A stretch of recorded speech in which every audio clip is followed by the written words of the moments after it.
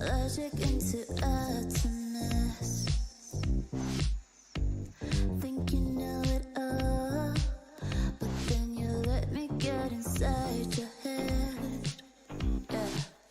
Steady jump design, think I know your kind.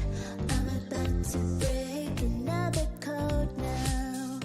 Pretty in disguise, fucking up your life. This is my syntax. 3, 2, 1, deploy. XOX cockroach code, run it again, XOX cockroach code, run it again, steady jump design. Think I know your kind. Yeah. Steady jump design. Think I know your kind. Yeah. Steady jump design. Think I know your kind. I'm about to break another code now. Pretty in disguise, fucking up your life. This is my syntax. 3, 2, 1, deploy. XOX cockroach code, run it again, XOX cockroach code, run it again,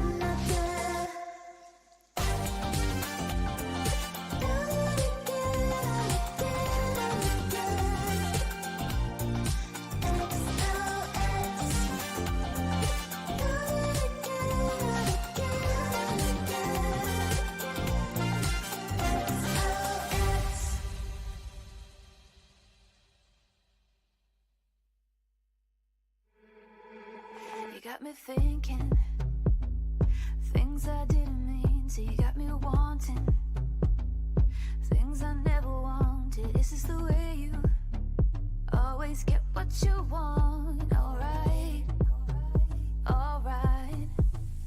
You got me right inside of my head. You got me so, so close on the tip of your tongue. This is the way you always get what you want. Alright, alright. Let's do and say that we don't. Let's do, I know that you want to. Let's do and say that we don't. Say that we don't. Let's do and say that we don't. Let's do. You got me saying words I've never said. You got me powerless on the edge of your bed.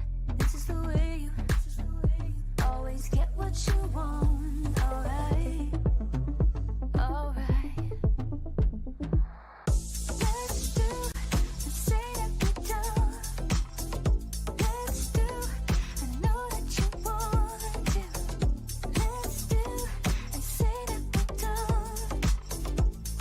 Say that we don't. Let's do, say that we don't. Let's do, say that let's do, say that we don't. Let's do, say that I'm powerless to you.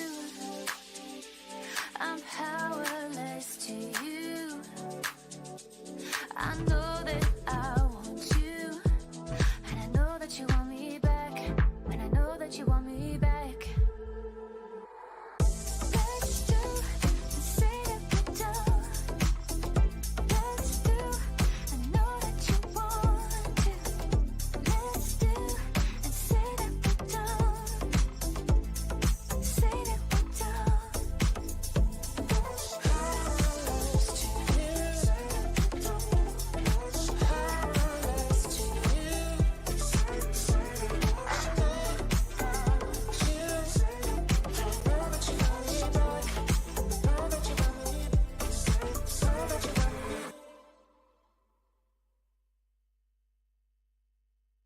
Give it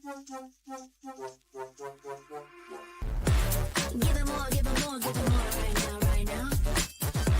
Give it more, give it more, give it way more, way more. Yeah, we give it all that we got. Measuring what's in our pockets, and we give it a lot. Cause we've been hustling for years, and we up at the top. And no, it's still not enough, so we ain't gonna stop. Cause that's full throttle, zoom, zoom, hop, skip, jump. Gotta eat it up, but the goal is lunch. I'm the big dude, so I never duck, duck. Just keep our head up and yeah, we going up, up. But don't call it good luck, luck. Earning what we got, cause all we do is give it more. Yeah, we going up, up. But don't call it good luck, luck. Earning what we got, cause all we do is give it more. Give it more, give it more, give it more right now, right now. Give it more, give it more, give it more, give it way more, way more. Give it all, we give it all, we give it more. Oh yeah, give it more. Give it all you got. Now they know about our dedication. Not just hard work, it's also patience. Strip away, edit, ignore the hate. And now we big tongue status and it's us for the taking. We eat, dream about it every time we sleep. Making moves, just look at my feet. Yeah, we bring the heat. We make every situation sweet. Now all we need is yeah, we going up, up. But don't call it good luck, luck. Earning what we got, cause all we do is give it more. Yeah, we going up, up. But don't call it good luck, luck. Earning what we got, cause all we do is give it more. Give it more, give it more, give it more right now, right now. Give it more, give it more, give it way more, way more. Give it all, we give it all, we give it more. Oh yeah, give it more. Give it all you got. Give it more, give it more, give it more right now, right now. Give it more, give it more, give it way more, way more. Give it all, we give it all, we give. Oh yeah. You waited all night for me to come back. Oh, why'd you think that it's not alright? Told you that I'm not that type. Didn't mean to get you so excited. Tried to tell you not to fall in love. Why you always hit me uninvited? Was hoping you would get the picture. I've had enough. Now it's time for me to turn around. Thought you knew what this was. Yeah, I am superstar. You were never the one for me. Never should have fell for me. Take back your heart. Why don't you take it back? You never had a chance. I'm gonna take back the one heart. Call it a savage love, just till I had enough of us. I'm good, babe. I'm on my own. This ain't a phase. Just let me go. Told you that I'm not that type. Don't bother wasting breath. Begging for one more chance. Yeah, know you got carried away. Ooh, you made me to say. Even this with greatness, space to stay in your place. I was looking to play, then you got in the way. All the love that we made got me stuck in your brain. Got no time to stay here and say goodbye. Yeah, I am superstar. You were never the one for me. Never should have fell for me. Take back your heart. Why don't you take it back? You never had a chance. I'm gonna take back the one heart. Call it a savage love, just till I had enough of us.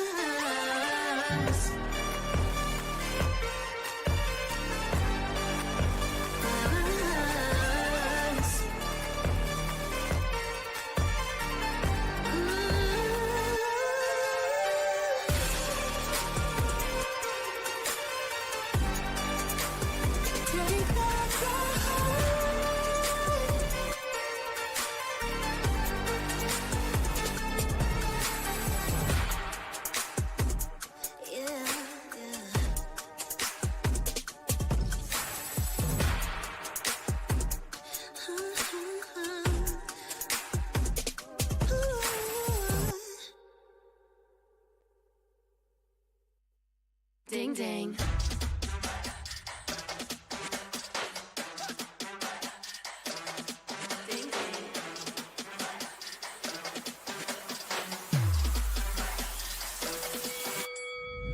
Why you just have that look upon your face with the underestimation? It is so yesterday. 'Cause baby, I can't fly without you by my side. I can do a whole lot more than just look pretty. I know that it'll take some time to see, but you're never stopping me. I know that we ain't giving up. If you thought so, well, tough luck. So we're just gonna do our thing. Ain't over till the bell goes ding. We're gonna fight, so step aside and let us sing. We're gonna bring you down. If you think you'll stop us somehow, just let us do our thing. This ain't over till the bell goes ding. This ain't over till the bell goes. This ain't over till the bell goes. This ain't over till the bell goes. If you think I've had enough, well, I guess you don't know tough. I'll never be the one to back down. You haven't been the first one to show me doubt. 'Cause baby, I can't fly without you by my side. You're never breaking me, never stopping me, never making me be less than all of me. Know that it'll take some time to see, but you're never stopping me.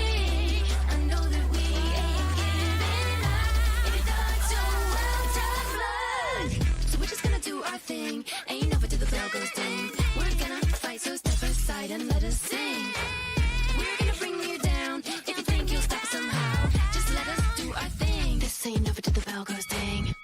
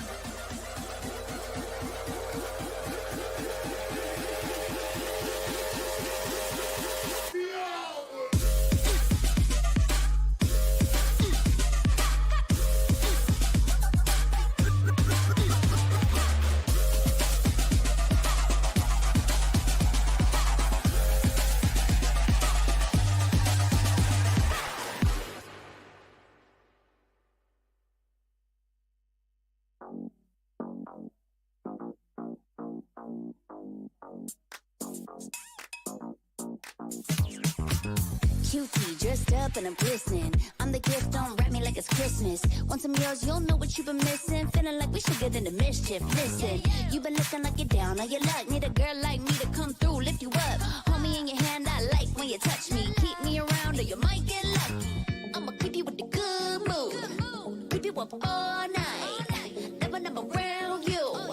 Baby, this is so vibe. Got me dancing like a soul train. Laughing the whole time. Got me singing in the shower. Baby, are you all mine? Baby, I'm your four-leaf clover. Your rabbit's foot, your charm bracelet.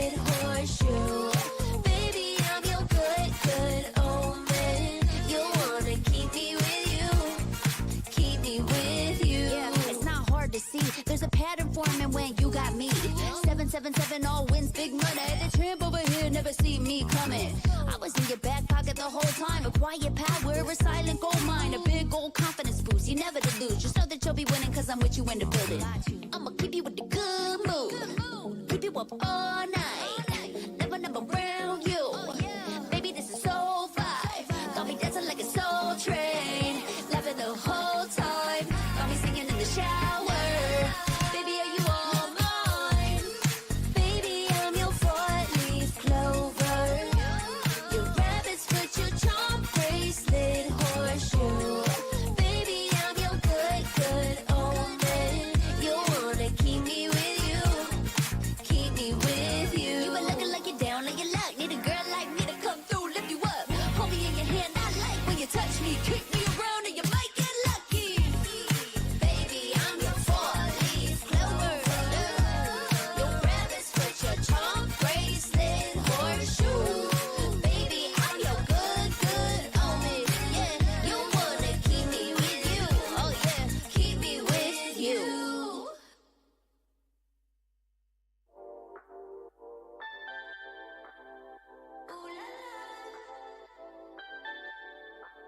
Let's go. Put it in motion. Baby, we're going faster, faster, faster, faster. Seize in the moment. Baby, keep going faster, faster, faster, faster. Speed up, make that thing rough. Foot on the gas so you got nothing left. Let's drive to the top of the mountain and see the view. Let's vibe, looking back on the journey, just me and you. Ain't nobody wanna go slow. Yeah, I was chilling in the past, I was solo. Now that I got you in my life, I'm like, go, go. I be living for the thrill of it, whoa, whoa. I hear you like to gamble. Let's take the road, let's travel. No, I'm a lot to handle, but I wanna go fast with you. Think we can go the distance, although I know we're different. Together we both fit it, so I wanna go fast with you. Put it in motion. Baby, we're going faster, faster, faster, faster. Seize in the moment. Baby, keep going faster, faster, faster, faster. It's like they never even seen us, and nothing will ever get in between us. I'ma ride by your side every season, and if anyone try to stop us, we just speed up. Yeah, always keep it at 100. Top down, pretty face, so sun-kissed. Know it's scary, but I swear I really love this. Big shades on, summertime in London. I hear you like to gamble. Let's take the road, let's travel. No, I'm a lot to handle, but I wanna go fast with you. Think we can go the distance, although I know we're different. Together we both fit it, so I wanna go fast with you. Put it in motion. Baby, we're going faster, faster, faster, faster. Seize in the moment. Baby, keep going faster, faster, faster, faster. Put it in motion. Baby, we're going faster, faster, faster, faster. Seize in the moment. Baby, keep going faster, faster, faster, faster.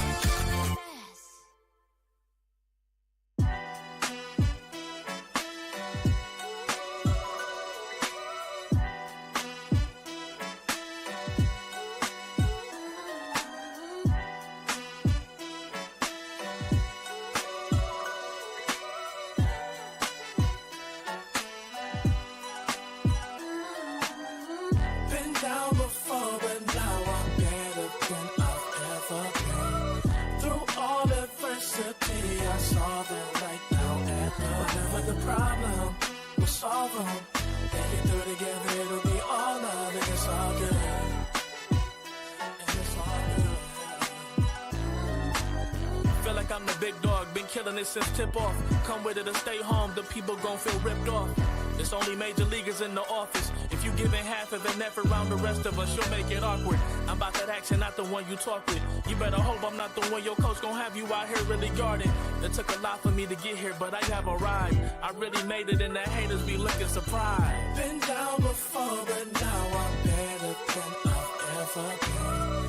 Through all adversity, I saw the light now and whatever the problem, we'll solve them. Make it through together, it'll be all love, and it's all good.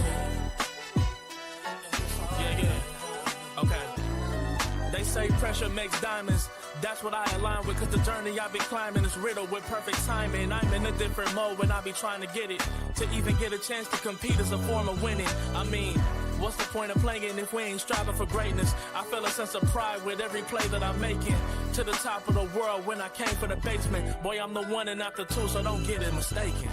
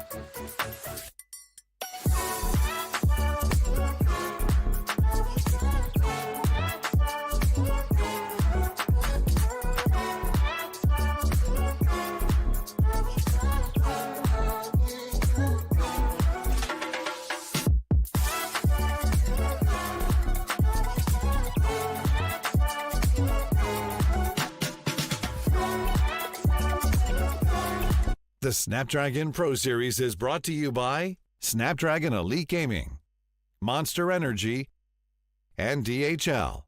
वो जो था वो past में था, वो गया, अब future पे ध्यान देते हैं। ये डिसीजन गलत ले ली, जिसकी वजह से बहुत खराब हो गया। मेरे को भरोसा है कि इस टीम के साथ मैं ये ट्रॉफी जरूर उठा लूंगा। हम लोग को रियलाइजेशन हुआ कि हम लोग हारने नहीं आए, यहाँ पे हम लोग जीतने आए, जीत गए और कुछ लोगों के हाथ से ट्रॉफी छीन ली।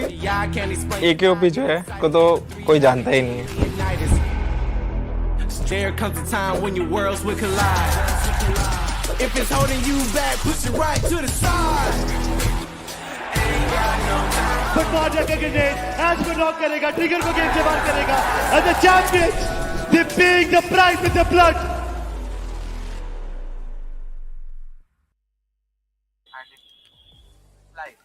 Merry Christmas, everyone. Is going to be an action-packed Christmas as we are in the last day of Snapdragon Pro Series Open Finals. The main question is, will the top teams continue the domination or the bottom will topple over a few others?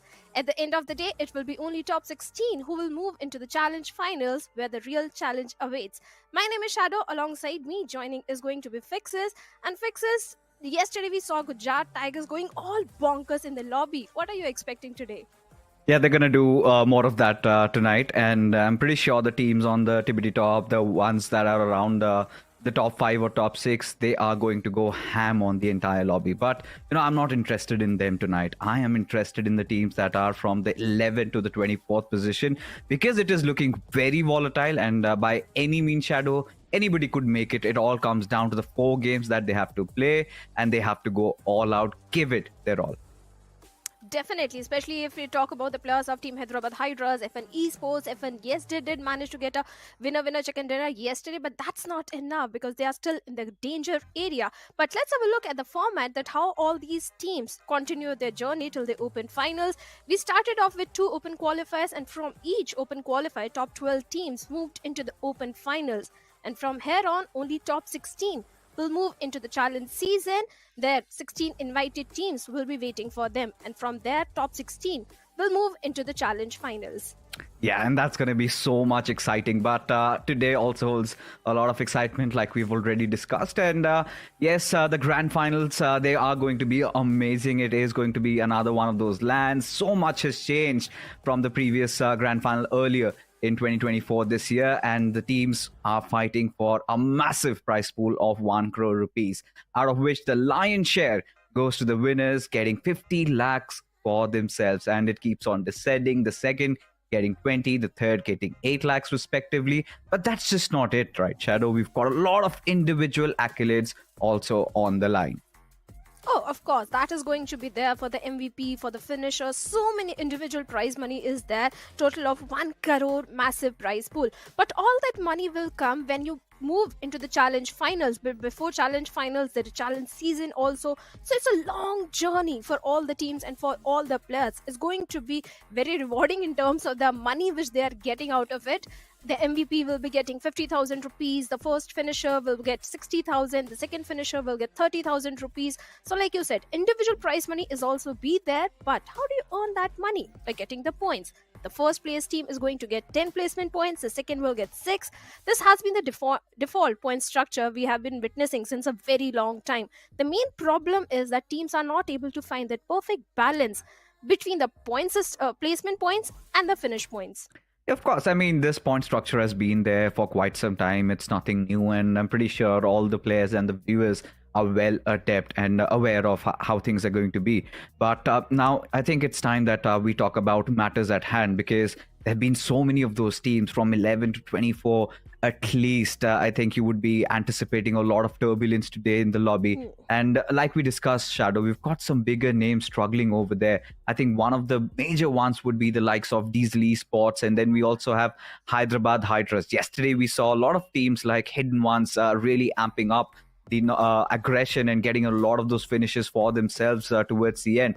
But before we head on to the matches, I think we need to take a quick look at how things stand post-match 12. So Gujarat Tigers, Team Jelly, they have been doing phenomenal. So same goes for the likes of Wingod also. And even for WSP, or rather you can call them RedxRoss, they've been doing fairly decent. At least till the top 8, there's nothing to be really concerned about. But the moment, Shadow, we move over to this page, look at this. So we've got GENxFM at 53, but when you look at Legit, who are on 11th spot at 49 points, and when you take a look at SPA, who are on 34, I believe it's just that one good game, if they can get it, and they could easily propel themselves and get themselves back right into the competition and feel a little bit safe. Oh, they have to. There is no other option. SBA, yes, they did have a good, I won't say a very good run on day number 2. Day number 1 was better for them.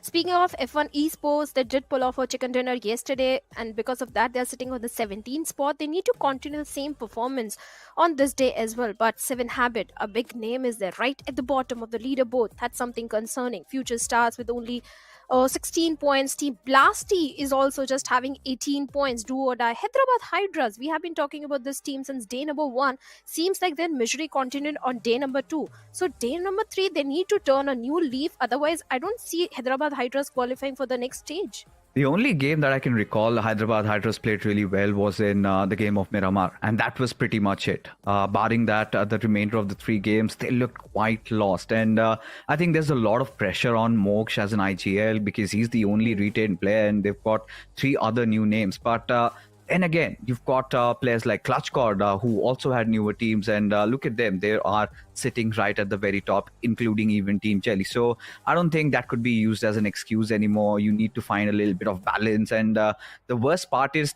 it does not have enough time to fix and mend these issues, because the moment you are eliminated from this stage, there is no tomorrow for you in this tournament. At least you have to wait for a couple of more months, and then it is going to be the next official tournament. But again, that would hurt your confidence quite a lot. Along with Hyderabad Hydras, we discussed about the likes of Diesel. We have talked about SBA Esports.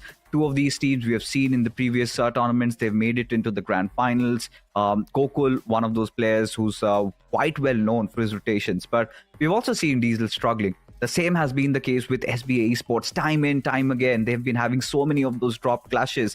And I feel like today it's going to get even more worse for them, considering that now that teams have a good chance of kicking them out of this tournament, they are definitely going to go for that.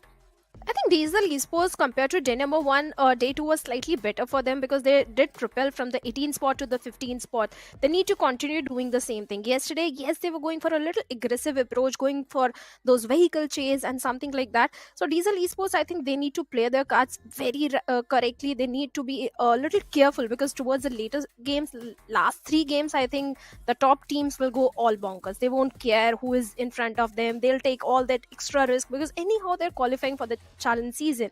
So that could mean the bottom teams are under extreme pressure, especially in the first 3 games. And I think it's going to keep on going on because now we've got 2 different storylines. On the one side, we've got teams that have easily qualified. They are just going to go all out, maybe test themselves, test how good they are in terms of engaging in those 4v4 fights, or rather, in simpler words, prepare themselves for the challenge stage. But then that is where the pressure really surmounts on the teams that are struggling, because you never know. A team like Jelly or a team like Wingod or maybe even Gujarat Tigers could just drop in on you and just wipe you out. Or maybe even if they get wiped out, they might cause some severe casualties, which will hurt them in the longer run. So I think that is something that they have to be very careful about, because Necro was even complaining that he was getting bored with all those slow games, and in the final couple of matches that we had, it was so fast. It was so difficult to even keep on processing what was happening. It was fights happening left, right and center. And then there were teams like GENxFM. We had Hidden Ones. Hidden Ones suddenly changed their gears. They started going all out, and that showed. And this is the hunger that we would want to see from the rather newer teams inside of the lobby, inside of this esports community, stepping up, because next week is going to be really, really hard. They need to be prepared for it. Oh, they have to be. And I don't think there is anything wrong or there is any harm in doing so that Team Jelly or Wingod Esports, any of them decides to drop in towards where Hyderabad Hydras likes going in, or any other team who is right at the bottom, because everyone wants to eliminate any team which can be danger for them in the next stage. There is no harm in doing that. You need to be prepared for any sort of scenario. Suppose 2 teams come into your drop location, you have to be prepared. You have to have a secondary drop location in that sort of a scenario.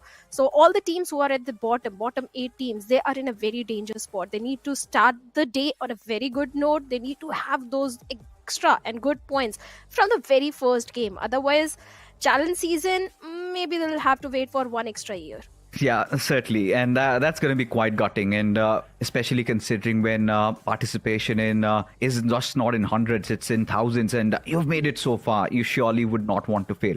But we also need to talk about teams like F1 Esports. When the clock almost struck 11, they decided to wake up. Of course, not a lot of finishes, but they still had a chicken dinner in their bag, giving them a little bit of a momentum heading on into the final day. And then also for the likes of Team Empire, they were quite decent towards those latter phase of the games yesterday, at least getting a couple of position points here and there. So I think they really need to double down upon it. But then I'm still concerned about the likes of Team Plasti. And there was a moment yesterday, even for 7 Habit, they had the chicken dinner right in front of them, and we also how it was kind of taken away from them, and they need to work on those mistakes. And the worst part is they do not have enough time. I think 7 Habit in the entire course of 2 days, they had only one good Erangel where they came so close to getting a chicken dinner. Other than that, I think 7 Habit, they were completely missing. Yes, they were trying to do those third parties, but other than that, no good performance, no good impact they have made in the game so far, except for that Erangel. And the same time, I think there is one more team we need to talk about. That is going to be Asla Esports. Lot of things were expected from this team, but yes, they were in the safe area on day number 1 at the right 16th spot, but they have taken a downfall. Now they are somewhere placed on the 20th spot. So Asla Esports is also one of those names. The players have been sticking together since a very long time. The synergy is there. I don't know, they can't give the excuse that is the pressure of the stage or something like that because they have the LAN experience also. They have played few good tournaments in the past, so that can't be an excuse. Asla also needs to buckle up, but there is a team who buckled up really well. That is BotArmyEsports.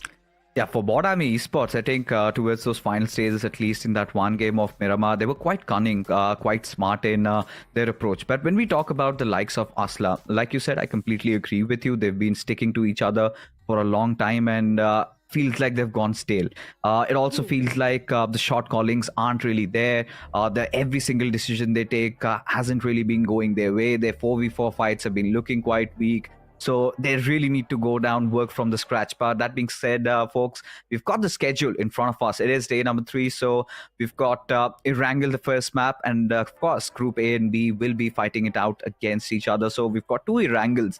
Then we'll be following it up with Sanhok, where Group A is going to be taking a backseat, and C will be joining the fray. And then from there onwards, we've got Miramar, Erangel, and Miramar. So we've got 3 Erangel, 2 Miramars, and 1 Sanhok. So that is pretty much obvious. We've been dealing with that all the day around. But now taking a look at the groups also, Shadow, we've got Group A and B playing over here. So the teams to eye out for will definitely be F1 Esports, 7 Habit, SPA, and Bot Army. On the other side, you would want to see the likes of DOT step up, Hyderabad Hydras for sure, and a little bit of Diesel Esports as well. Oh, definitely. Diesel Esports, we have eyes on them. Yes, they are not in the best of the spot in the leaderboard at this point. They are placed at the 16th spot. 15th, if I'm not wrong. 15, 16, somewhere like that. They're still in the danger area. One good game from any of the bottom teams, that means they can be propelled by some other team and they'll be in the danger area. So Diesel Esports, they also need to play their cards right. 7 Habit, they look promising. Do or die, I don't know what's happening to them, because I think the rotations, the position, the call-outs have been completely off since day number 1, because every single game the individual players are getting picked off, either the rotations are getting cut off. Do or die, they have been looking very off. They certainly have been, and there's no other way that we can sugarcoat that. Do or die can certainly do better, but we'll be hoping for better days to come ahead as we charter through the skies. It is going to be the first game of Erangel, folks. The flight path trajectory, as you can clearly see, it's heading off from Primorsk towards Stalber maybe, but our interest will be, of course, in where does the first circle form, because yesterday we witnessed a lot of those Georgie circles. We witnessed something happening around the Everest area, then it was somewhere around just the bottom of school. So we've not seen those awkward southern circles. But if we get to see a curveball right like that from the very get-go, it's going to be such an interesting affair. Oh, I love those kind of circles where there is a curveball where all the teams have to make the rotations. I love it when the teams struggle. But for now, I think we are going to witness a decent circle. But 2 teams, they are going towards the side of military base. That is going to be the players of Bot Army Esports, and we have the players of SBA as well. Diesel Esports toward the side of Primorsk. Then we have middle also. But I think there is going to be drop clash also. between the players of Myth and the team in the pink. I think GenxFM is also in the close proximity, but FS and Eternity, both these teams are also heading towards the North Georgia pull. Speaking of Team Eternity, except for that Miramar where Captain pulled off a 1v3, I think Eternity is also quite missing after day number 1. Yeah, Eternity, even for the likes of Medal Esports, they're also taken quite some dip over there. But, we have to focus on the matters at hand. As you can see, Future Stars and Eternity right beside each other. However, Future Stars, they've decided to just back off from over here. And for all the right reasons, right? They are sitting quite below in terms of the overall standings. Would want to make sure that they do not make any of those early mistakes. Because we have also seen yesterday that they've been on the receiving end of things, losing out on the players quite early on. But look at this circle. I like this. Kind of bending towards that Katka region. You've got Bunny Esports, even for the likes of Diesel. I think this is one of the games where they really need to convert, really need to get some big points. At least 15 should be the bare minimum over here. Of course. But I love the circle, like you said. It could be a quarry circle, which makes it very difficult and tricky for the teams to play around with, because all the terrains in the quarry region are so difficult to get a hold of. But on the other side of the map, we have a initial casualty happening from the side of Myth Esports. Instant trade has been made by the players of Team Hyderabad Hydras, and Moksh getting knocked out in that situation. Maxi going for a close frontal battle against Hunter, takes him down as well. Hyderabad Hydras again off to a very bad start as Maxi is going for the confirmation point. 2 players already lost.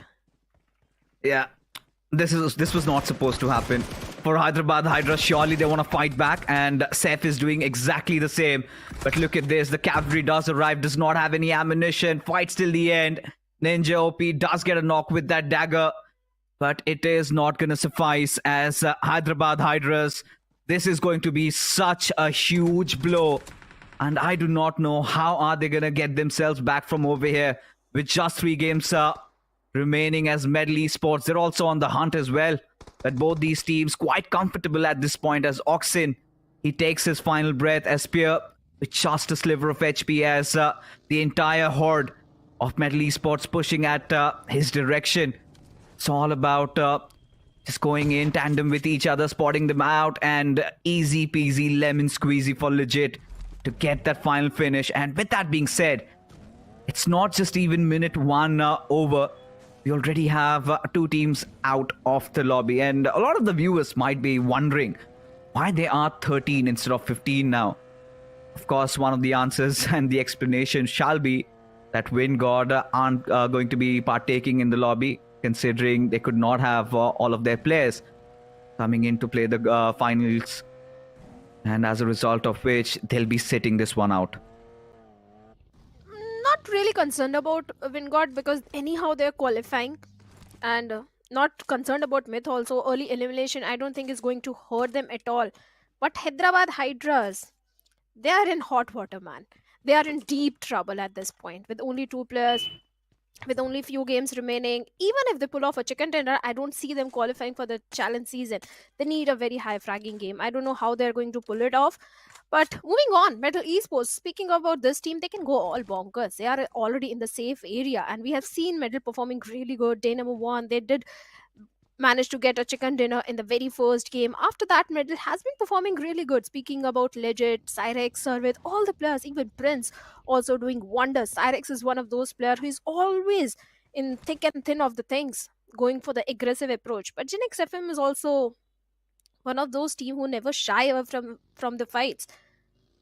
Day 1, they were struggling a little bit, but towards the last game, GENxFM did try to pull themselves up, and day number 2 also, they went for a very aggressive approach. They are always going for those finish points. Right now, they are in the school apartments, a good area to hold on to, but they need to be a bit careful, because if they'll go a little towards the side of Rozok, they might find the plus of Team 7 habits during the rotation. And if I were GENxFM, I would love to take that fight. But rightfully said, because GENxFM, they were having a ball yesterday. Especially that standoff in Sanhok where they just did not eliminate SBA Esports without any casualty. They also managed to deal with the players of Future Stars with ease. That goes on to show that how much depth they have in their roster. And for 7 Habit, yes, they've been struggling really low on their morale. But we had a little bit of discussion about Medal Esports also, Shadow. I believe they did majority of their heavy lifting in day number 1 because come at day 2, they weren't looking that cohesive, right? As a result of which they've dropped down a lot of points and currently placed 9th in the overall standing.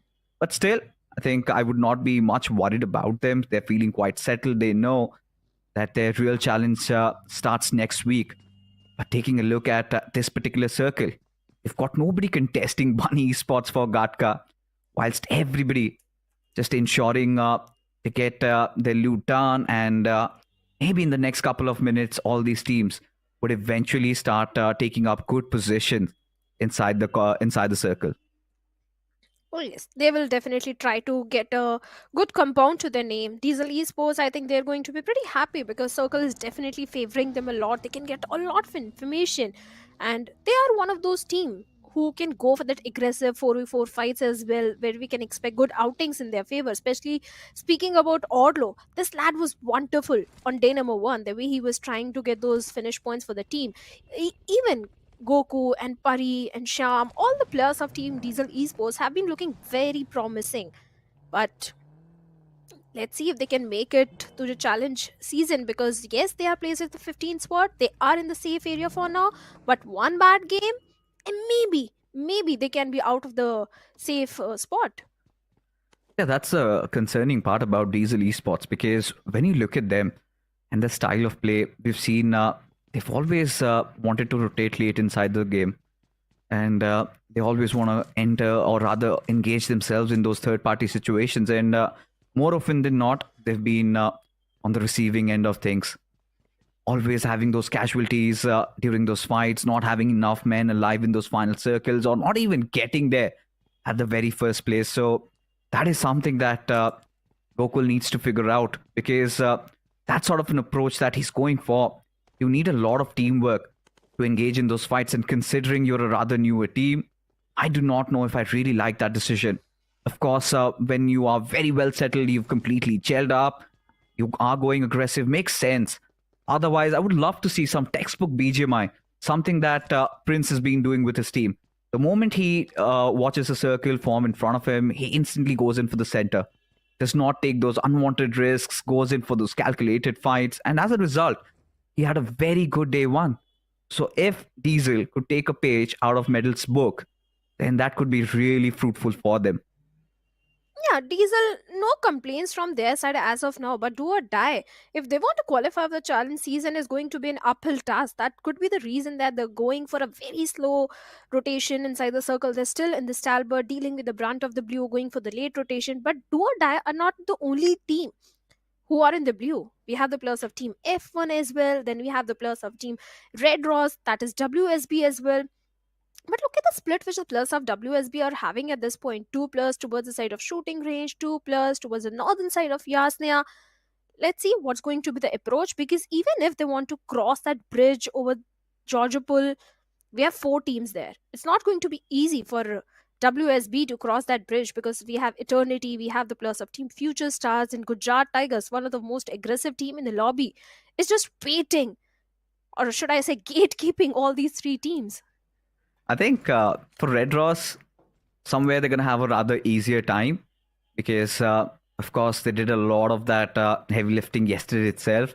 And like you said, around that Georgie area, Gujarat Tigers, they will be the ones to be watched out for over there, because in front of them, you've got the likes of Future Stars, even for Eternity. Future Stars, especially considering how they've been struggling during the open finals. And this is where they cannot afford to have any casualty. But we do see some action happening down the southeastern side, where Medal Esports, like I said, they again want a very good position inside the zone, as they're heading towards where Diesel Esports are. And this could go severely wrong in massive proportions, considering the fact that they could also get sandwiched. But I like their approach. You want to breach in through the southern sides, or maybe from multiple angles, and just go headfirst on the players of Diesel. They know that this is a Diesel that is quite low in terms of confidence, and might as well engage with them early on. While GENxFM, they're going to be enjoying this sweet time, blocking off this bridge, dropping down on school apartments. They had their loot. They're completely loaded up. And BotArmy Esports, they've got a target on their heads. Oh yes, they do definitely have. BotArmy, GENxFM waiting just for them right over the other side of the bridge. It's not going to be an easy fight because GENxFM is also one of those teams that is known for their aggression, that is known to win those 4v4 fights very convincingly. So BotArmy Esports, they need to be very cautious. Maybe they can go for the late rotation just like the players of F1 and Do or Die are doing at this point. Even Future Stars, they are still at the North Georgia Pool. Gujarat Tigers, we saw yesterday how this team held on to that big mountain, big hill of the Georgia Pool area, but now they have decided to move inside the circle because it's going to be an open circle or a quarry circle, which is never an easy circle to play. But just look at the discipline of the players of GENxFM. They're just waiting for BotArmy Esports. BotArmy, I don't know how they're going to cross over the bridge at this point. And, by the looks of it, I think BotArmy Esports got a slight sensation in their body that says that there's somebody watching over. There's been no scouting party that has been sent over here. It's all these players of GENxFM starting to feel a little restless. Look at Dhruv even. He wants to get out of here. But finally, Bunny Spot, they find themselves in the midst of action as Eternity decide to rotate in through. And eventually, all they were trying to do is take over a compound. But suddenly, Kratos, he gets yet another knock onto Smog. And just like that, 2 players done and dusted for Eternity already. Down to their final 2 men. Kratos has got some grenades coming in.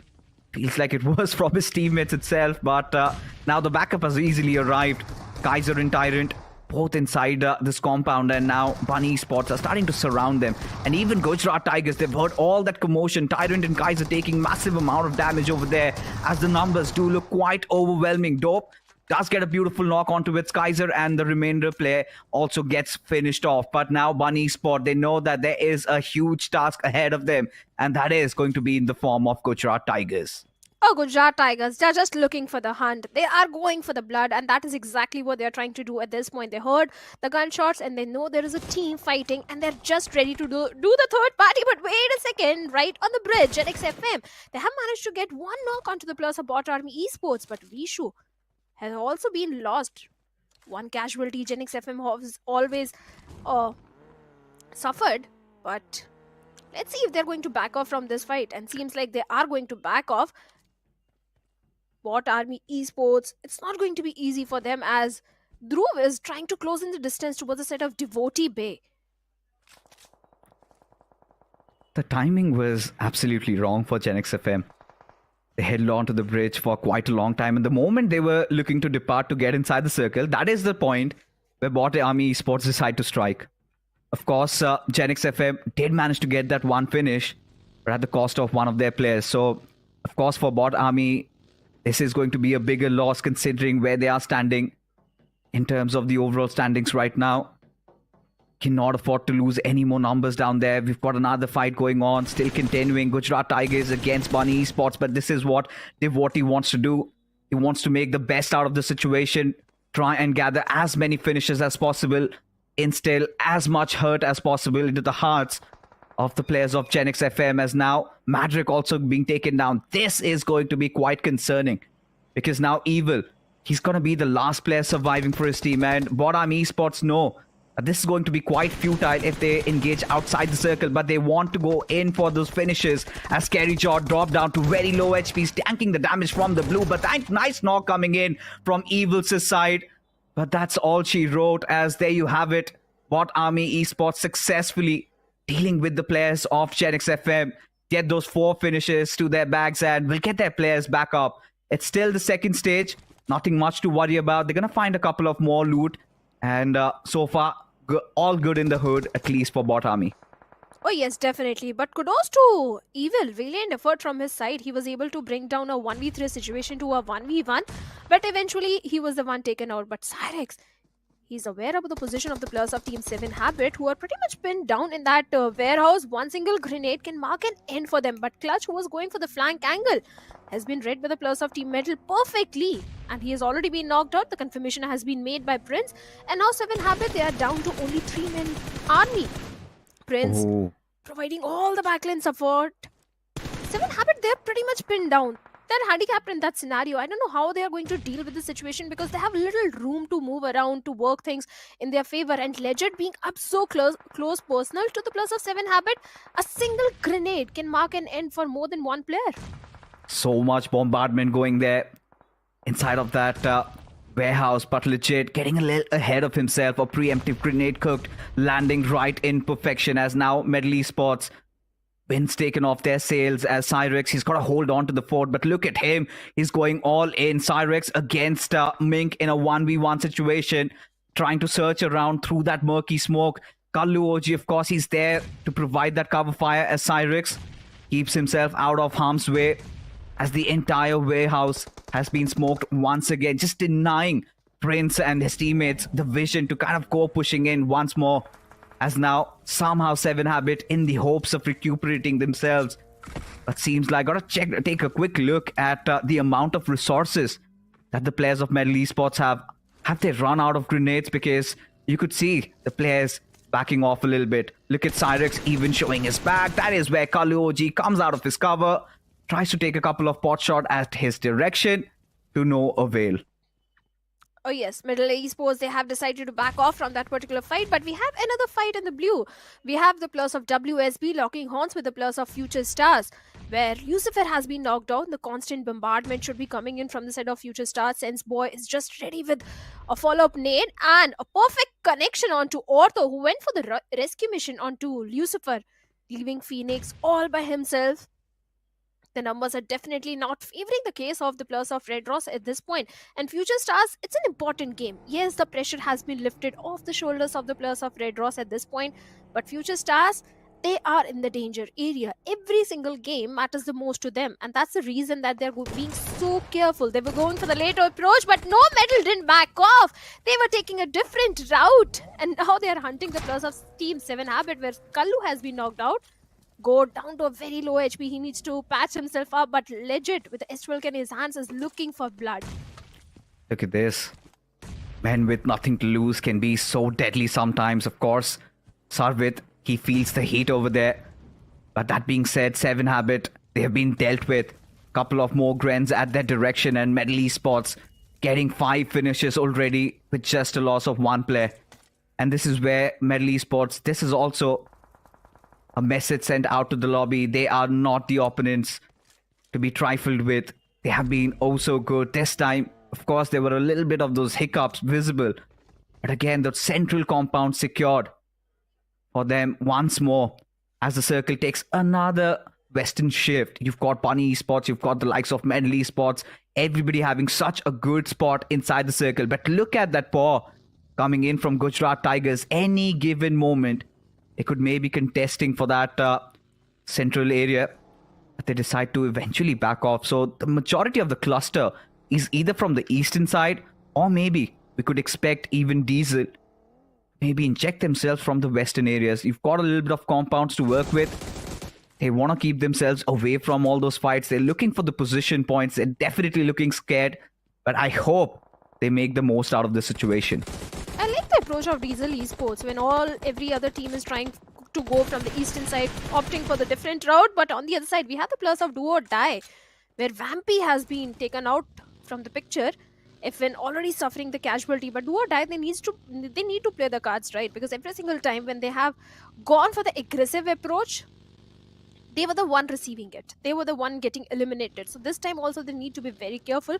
But the good thing is, they need to move inside the circle at this point, and F1 is also prioritizing the rotation. But Gujarat Tigers, in all this commotion, that is one team who can take advantage from all this and do a perfect third party, because Do or Die, Gujarat Tigers, F1, they are in such a close proximity to each other.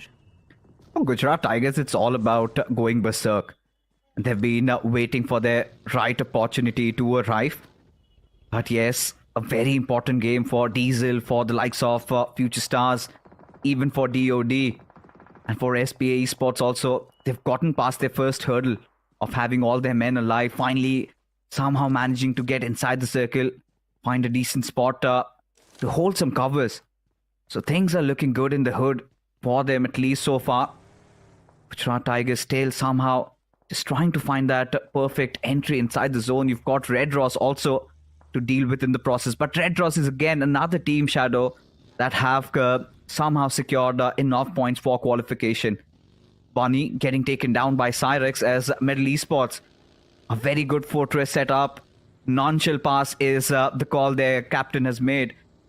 And the soldiers are definitely following his orders. Look at this. Gujarat Tigers, they have smelled blood. This time, going after the players of F1. Bridger right in front of him. We've seen F1 getting the chicken dinner yesterday in Sanhok. This time, the Molotov laid out to perfection. Asgara just burns down Arman. And he won't be spared. Leaving Mudit in the backlines with the hope that he could have maybe revived his teammate or could have come to his aid. But that is not going to happen anytime soon. But the wall of death, W is also closing in, and F1, they have to deal with that as well. Gujarat Tigers, Mudit still holding on to that lower ridge angle. A lot of util being invested from the side of F1 and Gujarat Tigers at this point.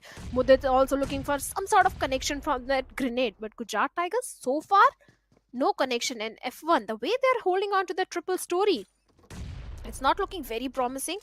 But out of 10 teams, if you notice fixes, there are 6 teams who are still in the danger area, who are not in the top 16. So this game is extremely important for all these 6 teams, especially F1. Gara trying for that lower ridge flank angle onto Mudit. If he finds a connection onto Mudit, this is a fight which is going to go in the favor of F1. So Gara's position is going to be of prime importance at this point, as Mudit constantly bombarding the compounds of F1. In the backline support of Gods at this point, but seems like Gods has spotted down Gara. He's aware there is someone going for that low ridge flank.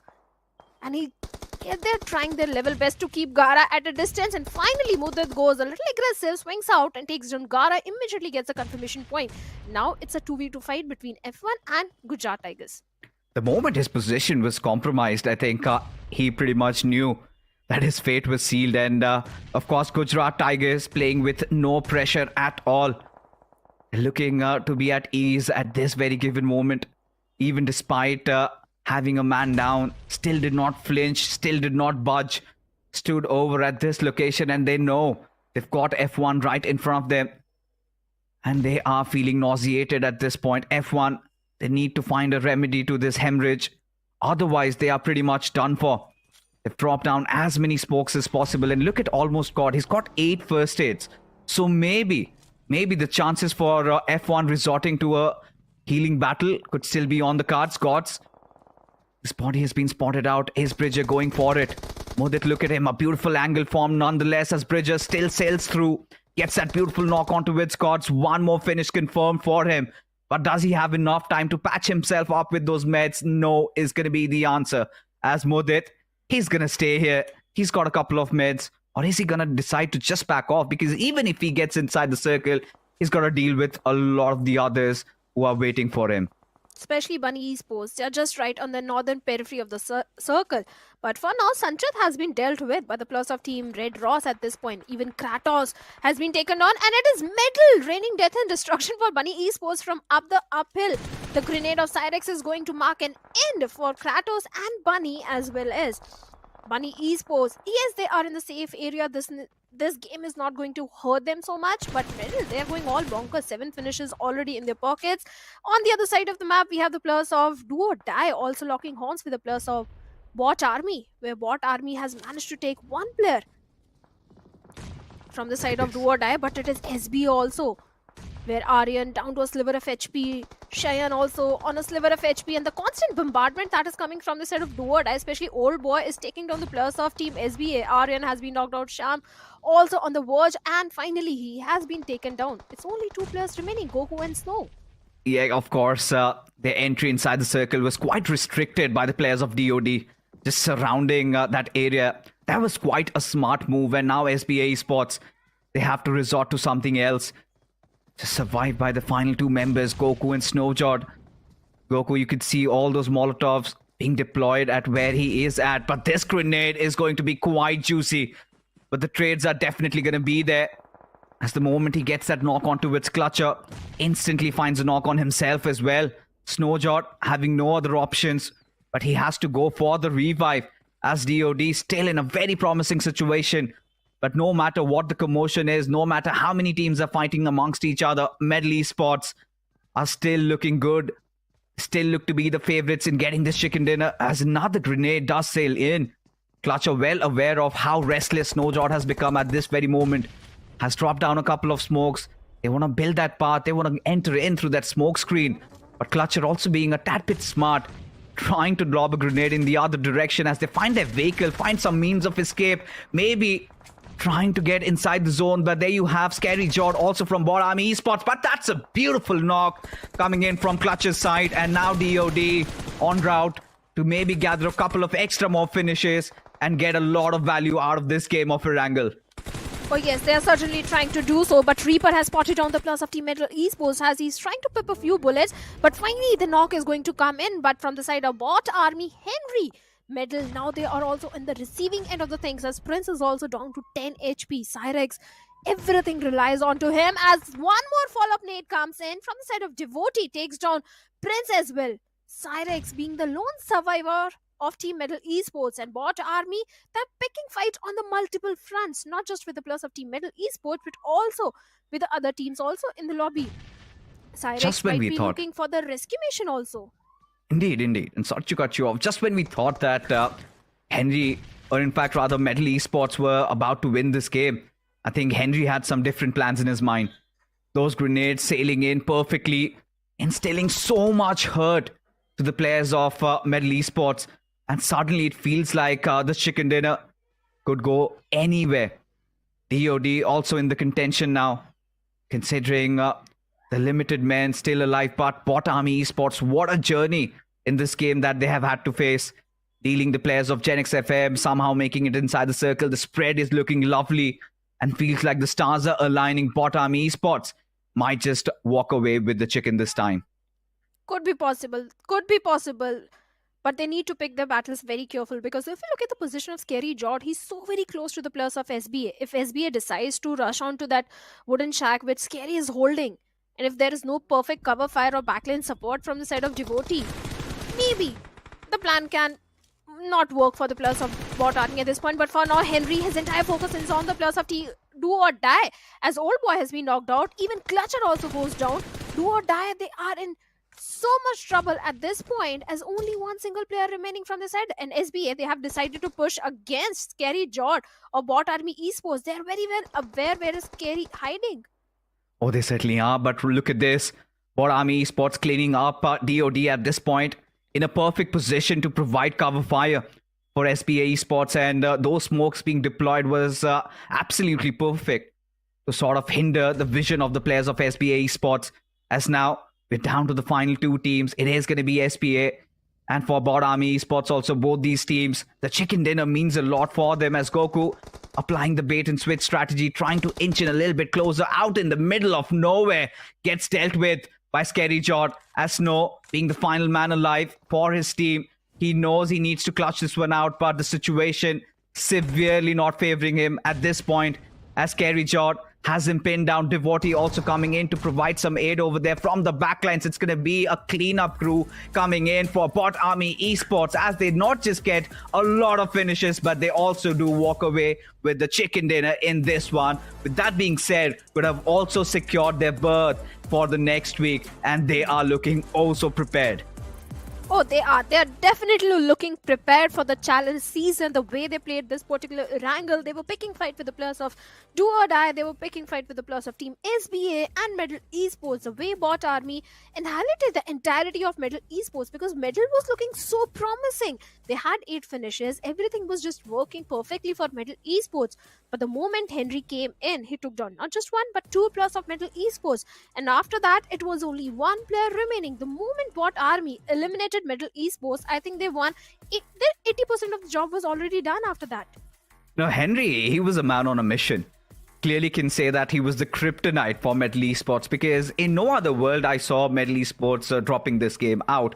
seems like they were unprepared for this, mysterious assault coming in from his side, and clearly they suffered that, and they had to just fall down. And of course, the circle also shifting away, but quite a decent game nonetheless for the likes of SBA, for DOD, having secured a couple of finishes, good position points into this game. BotArmyEsports, they were doing quite decent, and if there were any doubts if they would qualify or not, I think that has finally been put to rest. We're going to see more of them in the next week. But I really want to see now how much of a climb has been made by the likes of DOD and SBA Esports, because these two teams were struggling quite a lot. And having decent position points along with finishes, I think finally they see that the spark has been ignited inside of their hearts. They want this. But Hyderabad Hydras, minute 1, they drop down and they're finished.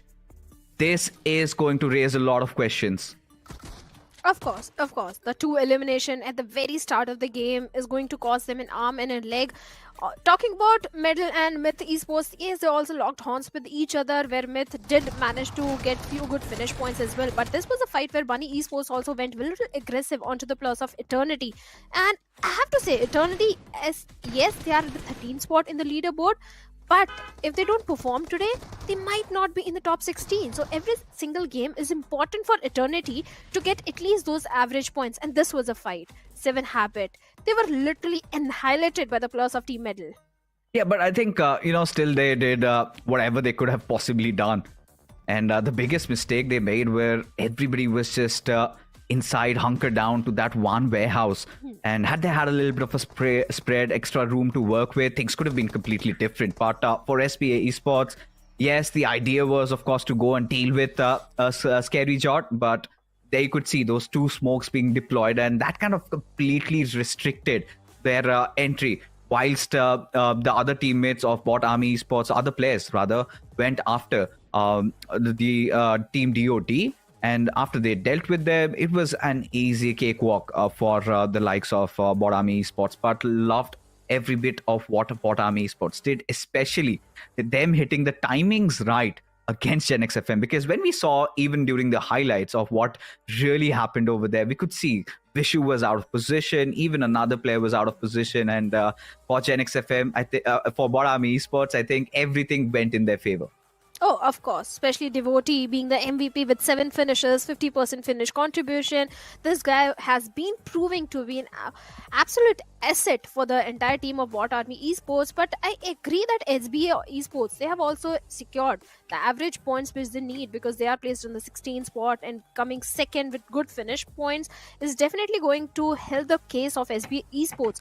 But do or die, I don't think they have got enough points that I can say, yes, they have made some sort of impact, or they have propelled themselves in the leaderboard, because I don't see them having too many finishes in this Erangel. Yeah, me too. But again, it's at least a step into the right direction. I think that is going to give them a little bit of that confidence, because they still have 3 more games to play. So I think the difference is not too much, at least when you're looking at 11 to the 24th ranked team. So yeah, surely they will be catching up a couple of 6-7 points more every single game. And who knows, they also might be the ones qualifying, because let's be honest, top 16 out of 24 is not that hard a task. I think all these experienced teams know exactly what needs to be done. But then again, I'm starting to feel a little bit more concerned about the likes of Diesel, because they had been avoiding fights from the minute 1. They had a good piece in the circle. They had a good position. The moment it shifted away from them, they kind of went clueless. They did not know how to inject themselves into. They did not know the right areas of entry. And as a result of which, lost a couple of fights, and we could not see them earning a lot of points. And this is one of those circles I feel they must be also quite gutted about not converting. I agree 100%, because the way they dropped in towards the side of Primorsk and Quarry, this was a circle where Diesel Esports should have been the one dominating. In fact, getting too many finish points for themselves. I think they are just second guessing for themselves, just because of the pressure for the qualifying of next stage. Oh, of course, that will do happen, but we'll talk more about that. Short little break.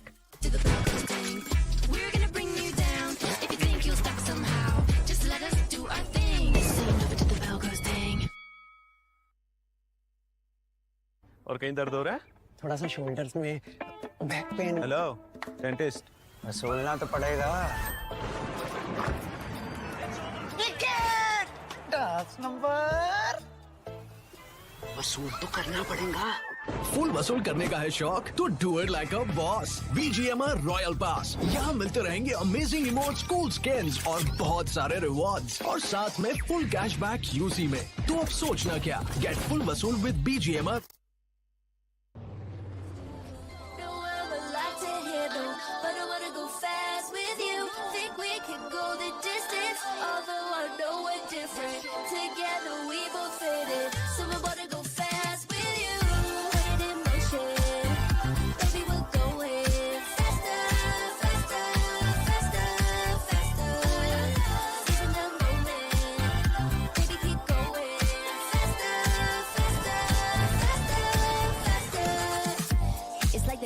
Seen us, and nothing will ever get in between us. I'ma ride by your side every season, and if anyone try to stop us, we just speed up. Yeah, always keep it at 100. Top down, pretty face, so sun-kissed. Know it's scary, but I swear I really love this. Big shades on, summertime in London.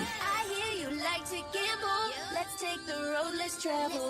Know I'm a lot to handle, but I wanna go fast with you. Think we could go the distance, although I know we're different. Together we both fit in. So we're about to go fast with you. Put it in motion. Baby, we're going faster, faster, faster, faster. Season the moment. Baby, keep going faster, faster, faster, faster. Put it in motion. Baby, we're going faster, faster, faster, faster. Season the moment.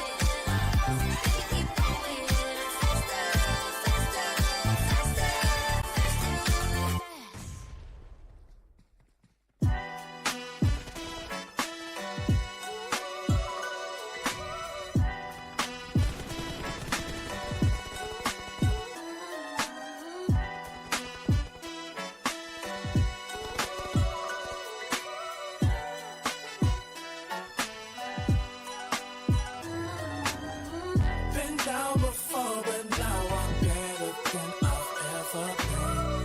Through all adversity, I saw the light now and whatever the problem, we'll solve them. Make it through together, it'll be all love and it's all good. And it's all good. Feel like I'm the big dog, been killing it since tip off. Come with it or stay home, the people gon' feel ripped off. So we're just gonna do our thing. Ain't never do the broken thing.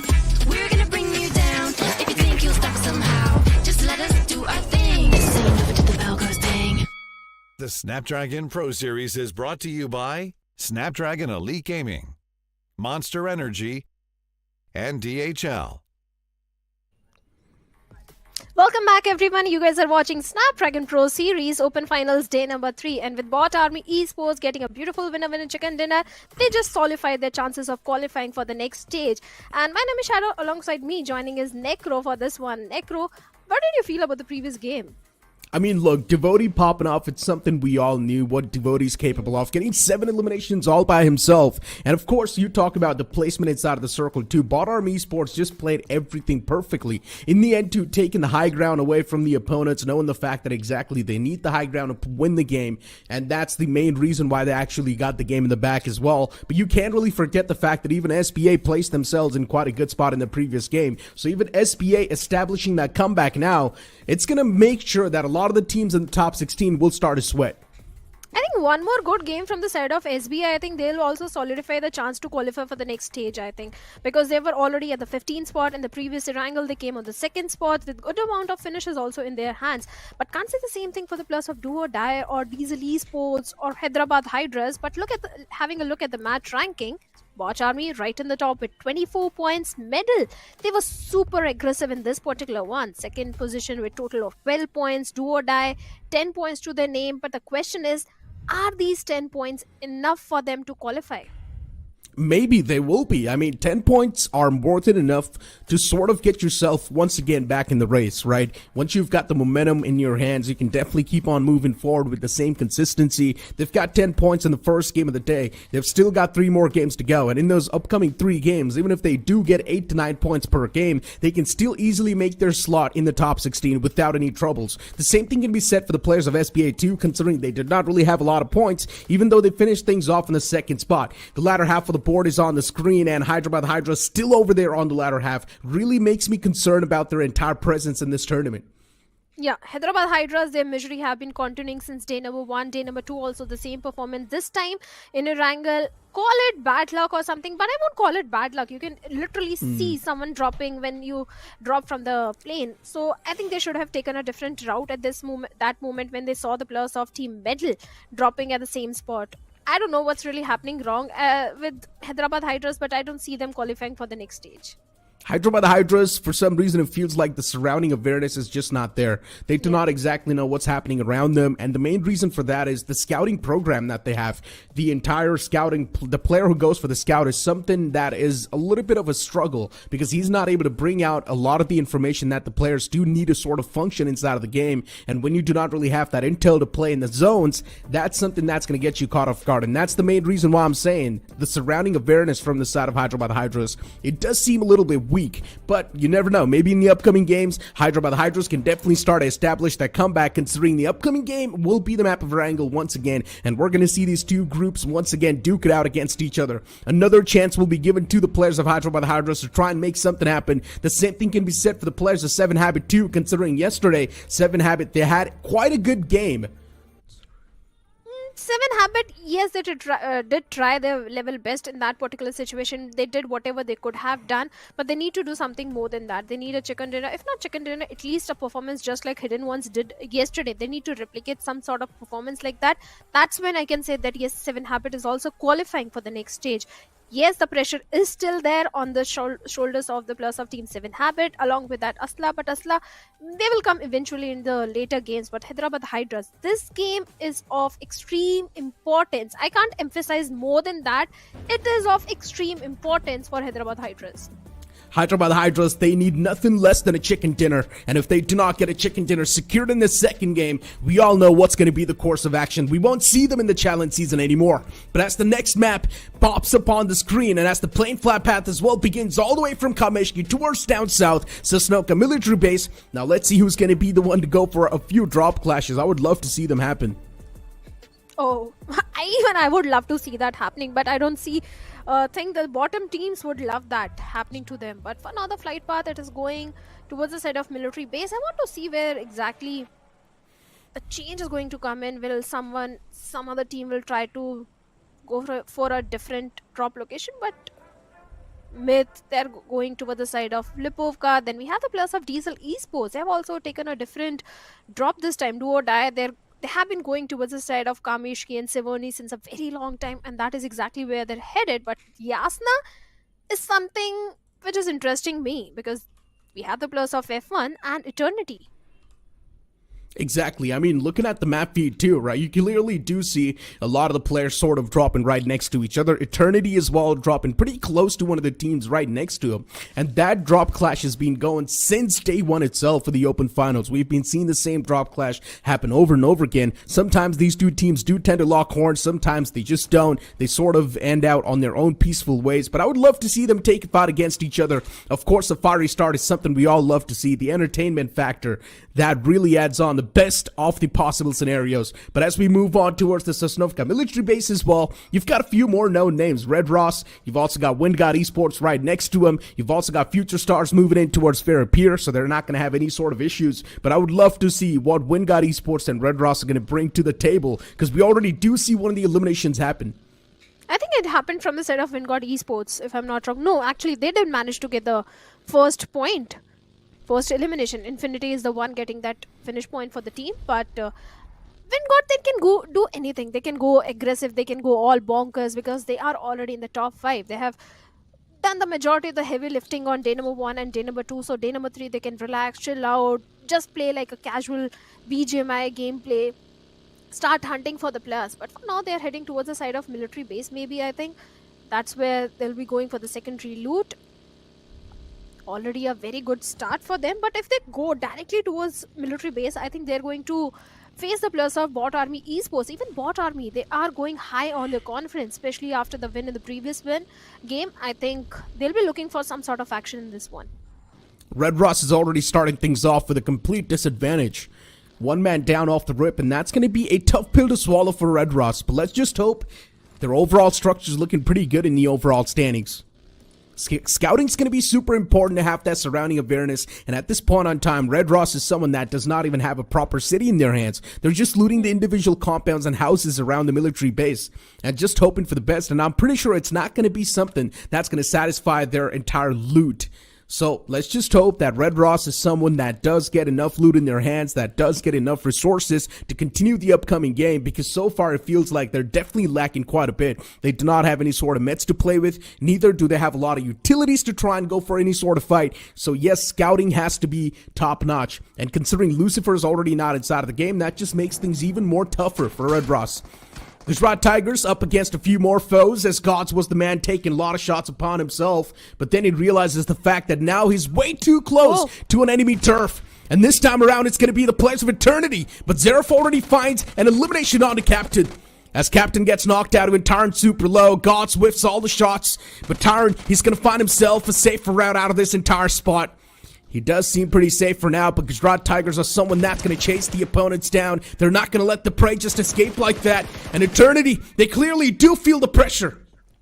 Oh, they are. They are certainly feeling the pressure as they're trying to make a safe escape. And Arman goes aggressive, takes down Smug immediately. Will be looking for the confirmation point as well. Eternity not looking good at all in this position.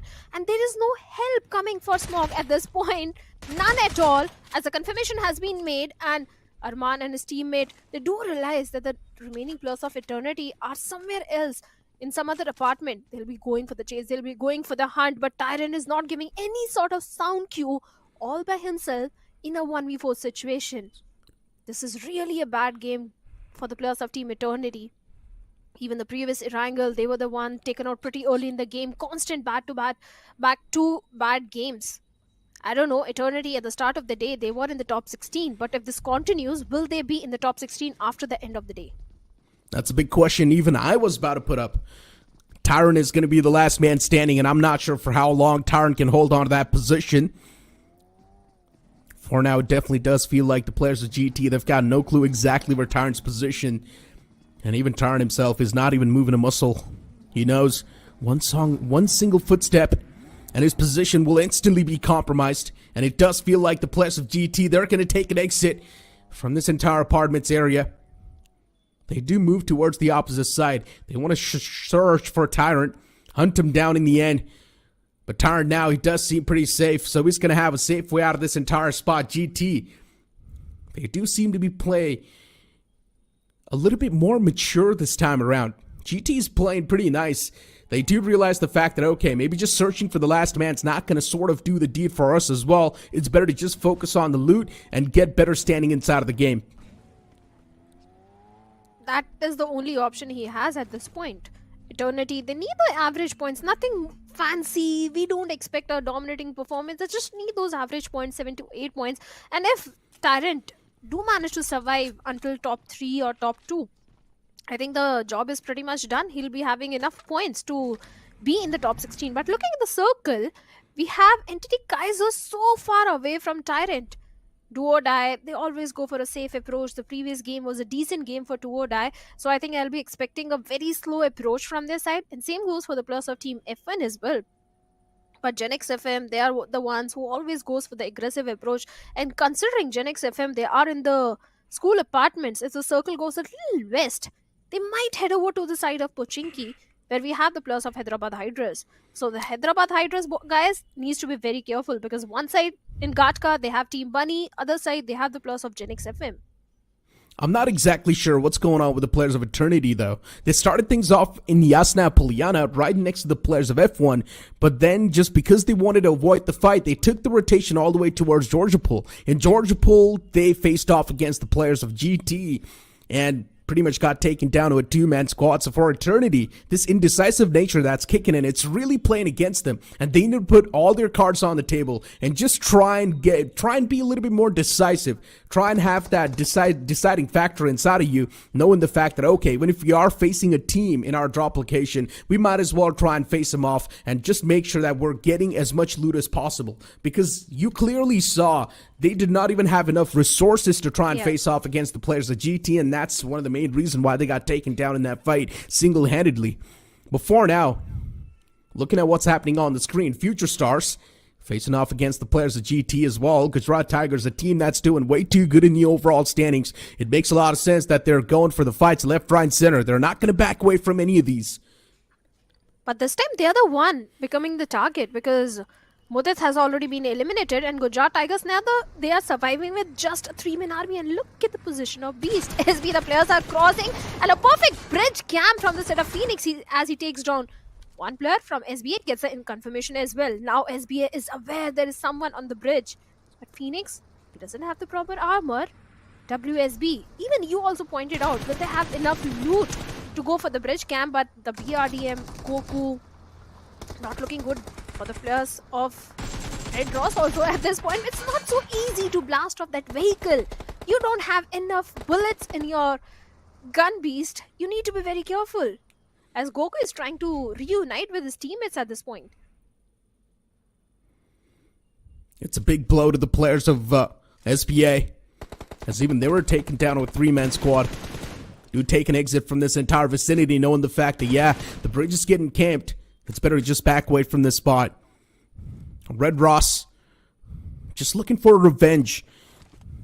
One of their players was taken down by the players. So now RedxRoss, they do not want to let anyone slip past this military base, because they themselves now, they're quite hurt. And they desperately do need some loot. Just been able to get the first player of SBA, and that's all they got. SBA, they once again move back towards Norapnoi. I'm not exactly sure what the game plan is, but maybe they want to go for water rotation. That's going to be the safest option SBA can go for. And it does seem like that's what they're going to take. Looking at the next zone as well, it's going to pop right on top of Ruins. So many teams around that same vicinity. 2 teams on top of the Big Boy Mountain too. You've got Team Bunny right next to GENxFM. And these 2 teams, one thing is for sure, you speak of Bunny, even this team is quite stubborn. GENxFM, of course, quite a known name in the community. They're not going to back away from this fight. And it's not only 2 teams. Look at middle. They are also placed downhill. Then we have the players of Gujarat Tigers, who are known to hold that Georgopal hill in every Erangel. So could be possible these 4 teams will be locking horns with each other. But for now, Vishu, he has spotted down Dope of Team Bunny. Sanchit so very close to Vishu. I am not even sure that Vishu is aware about the position of Sanchit. One single grenade can take Vishu down, or vice versa as well. For now, Dope is providing all the backline support needed. Kind of a stalemate situation between GENxFM and Team Bunny. Both of them are pretty much aware about their presence on the big mountain. Along with that, we have the players of Team 7 Habit also moving towards the side of Ruins, keeping the entire control, but the shots being exchanged, and Vishu strikes at the right moment as he takes down Bunny. But a perfect trade has been made. Vishu has also been knocked out. 1v1 trades. Both the teams will be focusing on the rescue mission at this point. Yeah. Both the teams down to a 3-man squad. GENxFM's wishes trying to back away to safety. But even Metal Esports, they step in the playing field. They want to be a part of the action as well. From the back lines, now it's going to be Metal Esports constantly peppering shots against the players of GENxFM. But Metal Esports in return, they're catching a lot of hurt. But Sarvith is going to be there to save the day, as he catches the first player and instantly hands out the death blow. Maverick is still there around the corner. He's found himself a bit of a cover to play with, but as I say so, even he gets dealt with. Metal Esports, they wipe out the entirety of GENxFM, but now they need to focus on the players of Team Bunny, because they seem pretty strong too. Once again recovered from that blow, and Team Bunny's already starting to take shots against WindGod. WindGod Esports is there, but a little bit far away. Right now, they need to focus on Metal Esports, a team that's right there in front of them. The utilities are starting to hurt Metal Esports, making sure that they're getting as much area control as possible, and Dope is barely down to a sliver of HP. He needs to patch himself. He needs to back off. The constant bombardment is there from the side of Legit and Sarvit, and Sanchit is pretty much stuck in that little area. He has survived the constant bombardment. All his teammates have backed off a little. Dope. Even if you look at the resources also, Neeraj, Team Bunny, they don't have too many first aids at this point. All they have is just a single first aid, so they need to pick their battles very careful. And look at that, Gujarat Tigers, they also chime in this fight. As Cyrex takes on Arman, a perfect nade, in fact, I'll say, right in the face of Arman. And now Cyrex is trying to take down one more player from the side of Gujarat Tigers, and Gujarat Tigers, they've been forced to reposition as Medal. They are going for the hunt. They are going for the chase for the players of Gujarat Tigers at this point. Third party after third party, and Metal Esports realizing the fact that it is the players of Gujarat Tigers. They don't want to let him slip by. Metal Esports chasing down the players of GT. They've been forced to evacuate that entire Big Boy Mountain. Perfectly done by the players of Metal Esports. Hunted him down. Were able to take down the first man. But that's all they could find. And GT evacuated that entire mountain instantly. Backed away to a compound. And once again, Metal Esports back at the top. They want to get this high ground in their hands. And the only reason why they want to get this high ground is because of the intel that you can gather from this high ground. A blessing in disguise, I'll say, for the players of Team Bunny Esports at this point. Because they were the one at the receiving end from the side of Metal Esports, and Gujarat Tigers being there just gave a little more room to reposition for the players of Team Bunny. But along with that, we have few other teams also in the close proximity, just like the players of Team Hyderabad Hydras and Wingard. Hyderabad Hydras, they don't have the numbers. They need to be very careful in this particular one. And Sarvit, he's very much aware that yes, the players of Team Bunny are in the close proximity, as both Sarvit and Sanchit is trying to make some sort of connection with that grenade or a utility. For now, no connection whatsoever. Kind of a stalemate situation at this point. Still got a nade in his hand. And Sanchit is looking to toss it in the front. Still taking his sweet little time. Not knowing exactly what to do in this scenario. And looking towards the map as well. So many teams are now starting to stack up towards that mountain. So the teams at the top, they need to be a little bit more wary of the fact that they can be shot at from anywhere.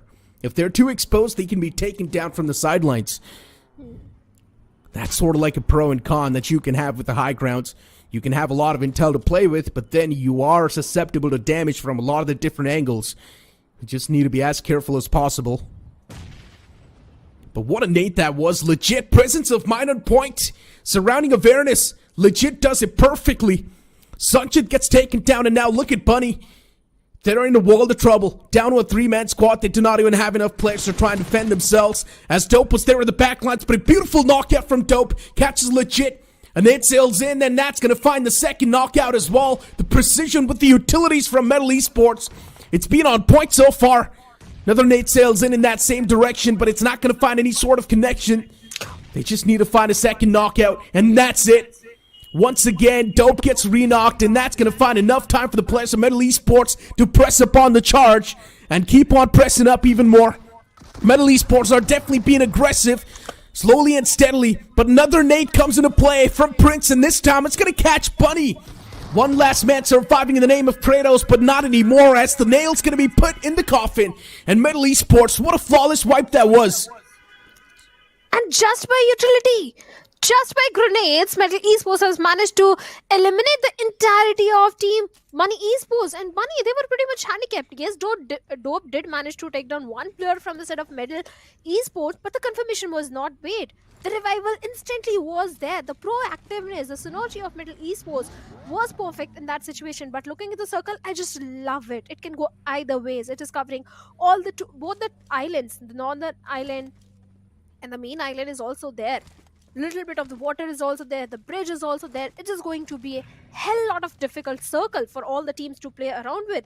Myth, they are keeping themselves towards the western side of the circle, having the control of the Rozok, the western periphery. But Metal Esports, they're going to be elated by the performance. 7 finishes already in their pockets, and they're looking for more. No casualty. They've got everything. They've got too many resources, but there is a team which is going for a very slow approach, safe approach.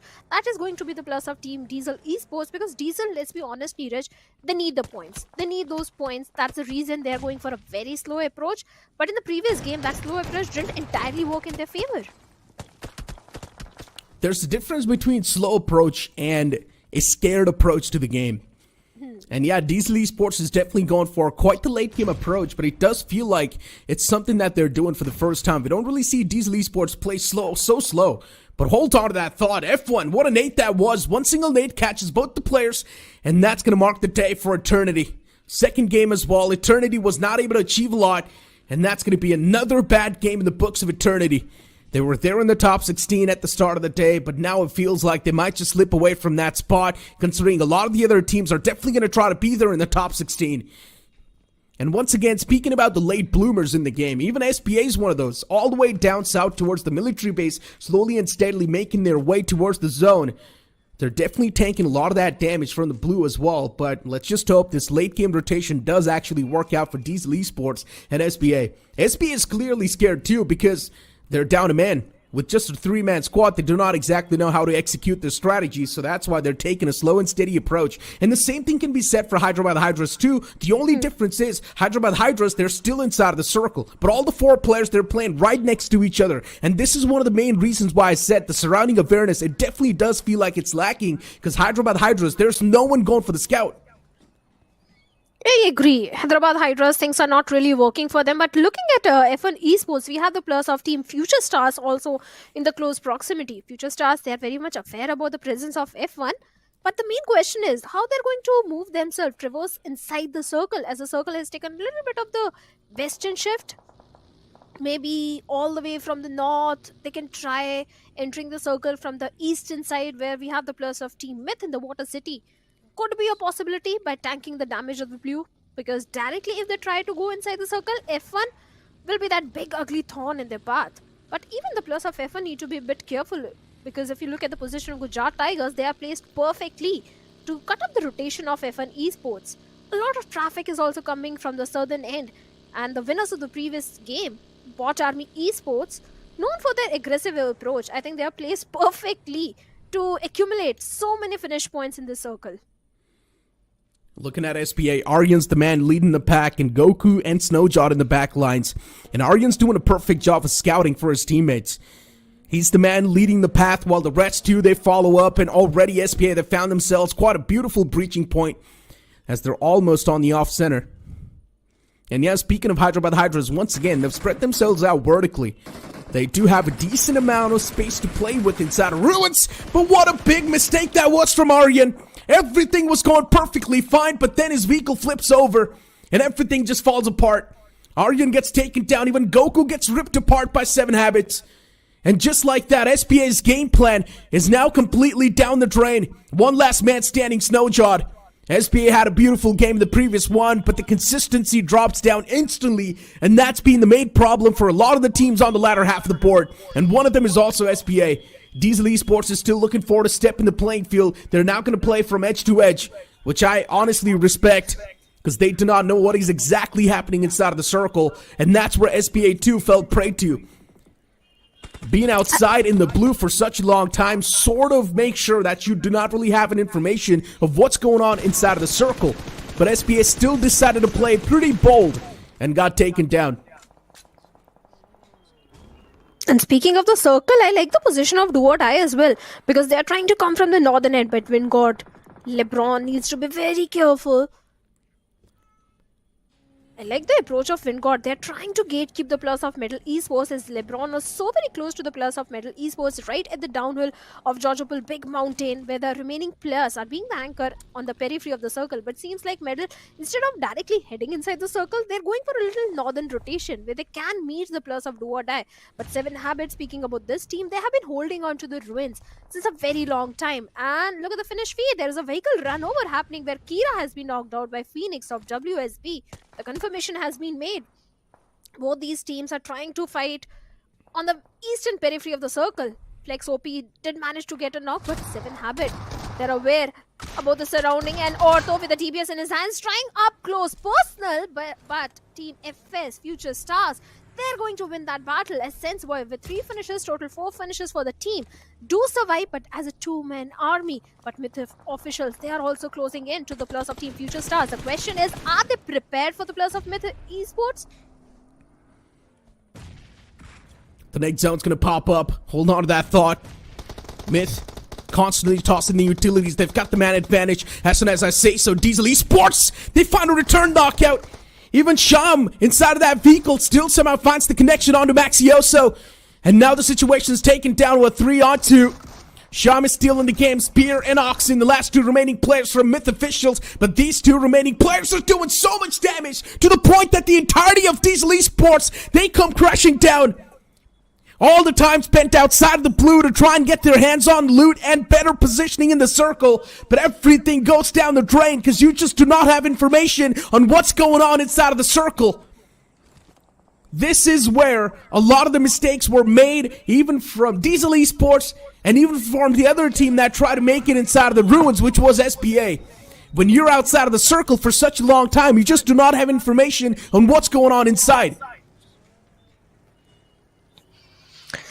It was so important for SBA, Diesel Esports, they went in for the hunt and they were the one who got hunted down. They were the one to be eliminated from the lobby. In fact, if you look at the rotations of the players of Wingod Esports, they're going for the western rotation. They need to be a bit careful from the players of Team Metal Esports as they're the first team to welcome Wingod at this point. And seems like Wingod are aware about the surrounding. They're aware that someone is going to be there. That's why the proper scouting is going on from the side. The linear spread by the players of Do or Die holding on to the shorelines of the island. Good position to hold on to as Gods of Gujarat Tigers has been knocked out. This is something concerning for the players of Gujarat Tigers at this point as Clutcher gets a confirmation point, leaving Zeref all by himself. Do or Die definitely trying to redeem themselves. 2 finishes already there, a good position inside the circle. This could be a good game for the players of Do or Die as well. It indeed can be. Do or Die spread themselves out around the shores, but the next zone can be something that can put a big spanner in the works. If it does pop away from them. Myth now looking forward to take a fight against the players of 7 Habit. The fact that Myth has got so much confidence, it's all thanks to the wipe of Diesel Esports. And now Myth is slowly and steadily taking an approach against the players of 7 Habit. The man was knocked out. The confirmation as well follows up in the backlines. The elimination was stolen by the players of Do or Die. Eventually even Myth Esports, they do collide. But still Myth, they've done enough amount of damage to the opponents. Spear as well gets taken down. There's not a lot the man can do from the side of Myth official, as even Spear gets ripped apart. But at this point in time, Myth themselves know that they've done enough to have enough amount of points in this game too, because they were already looking pretty good in the overall standings. Wingod Esports, they wipe out the entirety of F1 without even breaking a sweat, and just like that, they get the compound control in their hands. But now it's time for Metal Esports to approach this compound as well. It's going to be important, very important fight of battle. Grenades. Prince with a grenade finds a perfect connection onto Yash. And Wingod, they are in the receiving end. Look at the bombardment which is coming from the side of Metal Esports. And Metal, they have been looking so confident. So confident with that utility usage which is coming from their side every single time, not just in this particular fight. They annihilated the entirety of Bunny Esports with just grenades. And this time it is Wingod Esports. 14 finishes. They are raining death and destruction in the lobby. Metal Esports is definitely a force to reckon with. On the other side of the map, we have the players of Team 7 Habit also locking horns with each other. With the players of Myth Esports at this point. And Hyderabad Hydras, this is important fight as Kalu is the last man standing. Hunter is going for the rescue mission on the fallen comrade. That is Moksha. It's only one player. Look at the low confidence of Hyderabad Hydras. They're aware that it's only a single player. But finally, a nade comes in and marks an end of 7 Habit. Hyderabad Hydra is also looking pretty nice with that position they've just acquired. They've got the entire church control. And now Do or Die, Palu is constantly peppering shots against the man in the front. Mythoxen played for the survival for as long as possible, but he's taken already too many shots upon himself. He's got so much attention. Do or Die I'm looking to challenge the players of Metal Esports, but I love this approach from Hyderabad Hydras too. Let the opponents duke it out against each other, and then we step in the playing field. But the only problem for Hyderabad Hydras here is going to be the circle. They're outside of the upcoming save zone. They need to move on forward before the wall of death moves up as well. Do they have any vehicles to play with? That's the main question. If they do have the vehicles to play with, they can make the rotation inside of the circle and use those vehicles as cover. Oh, they can. They can definitely. Those vehicles can come to rescue. They can come to aid for the plus. But for now, Medal, look at the performance. They have the control of the circle as well. They are looking for the potential dominant control for the northern end of the circle. And that is exactly what Do or Die are also looking for. Is Hyderabad Hydras. They're coming from the southern side of the circle. But look at the position of Sarvit. The moment Hyderabad Hydras try to make a way inside the circle, I think Sarvit is placed perfectly. Even the players of Hyderabad Hydras are aware that Medal is just waiting for them to strike. Mythoxin going for a very slow, cheeky approach. A nade in his hands, looking for some sort of connection where Hyderabad Hydras' entire focus is on the players of Metal Esports. I think Oxen can definitely ruin the game for the players of Do or Die. Oh, perfect connection from Prince towards Hunter. Takes him down immediately with a nade. And a follow-up nade gets a confirmation as well. Big mistake from Hyderabad Hydras. They're getting caught by the nades of Metal Esports. And of course, speaking of Metal Esports themselves, we know what the precision looks like. Their nades being on point, and Mox messes up big time as well as he gets caught by the players of Do or Die. Hyderabad Hydras, every single time they make rookie mistakes, and because of those mistakes, they get caught. Instead of playing out in the open, they should have went for the trees around the corner.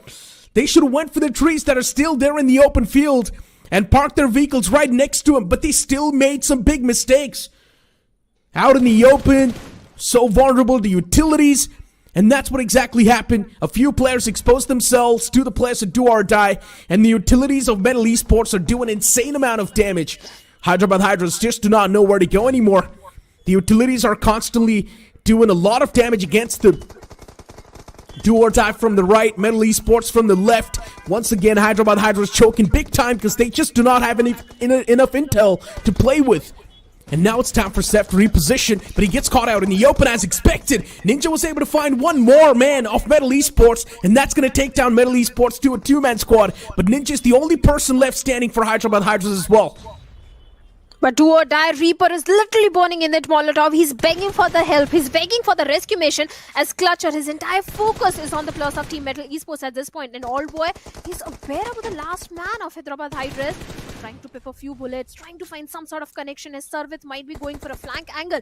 Ninja OP still hiding behind that hard cover as his Clutcher providing the backline support. Old Boy, you need to be careful as Prince takes him down. He comes out in the open and Reaper. Oh my god! Knocked out by Ninja. Balu also goes down. Ninja is going to clutch it out against DOD, but he's going to be taken out by the last player of Metal Esports. What an outing from the side of Ninja. A humongous game from Hyderabad Hydras. This might just start to mark the comeback of Hyderabad Hydras in the overall standings. This was the exact game they needed to convert, but unfortunately failed because a few rookie mistakes were made. For some reason, it feels like Hyderabad Hydras, they just do not have any intel to play with, but I'm pretty sure they do have that intel. But we just don't see that intel being implemented inside of the game. So that's why they choked the chicken dinner, but still, in the final few moments, they were able to wrap up a few more elimination points to compensate for that chicken dinner. So we're going to let that slide. A solid game from Hyderabad Hydras. And of course, Metal Esports was the one to come through, which is completely fine. Oh, definitely. Metal, they were on a rampage in this particular one. A chicken dinner is definitely going to boost their confidence. But yes, Hyderabad Hydras Ninja did pull off a very good clutch against the players of Do or Die. But a chicken dinner is something which was expected from his side. Any other player in his position would have gone for the winner chicken dinner because it was only one player remaining from the side of Metal Esports. A small little mistake from Ninja costed him 10 placement points. I'm not even talking about just that one single person of Hyderabad Hydras. I'm just talking about the entire push they made from Church. out in the open. They tossed out a lot of smokes, fine, which is completely understandable. Of course, you want to be making sure that the opponents do not have any sort of line of sight on you, but only if they would have played it a little bit more better, a little bit more smartly. They could have went for the trees that were there in the open and used them as a cover as well, while they could have used their vehicles too as a cover. Hyderabad Hydras, there were so many different scenarios that they could have tried to pull off, but still, for some reason, it feels like they just do not have any intel to play with, and because of that, Hyderabad Hydras are also choking a lot of their moments. 100% agreed. But speaking about one more team, that is Metal Esports, I think the way this team has been using their utility, they just didn't annihilate the entirety of Money Esports. Also, Wingod became a victim of the grenade. The bombardment which Metal Esports has been doing in this particular Erangel was so fantastic. Too many finish points. I think they're just practicing for the challenge season, the utility usage. Myth Esports, I don't know what Diesel Esports at this point was trying to do. Myth was engaged in a fight with some other team, and Diesel comes in to do a third party when they don't have the numbers in their favor, and they were the one to be eliminated. These sort of mistakes from the side of Diesel Esports might be the reason that Diesel won't qualify. At this stage, they can't afford it. They can, yeah. I mean, just looking at the entire final few moments and how things really erupted, the fact that the last man of Hyderabad Hydras was still able to get at least 3 elimination points from Do or Die, sort of, you can't say compensated for the fact that, yes, they were not really able to get the chicken dinner, so you can't say, yeah, it was quite a solid game from the side of Hyderabad Hydras. Things could have been done better as a well-knit unit, considering they had the intel, knowing exactly where Do or Die was, knowing exactly where Metal Esports was, but we did not really see that intel being implemented inside of the game, and we did not really see a proper rotation from the boys. But hey, you know what? In the upcoming games, you can definitely expect better things from Hyderabad Hydras, because this was a game that's going to ignite that fire of comeback. You talk about Metal Esports, they just started things off in quite a dominating affair. Of course, third-partying a team that was there at the top, which was GENxFM. Unfortunately for GENxFM, quite a bad day. But I'm not much concerned about GENxFM because pretty much they have already qualified for the next stage. They can just take any sort of approach. They can do whatever they want because they are qualifying for the next stage. Yes, if they go a little aggressive, that is going to give them an extra practice for the challenge season. But the MVP is going to be Prince OG from the side of Middle with 7 finishes, 41% finish contribution. Map impact is 11%. The perfect stats coming in. In fact, the entire team of Middle is looking very confident. They started the tournament day number 1 by getting a chicken dinner. Second day was also pretty decent for Metal Esports. And day number 3, they're on a rampage. Of course, that's what you expect from a banner like Metal Esports. The playing four that they have, you can't pretty much say it's a champion lineup. And I'm pretty sure they're looking for a redemption arc.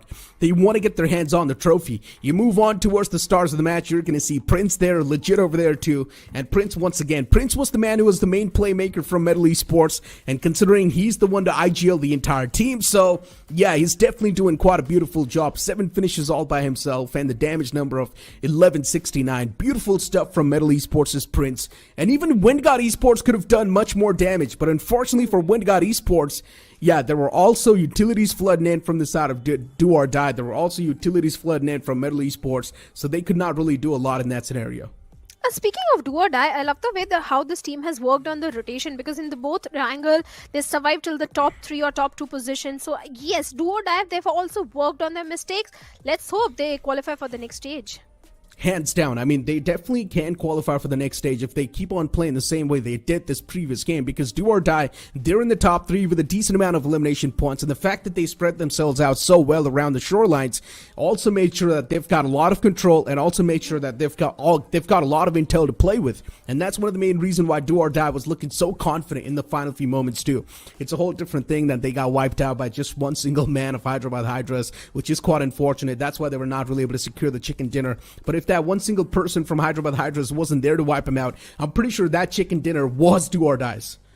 I'm sure Do or Die, they are up in the arms against Ninja of Hyderabad Hydras. They're not going to be happy about it. But yes, a chicken dinner was definitely on the cards if they had eliminated Ninja in that situation, because it was only one player remaining from the set of Middle Esports. But nonetheless, a good performance, a step in the right direction, like Fixer said, for Do or Die. In the previous Erangel, they also got 10 points. This time also getting good points in their favor. So maybe they can qualify. They need to continue the same performance in the upcoming games as well. But there are few teams which are still in the danger area. Speaking about one of them is going to be 7 Habit. I don't know what's happening to them. They were the first one to be having the control of the entire city of ruins, but after that, they were just completely missing. Seven Habits definitely had the high ground to play with, but later on we did see them getting approached by the players of Myth Officials, where Oxen was the man to get knockout first. From the back, it was the players of Do or Die taking shots from the front. It was also Myth Officials approaching them, and in that big sandwich scenario, Seven Habits crumbled. But still, Seven Habits having such a big high ground to play with, they should have played things much more better. And unfortunately for Seven Habits, they've been choking these type of moments since the start. Even yesterday, we did see Seven Habits in the top 3 scenario, and they still choked that entire chicken dinners, which could have been theirs, because they had the man advantage in the final few moments, but they still did not spread themselves out and play a bit more confident. And that's one of the main reasons why Seven Habits is sort of choking this, because they just do not have confidence to play with. You move on towards the match rankings. We've got Metal Esports with 27 points. You've got Hyderabad Hydras with 15 points. That's a solid game from Hyderabad Hydras. You've got Do or Die with 13. Myth Officials with 9 points. And Seven Habit with 6.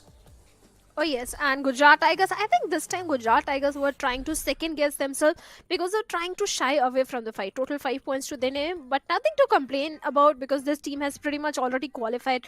Wingod, yes, they were the receiving end of the grenades coming from the side of Metal. That's why only 5 points to their name. Future Stars, after the previous Erangel, yes, they have tried to redeem themselves, not much in their favor, only 4 points. The late rotation is not working for them, but there is one team, Eternity. I want to talk about them. 0 points in this game and not too many points in the previous one. They need to do something, otherwise I don't see them qualifying for the next stage, because when all the bottom teams are staging a comeback, Eternity at this point they can't afford to face a downfall. Eternity, Diesel Esports, yeah, these guys are definitely struggling quite a bit. Even F1 can be in that mix, just 3 points from this game. So all these teams definitely do need to buckle up, including SBA too. Overall standings on the screen, Metal Esports is going to be at the top with 92 points, Gujarat Tigers on second, and look at BotArmyEsports with 83 points in that third spot. One thing is for sure, top 5, they're going to be solidified. No one's going to take their spot away. You've also got Myth with 72. Pretty much the top 8, they're going to be solidified, and they're easily going to move on forward. Oh yes, they can. They can definitely. BotArmyEsports with 65 points in their favor. 2 chicken dinners. Even Team Jelly, they also got 2 chicken dinners, and they have played only 8 games. So there is a chance of Team Jelly also propelling themselves in the leaderboard, but they're just fighting for the top spot. Nothing interesting there at this point, but do or die. Finally, they have made it inside the top 16 after the previous 2 games. 42 points in their favor. SBA, not so good performance the previous one. The first Erangel went decently for them, sitting on the 15th spot with 42 points. Even if you look at the point difference between Diesel and Do or Die, it's just only 2-point difference, Neeraj. Eternity, SBA, Do or Die, these guys need to buckle up right now. One single good game from the latter half of the board can instantly propel them in the top 16, because you've still got some of the formidable names like Seven Habit, Team Empire, Hyderabad Hydras, M40, and all it takes is one solid game to once again bring you back in the race, and that's what the teams at the top need to realize. Hyderabad Hydras, they've already had one good game, 15 points from that one single game, and if they do get another 15-pointer, they can easily propel themselves in the top 16 without any trouble. And if the same performance keep on continuing even from the other teams, that means all the teams currently there on the latter half of the board can definitely be kicked out from that top 16. So they're quite in a vulnerable and quite in a sensitive spot. They need to make sure that they're solidifying their slot, including GENxFM as well. They can be kicked out too if they do not play this game seriously, because because all the other teams still, they've got at least 2 more games to go. And imagine if those 2 games, all the other teams who are there on the latter half of the board somehow performed really well. There's a big chance they can easily propel themselves in the top 16. And one of those teams can be the players of -40, because they have all the 4 games remaining and they're only 2 points deficit from Do or Die. But looking at the schedule, we have Sanhok coming up now, and Group B and C will be coming into the picture. And speaking of Group C, -40 is there. So if they do get a good chicken dinner, if not chicken dinner, good points in the Sanhok, maybe -40 can topple over Do or Die or SB Esports, and they can be the one to be in the top 16. And the playing groups, Group B and C, we have BotArmyEsports, Eternity, they'll be playing Sanhok as well. Team Blasty, Hidden Ones, Team Empire, Asla, Team Jelly, -40. Now they'll be coming in. once again, understanding the fact that minus 40 is quite a solid team, I really do see minus 40 easily moving on forward towards the top 16. That means teams like SBA, they can be kicked out from that top 16 with ease.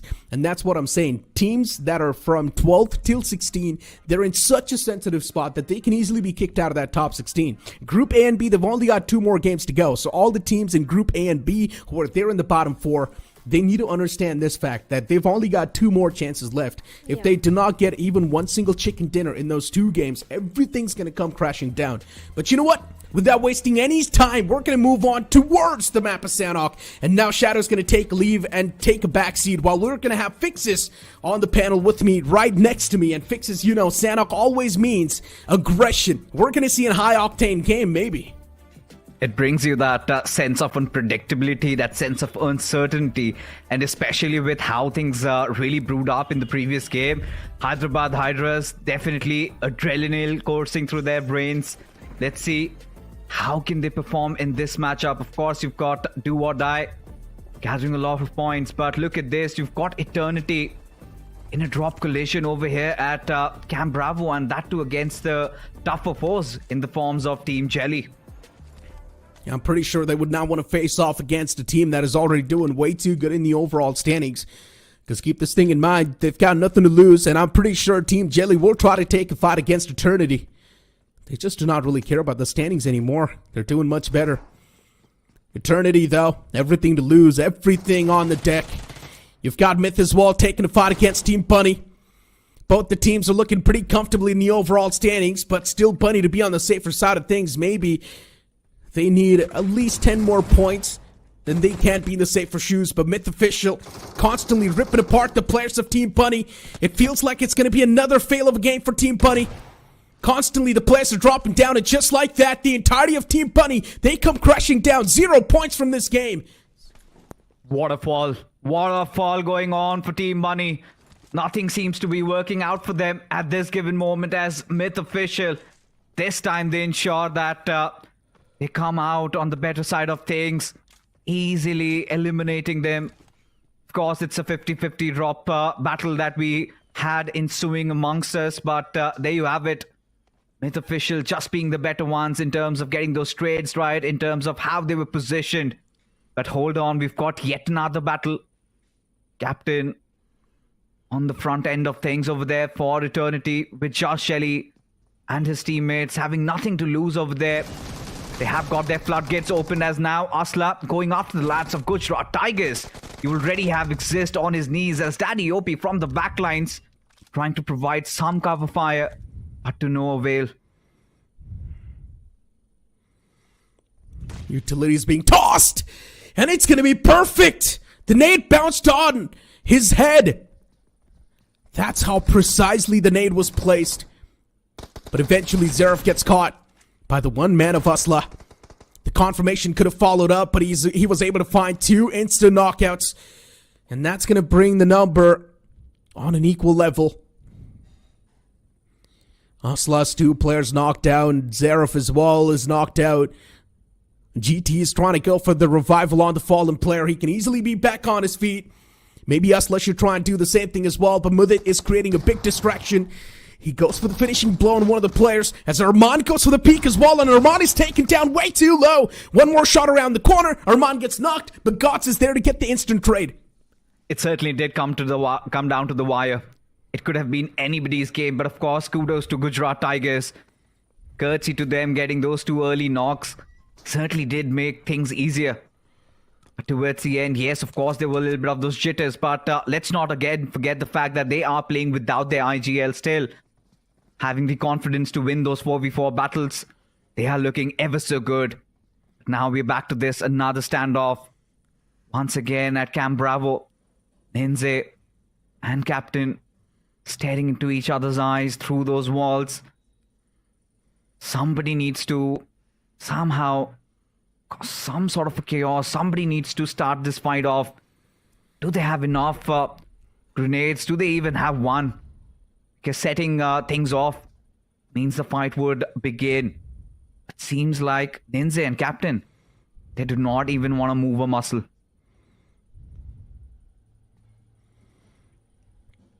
Eternity. All the 4 players standing.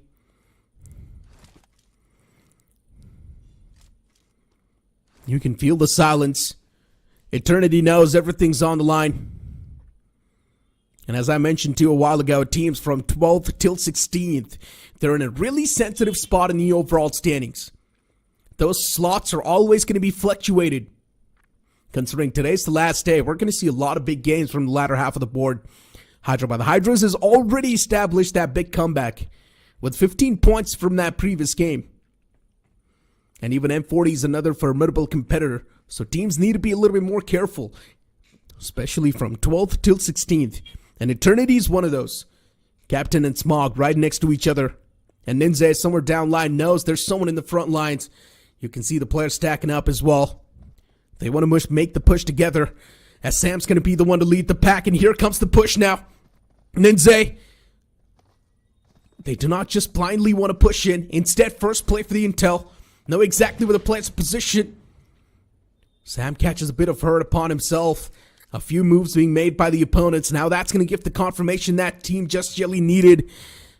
Sam slowly and steadily taking that approach around the corner. Keelamau looking forward to move inside of the house. Captain still holding the close quarters as well. There's this hesitancy that's there. Both the teams hesitating and making any sort of approach. No one wants to go for the first engagement. Eternity's playing it super defensive. As Team Just Jelly, they do want to breach on forward. And here comes the first push. Smog is taking too much damage, but that was beautifully played. There was a man holding the angle, even inside of the window. And Ninja instantly catches the player. Captain's going to be the second man around the corner inside of the house, but even he gets caught by Ninja. Beautifully played by Team Jelly. They flush out every single player in the nearby vicinities, and now it's time for the rest of the players of Eternity to fall down as well. Ninja single-handedly dismantling everyone that stands against him. Now suddenly Team Eternity, they start to tremble with not a lot of games in hand. In fact, just one, and Tyrant being their last hope.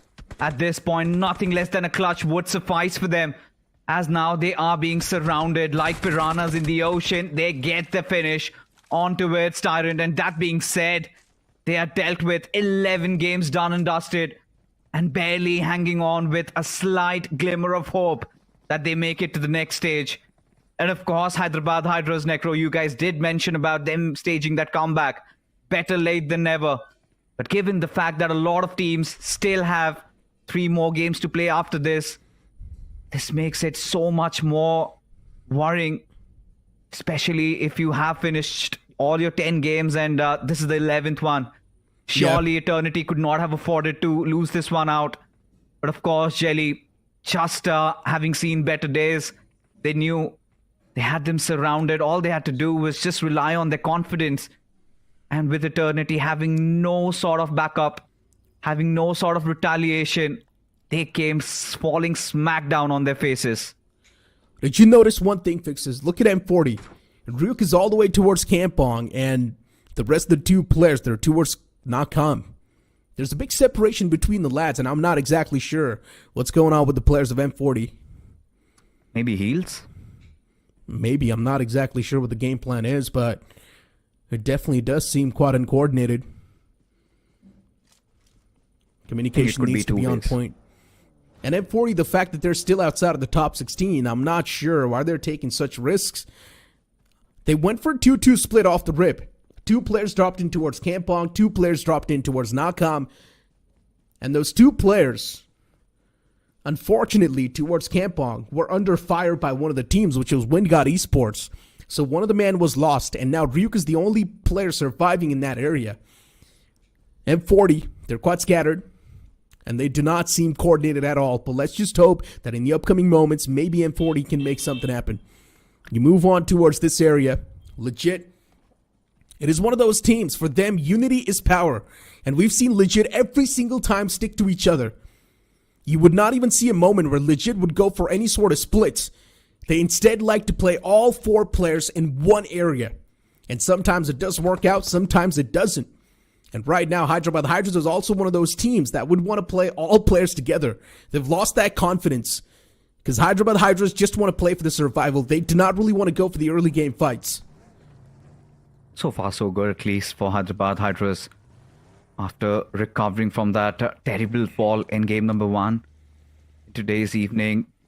And of course, Ninja with that brilliant clutch towards the end, of course, failed to get the chicken dinner, but still 15 points for Hyderabad Hydras. I'm going to take that.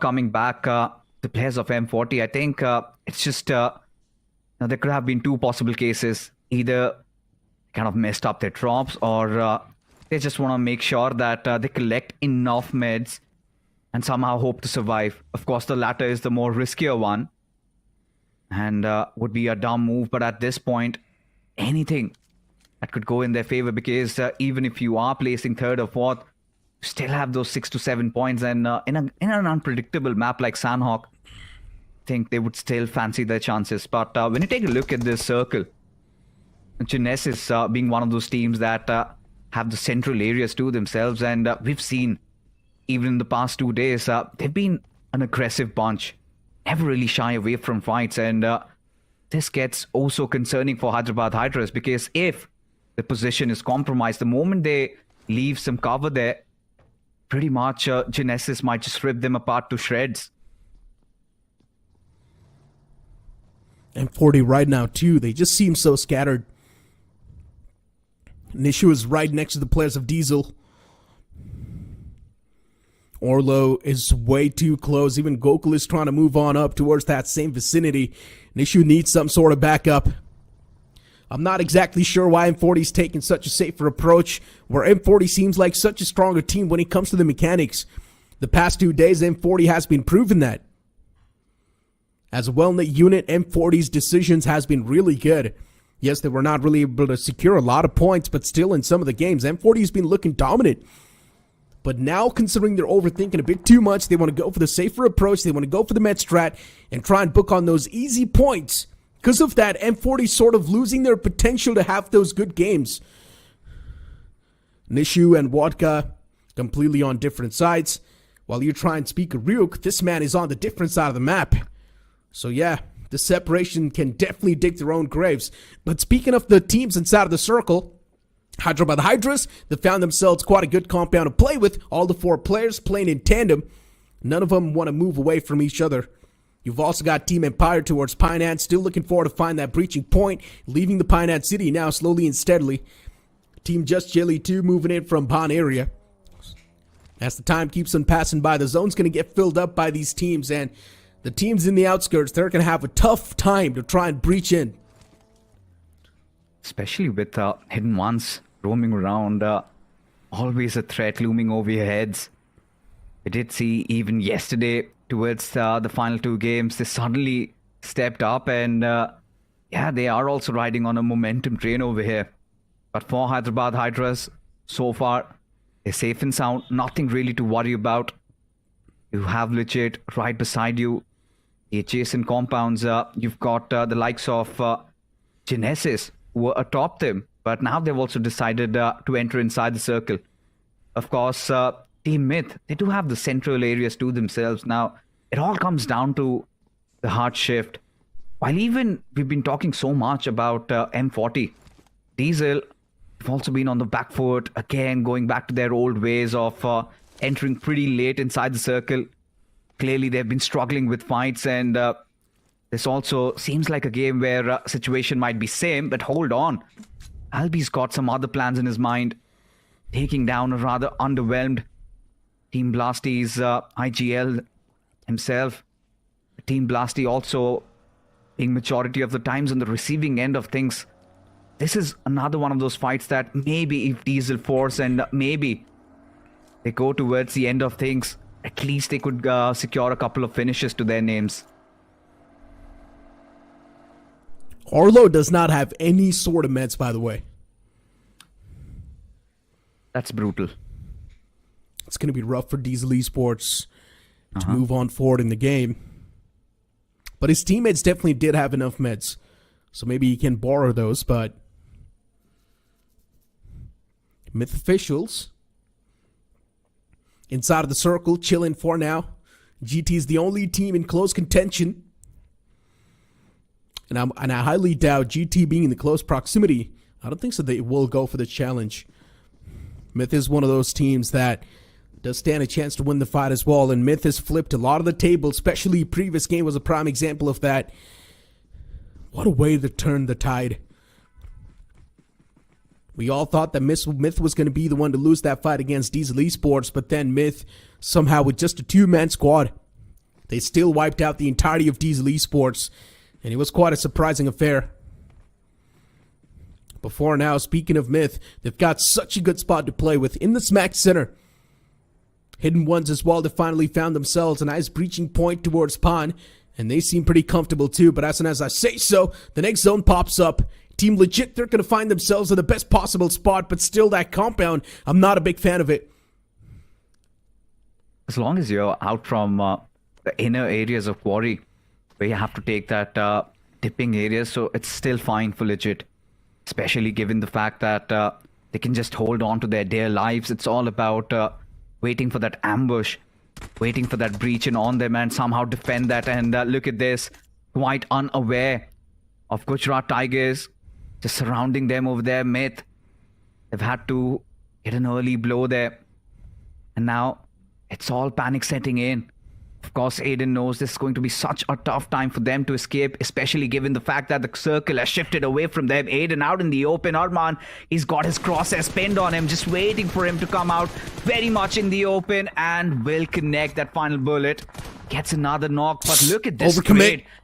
Equally even better. Yes, of course, did overcommit in that situation, but for Gujarat Tigers, the numbers did favor them. But hold on, Genesis, they've heard all that commotion and now they also want to partake in this fight.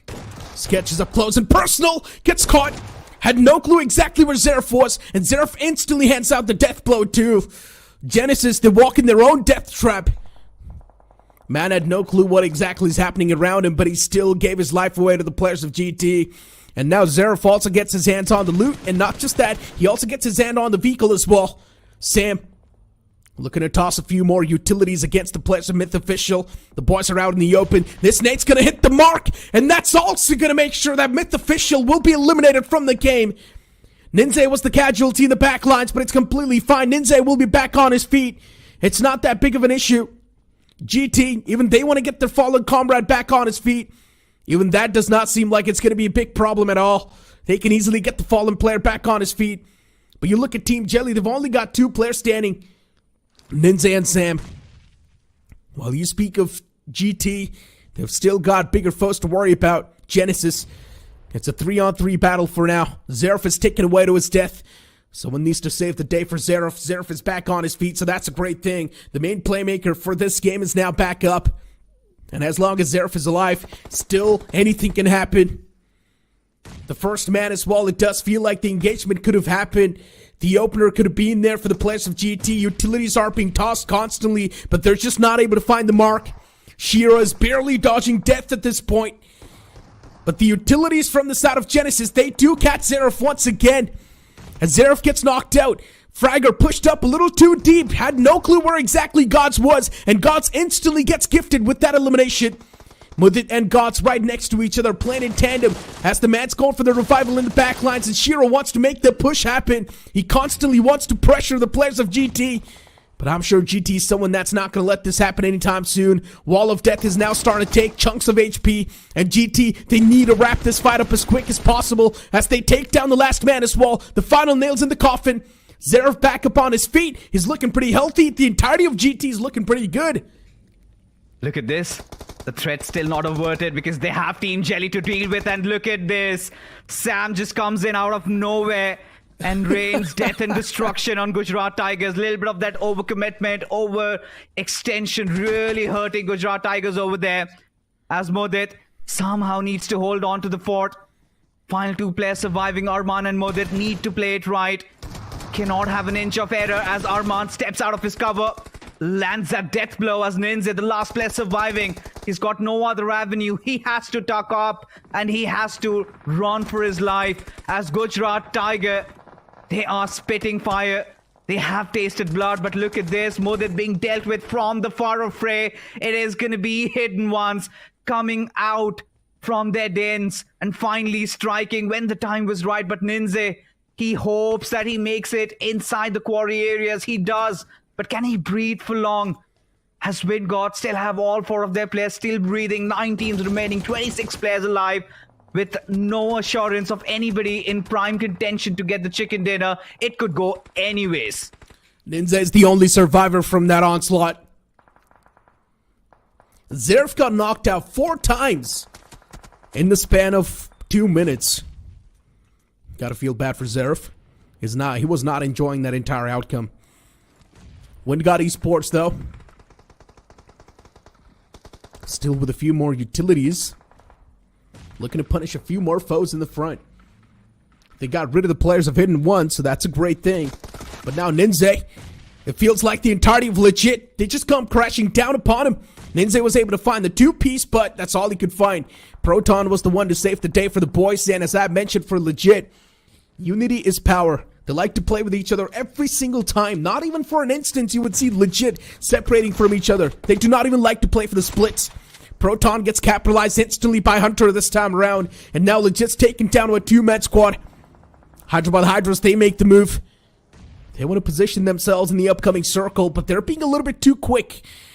They should try and move slow and steady. Hug the blue zone and take your time. Spursh is going to be the man who might just play the big X factor. He can backstab the players of Hyderabad Hydras if he wants. Spursh is also taking a lot of damage from the blue. But unfortunately, Diesel Esports' Orlo is also taking shots against M40. The players, they've got nowhere to go. And Orlo has already done enough damage as he was able to take down Rook, but still Vodka is alive in the back lines. M40, all of that safe approach for what? At this point, for Vodka, he's given up on his life, but Ryuk, I don't know how he keeps things rolling for him. And his team as DSL, they do rack up a couple of limbs to their names for being the number. As Parsh wants to close in from the sidelines over there. And he falls prey to the zone. As now, as you can see, Diesel in prime contention of getting the chicken dinner. They've got some good compounds to work around with. As Team Empire still in the fray. As looking at DOD, relying on Clutcher and Reaper. DOD have been having a great time today with all their games, having converted good amount of points as Orlo goes in for the drive-by, has taken some massive amount of damage as Albi from the backlines does provide that cover fire, but not enough to put Clutcher down on his knees. Follows up with another grenade, hoping that it shall connect, trying to buy enough time to get that res back up. As 4 teams still remain, Wingard this time taking the fight against the players of Team Empire.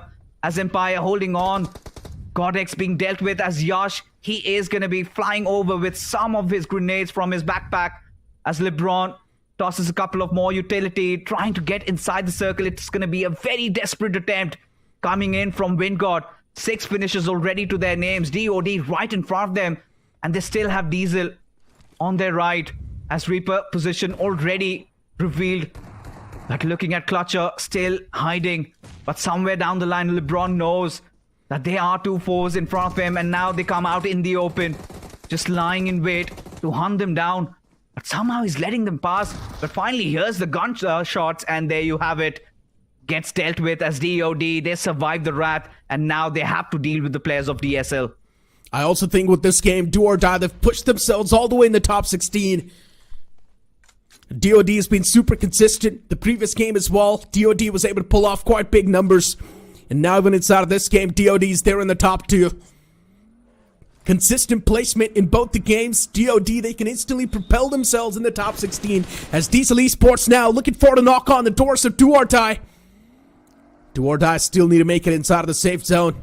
They need to move out in the open. They do not have a lot of cover to play with. As Diesel Esports know exactly where the last 2 remaining players of DOD are. And the man ejects outside of the vehicle. And of course, the shotgun's going to do its deed. And just like that, it will be Diesel Esports to get their chicken dinner in the open final stage 3. And with this chicken dinner, Diesel Esports, they put themselves in quite a formidable spot. This is exactly what they needed.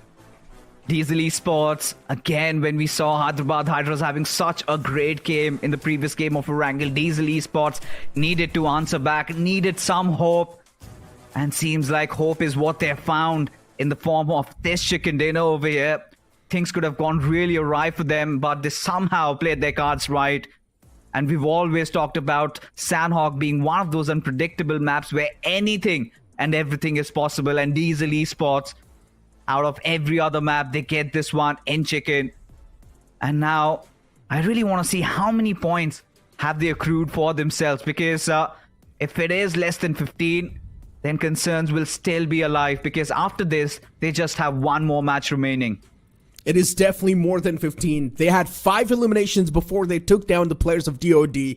So maybe they're going to have 7 to 8 eliminations from this one single game. So that's going to give them 18 points in total. So still, that's more than enough to put the players of Diesel Esports in a really good spot in the overall standings, because they were not doing too bad anyway. So they're in the top 16. Now they get the chicken dinner. So Diesel Esports should be easily there, maybe in the top 11 or maybe in the top 8. It's not going to be that big a sign of a concern for the players of Diesel Esports. They've already made it, but now the real focus is going to be on the teams like Hyderabad Hydras, which are still on the struggling side of the things, because Hyderabad Hydras, once again, they dropped the ball. We did not see the consistency from them. Listen, to be honest, it's still out in the open. 18 points. Surely they've crossed that 58 plus mark and could have maybe potentially touched 60. But considering the fact that we still have one group that has a lot of their games, in fact 3 more, it's going to be so difficult to decipher as to who makes it and who does not. Still not going to rule out Diesel, or still not going to come out and say that they're safe at this point. But yes, Hyderabad Hydra is the concern, still alive. A very good circle, which they should have really converted, but for eternity. But this is also one other thing that I really wanted to discuss in the cast. Zeref did manage to get that knock over there, but then eventually just ended up going out to get that loot, as a result of which he gets knocked down once again. And that is what kind of tickled so much of those follow-up plays. We had so many of the other teams coming in. GENxFM came in, and Gujarat Tigers, they were scared to death for a moment. They wanted to get those rev backups. They wanted to fight back, and they were doing it all. Till the moment Team Jelly also chimed in. But for DOD, what a day it has been in the office for them. And what a time for them to really wake up, because they have been thorough, they have been consistent throughout all the 3 games that they've played, Necro. And it feels like, I think they're also finding themselves a decent amount of cushion to latch onto. Zeref got knocked out 4 times in that entire fight. And I'm pretty sure he was the only player who was not having fun out of all of his teammates, because his teammates were definitely trying their best to get Zeref back on his feet. As soon as he got back up, there was a nade flung over. Zeref would get knocked once again. Then some of the players would go for the flank angle, would knock Zeref once again. So yeah, Zeref was not having fun at all. Moving towards Legit Esports. Legit Esports, as I mentioned, their sort of pro and con is that they like to stick to each other, which also means that sometimes the information can be limited, and we've also seen that happen so many times that they just do not exactly have the information on how to exactly counter the opponent, and that's why they get countered themselves. So Legit Esports, maybe sometimes spreading yourself out a bit more, playing a bit more confident approach can definitely help you a lot in the upcoming games. But you've got Just Jelly, Ninze being the best MVP, and of course getting 6 finishes in his hands and 55% finish contribution with the map impact of 10%. I think for Ninze, the biggest fight, and I think the best part about him was the first one against Eternity, where he showed no fear. Just head on, charged in, did a majority of the dirty work, and he was the one who was controlling things over there. As a result, and of course towards the end also, did help in that little bit of a wipeout against Gujarat Tigers. Quite deserved, to be honest. And especially when you are on the top of the table, you've got nothing really to worry about, playing without any pressure. At the same time, my heart goes out to the players of Eternity. At this point, it feels very fragile for them, considering how volatile the overall standings are looking like, and getting eliminated like this, I think finally they're starting to panic. Hands down. I mean, overall, all you can say is that maybe hope for the best, because Group B, they've only got one more game to go, Fixes, and all the team inside of the Group B, including Hyderabad Hydras, they've only got one game to go. One last chance to try and prove yourself that you're worthy enough to be in the top 16, and Hyderabad Hydras, the only thing that can save the day for them, let's be honest, is a big chicken dinner. They at least need 10 elimination points and 10 placement points to be there in the top 16 in a really good spot. If Hyderabad Hydras do miss that out as well, then we all know what's going to be the course of action.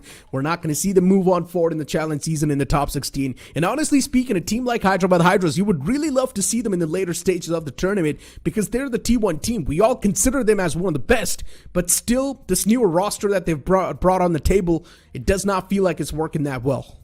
And that is going to be a deal breaker. right? Especially considering Hyderabad Hydras, they've invested so much into the scene. And if a team does not make it inside of the challenger stage, I'm pretty sure the future of these players would be in doubt, especially Moksh, considering the only player of the previous roster of Hyderabad Hydras, he had to do a rebuild.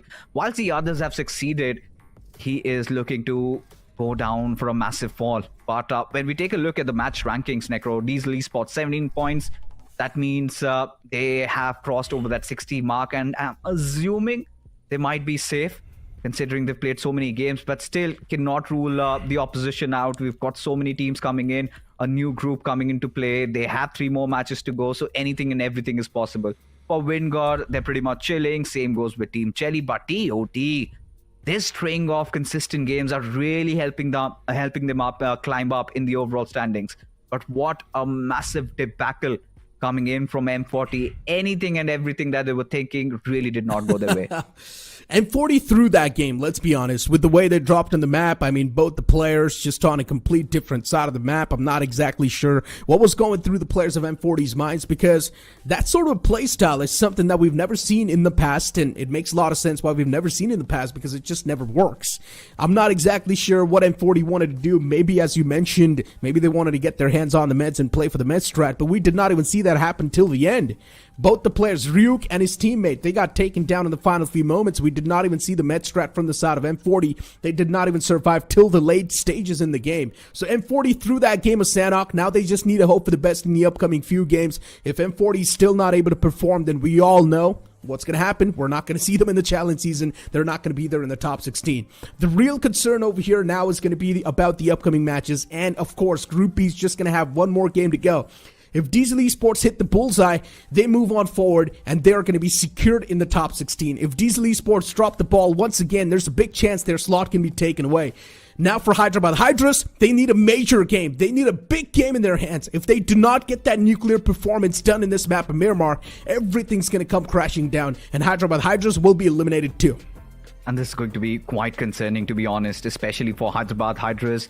They need another at least 12-pointer, if not a chicken dinner, because that seems to be quite far-fetched given the lack of confidence and the morale going on in their department at this point. Because Hyderabad Hydras, things are looking quite bleak, honestly. Of course, felt like after that Ninja clutch, we would get to see some better plays. And this was one of those circles where they could have really made some good conversions. But again, you've got Hyderabad Hydras finally playing their last game. Pressure really on their heads, and Moksh really needs to pull an ace out of his sleeve. Needs to get a biggie in this one. Honestly speaking, all Hyderabad Hydras need to do is just avoid teams like Team Just Jelly, avoid a few more known names that have already qualified like Wingard Esports. As long as you're staying away from these banners, I still think you can have a better chance at survival. If you do somehow find yourself against these teams, one thing is for sure, they're not going to let you get away alive, that's for sure. So it's better to just avoid them and play for your life. They will have to, because this next game is going to be so much more exciting and interesting. And to spice things up even a little bit more, we've got Shadow joining with us on the desk on this one.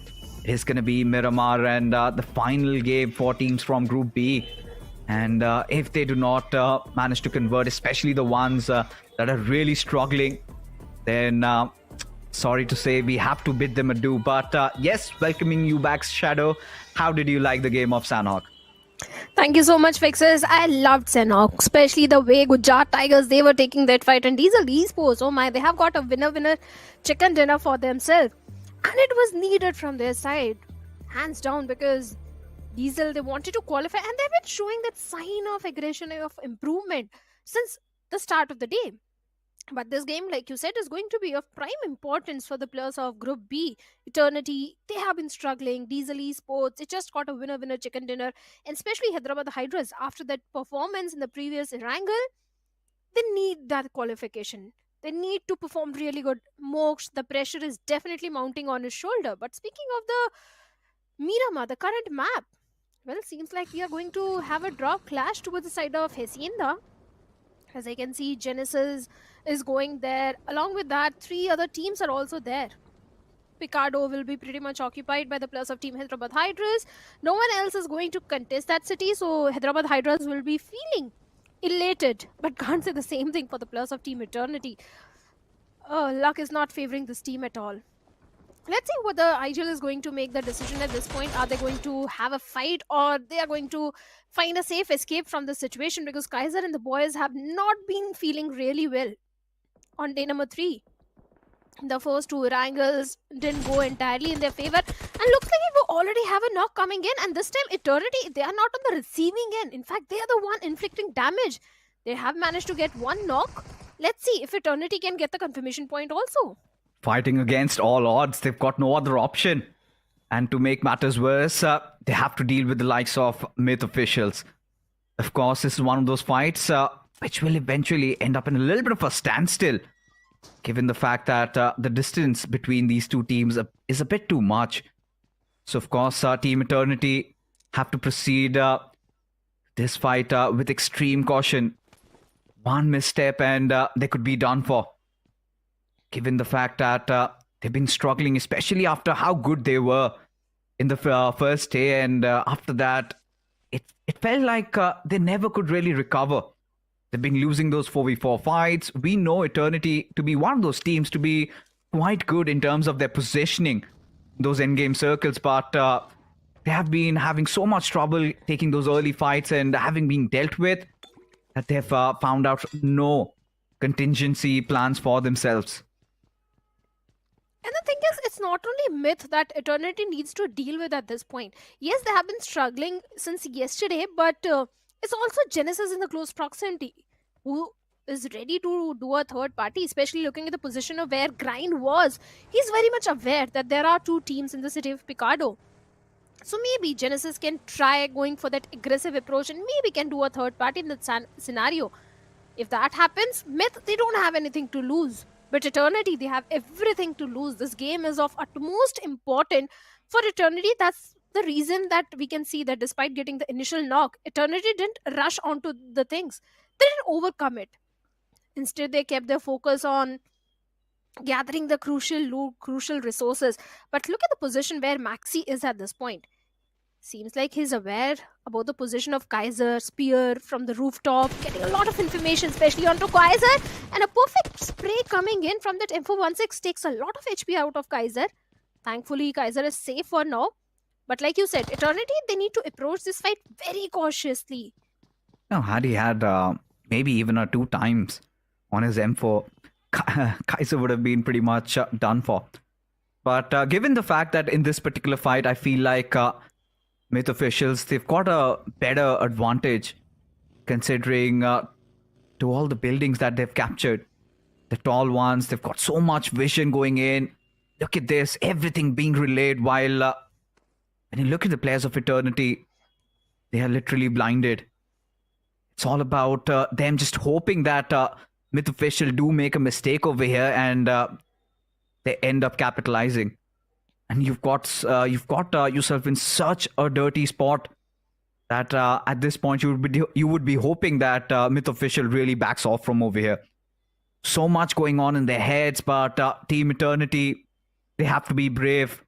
They have to see this through. And look at this, Kaiser once again out in the open. Oxen has a beautiful flank angle. They dish a lot of damage over there. And even after that, look at him being so bold. Even trying to close in the gaps, get in a little bit more deeper. As captain, really approaches in very close to Maxioso. And this is not looking well so far for Eternity. I'll say Captain Kaiser, they are playing with fire. It was a very risky move, which Captain pulled off. Yes, Kaiser received a hefty damage in that situation, but crossing that road without any sort of smoke and spear right on the rooftop, having a lot of information and a clear angle onto Kaiser. Captain definitely leading the charge, but looking at the circle and the teams, I think Gujarat Tigers, they are all the way towards south. Valedilmar, Minas, that's where they usually like having the control. Asla Esports, they always like going towards the side of Los Leones. In fact, it is important for Asla also today to stage a comeback because this team has also been struggling. And Miramar has not been the best of the map for Asla up until now. Let's see if they can redeem themselves. There are 2 teams who are in the close proximity. That is going to be the players of Legit and Team Blasty. But seems like Myth and Eternity, They're going for an aggressive approach as Oxen, with that constant bombardment of the grenades, is trying to find some sort of opening connection. I think for Asla it has been the case in every particular map, to be honest. But finally pushes come to shove. Has Oxen, gets a beautiful knock onto its Tyrant. And now Eternity, they are starting to tremble. They are starting to look in the eyes of death. They know what awaits them, still somehow trying to delay the inevitable as Myth officials go charging in. Look at them jump. And now Eternity deciding to back off. But Oxen, he's going to spare none. And there you have it. Eternity, just in the blink of an eye, have lost out on 2 of their members. In fact, make that 3 as Kaiser being the final player standing. He also gets dealt with. Easy peasy for Myth as they successfully get all the 4 finishes secured and could really mark the end of the run for Eternity, especially having such a great start into the open finals. To see them crashing out like this is definitely going to be a huge blow. Mistakes were made, I'll say. It was not like Eternity was playing it to the perfection. Mistakes were made from the side of Captain and Kaiser, especially the way he was spotted down, and despite that they rushed onto the compounds of Team Myth Esports. But never mind, Myth definitely without facing any casualty have managed to get 5 elimination. The 5th one coming on to Nishu of -40 out in the open. Miramar is not one of those maps where you can afford to be out in the open, especially when the plus of Team Myth or Middle are in the close proximity. This time it is Myth. 5 finishes, no casualty. I think Myth are feeling very extremely confident. The next victim could be the plus of -40. I think for Myth officials, it's all about just warming up, especially for what awaits them the next week. And of course, -40 Joker. He's being dealt with a massive amount of damage over there, but somehow still managed to survive. But look at this. Mate, they want to keep their hands full. On one side, they're engaging against one team. Now they're going after Hidden Ones. They're all over the place. Joker already being knocked out and Hidden Ones being in a very awkward spot over there, out in the open. A little bit of that overextension coming in from Maxioso. Not realizing that he's been sprayed from the side. Of course, he goes dropping down, but the cover fire is absolutely there. As look at it, Spear being the tip of the spear over here of the attack for Myth officials. 5 finishes secured already. Mortis in front of him. We have seen those moments from Mortis come in, especially in this particular map. But this time, he's got no other option but to tuck his tails and run. As now, Hidden Ones, they're going through such a rough patch over here with no means of escape out in the open. And Myth officials just being hungry for blood. Blows after blows being exchanged, and Daniel right in front of Aiden still comes out swinging with that S12K, but the trade being absolutely perfect. But again, Hidden Ones have something to retaliate back with as they're still breathing and fighting in through this out. As Mortis, he's got a different angle for himself, and suddenly Myth are also on a verge of a collapse. Oh yes, they are. As Maxi with that smoke cover is trying to go for the rescue mission onto the fallen comrade, but he's not having enough resources. That was his last smoke, the last grenade he used in that particular fight. Yes, Daniel is also bleeding, at the same time providing all the intel and information to his teammates. Mortis, along with his teammate, is looking to eliminate the plus of teammate as Oxen with the vehicle is trying to go for a flank angle, have an off angle onto the plus of Hidden Ones as they've got only a little wooden shack to work around with. And there it goes, the rescue mission has already started. Oxen can be that cheeky player to ruin the entire plan of Hidden Ones. He's going to do that exactly same thing as Alien has been knocked out, and it's all down to Mortis, the last man standing from the side of Hidden Ones at this point. Oh, it's feeling quite rough for Mortis, especially Hidden Ones. They need to salvage as many finishes as possible as Oxen. He gets the job done. Takes down Hidden Ones, and of course a little bit of a breather for Hidden Ones. They still have 2 more games to go after this, but now they know that if there was any semblance of cushion, it's finally vanished, finally gone. But for Hyderabad Hydras, their final game, and look at this assault coming in from the players of Asla. And Asla, they're playing as if they've got nothing to lose. Zyro opening the doors up. Ninja still keeping guard, but now he's taken a massive amount of damage. He needs to back off from this situation. As Hyderabad Hydra, the cavalry does arrive. The backup is definitely there. But same goes for Asla. All 4 players Everybody's just coiled up, ready to strike. Ninja needs to patch himself up ASAP. As Saif, he's got a very good flank angle to work with. Moksh still trying to somehow just hold on the push. Trying to lob as many grenades and maybe hoping that he finds a knock over there. But now it seems like the tables are looking to flip because Hyderabad Hydras have enough numbers whilst Asla, they do not. And this beautiful molly coming in from Ninja puts Zairo on his knees. As Daddy, he has got a lot of job to do now. He certainly has. He has to go for the rescue mission. At the same time, he has to deal with all the 4 players of Team Hyderabad Hydras. Hunter out in the open, holding that broken wall. The constant repositioning of Hyderabad Hydras is definitely working in their favor. As Daddy is down to a sliver of HP, a grenade he just dodged. Exist is there to provide all the backline support, but even he is also losing hefty HP. But Exist with a nade finds a connection onto Moksh. Takes him down. That is going to give some time to the players of Team Asla to get their HP back. But Saif with a grenade blows up one of the player. But Krish also takes down Ninja. The constant trades are coming there. But Asla Esports, they are on the back foot as Exist with a sliver of HP is trying to go a little aggressive onto the players of Team Hyderabad Hydras. 2 players already down, begging for the help, begging for the rescue mission as Krish goes for the confirmation onto Ninja of Team Hyderabad Hydras. From the backlines, Legit Esports is also there to do a perfect third party, but Exist and his teammate Krish takes down Curse God. And Hunter goes for the confirmation point. The last man standing from the side of Team Asla also bids bye-bye. And Team Hyderabad Hydras at the cost of 2 players do manage to eliminate the entirety of Asla. But they have a bigger problem to deal with. That is the player of Team Legit Esports. Not out of the woods yet. Surely they have survived this battle, that have not won this war. For Hyderabad Hydras, it is going to be quite sweaty. A 2-on-4 situation against Legit Esports. They know that they've got the players of Hyderabad Hydras cornered. It's all about just finding those right angles, getting that one knock and going in for the push.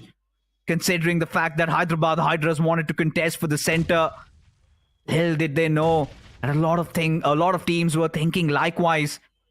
And now they find themselves at the precipice of almost falling down, slipping, and maybe not seeing tomorrow in this tournament. Proton, he's going to take his chances, slop down a couple of grenades over there, trying to maybe just tickle their HP off a little bit. Because at this point, Hyderabad Hydras, they're out of resources. They do not have a lot of utility to work around with. And there you have it, Choco. He opens things up. Saif being taken down. Ninja, of course, being that final player surviving for his team. He's pulled off a clutch in the previous maps of Erangel. We've seen that. But can he do that again? This time, not even Ninja can save that. Hunter being the last man alive, perhaps. 3 finishes to this young lad. But he's got to get a couple 4 more. And at this point, Legit, they're making sure that they do everything right. Just burning the building down. And there goes Hunter. And there goes the dreams of Hyderabad Hydras. Making it into the challenge stages. That was quite unfortunate. Hyderabad Hydras did manage to eliminate the players of Asla Esports, but after that, Ledger strike at the right moment, and now Hyderabad Hydras in the last game taking an exit at the 13th spot. But on the northern periphery of the circle, we have Team Genesis and Team Jelly also locking horns with each other, where Keo Lamau has been knocked out. Jelly, they do have a job. They have to go for the rescue mission, but they are also bearing the brunt of the blue. Both these teams are fighting in the blue. Yes, I agree, Team Jelly, they have got nothing to lose. They are anyhow qualifying for the next stage. So they can prolong this fight. They can afford to take a fight in the blue. But on the other side, Sketch with a vehicle run over gets a confirmation onto Keo Lamau. And now the entire numbers advantage is with the players of Team Genesis. And I like the spread of Genesis also. The way all the 4 players are spread out. But one of the player of Team Jelly, I think it is Jelly only, who has gone for the flank angle. And that has not been read by the players of Team Genesis at all. I mean, to be honest, either of these teams have got not much to lose over here. Jelly and Genesis collecting enough points to qualify. And that is what matters. And this is, again, one of those fights in which whatever the outcome is, that does not change a lot in the grand scheme of things. But, Hyderabad Hydras, They did play their final game, did win that one fight. But it kind of baffles me or even pushes me into thinking if that is going to be enough for them. I mean, especially they woke up from their slumber, but of course they lost the long war. And now Sam, looking at him, he's got some vision onto it. Sketch, he's just waiting for Sketch to reveal himself a little too much. Sketch also being quite cautious with his approach. As Jelly, look at him, brimming with confidence. He wants to push in through. And Jelly, they want to somehow flip the tables. Position compromise, Jelly. Position given away. Readies up that grenade. Tosses it at Shiro's direction. Does not connect. Misses by a mile as Fragger. He's going to answer back with his own. And that's also going to be a long shot, to be honest. But this is something that GENxFS are doing really good, is what they have decided to wrap around. 2 players against Jelly. And Jelly also realized that this is not a smart fight to take, because his teammates cannot provide that cover fire. So decides to back off and hoping that Ninja spots Fragger out and maybe takes him down. And that is where Jelly can look for a strike back. But first, Jelly needs to patch himself up. That's the first job he needs to do. But Hero still in the compounds, just waiting for the players of Team Jelly to commit any sort of mistake. But there is one more team who can do a third party in this situation. That is Team Diesel. But wait a second. We have the players of Vanguard Esports and Gujarat Tigers also locking horns with each other, where one player has been taken down. Gods also gets knocked out. Infinity surviving on a sliver of HP. He also gets taken down. And it's only down to Yash of Vanguard Esports, who is way too far away to help his teammates. Gujarat Tigers, they came so quickly and easily.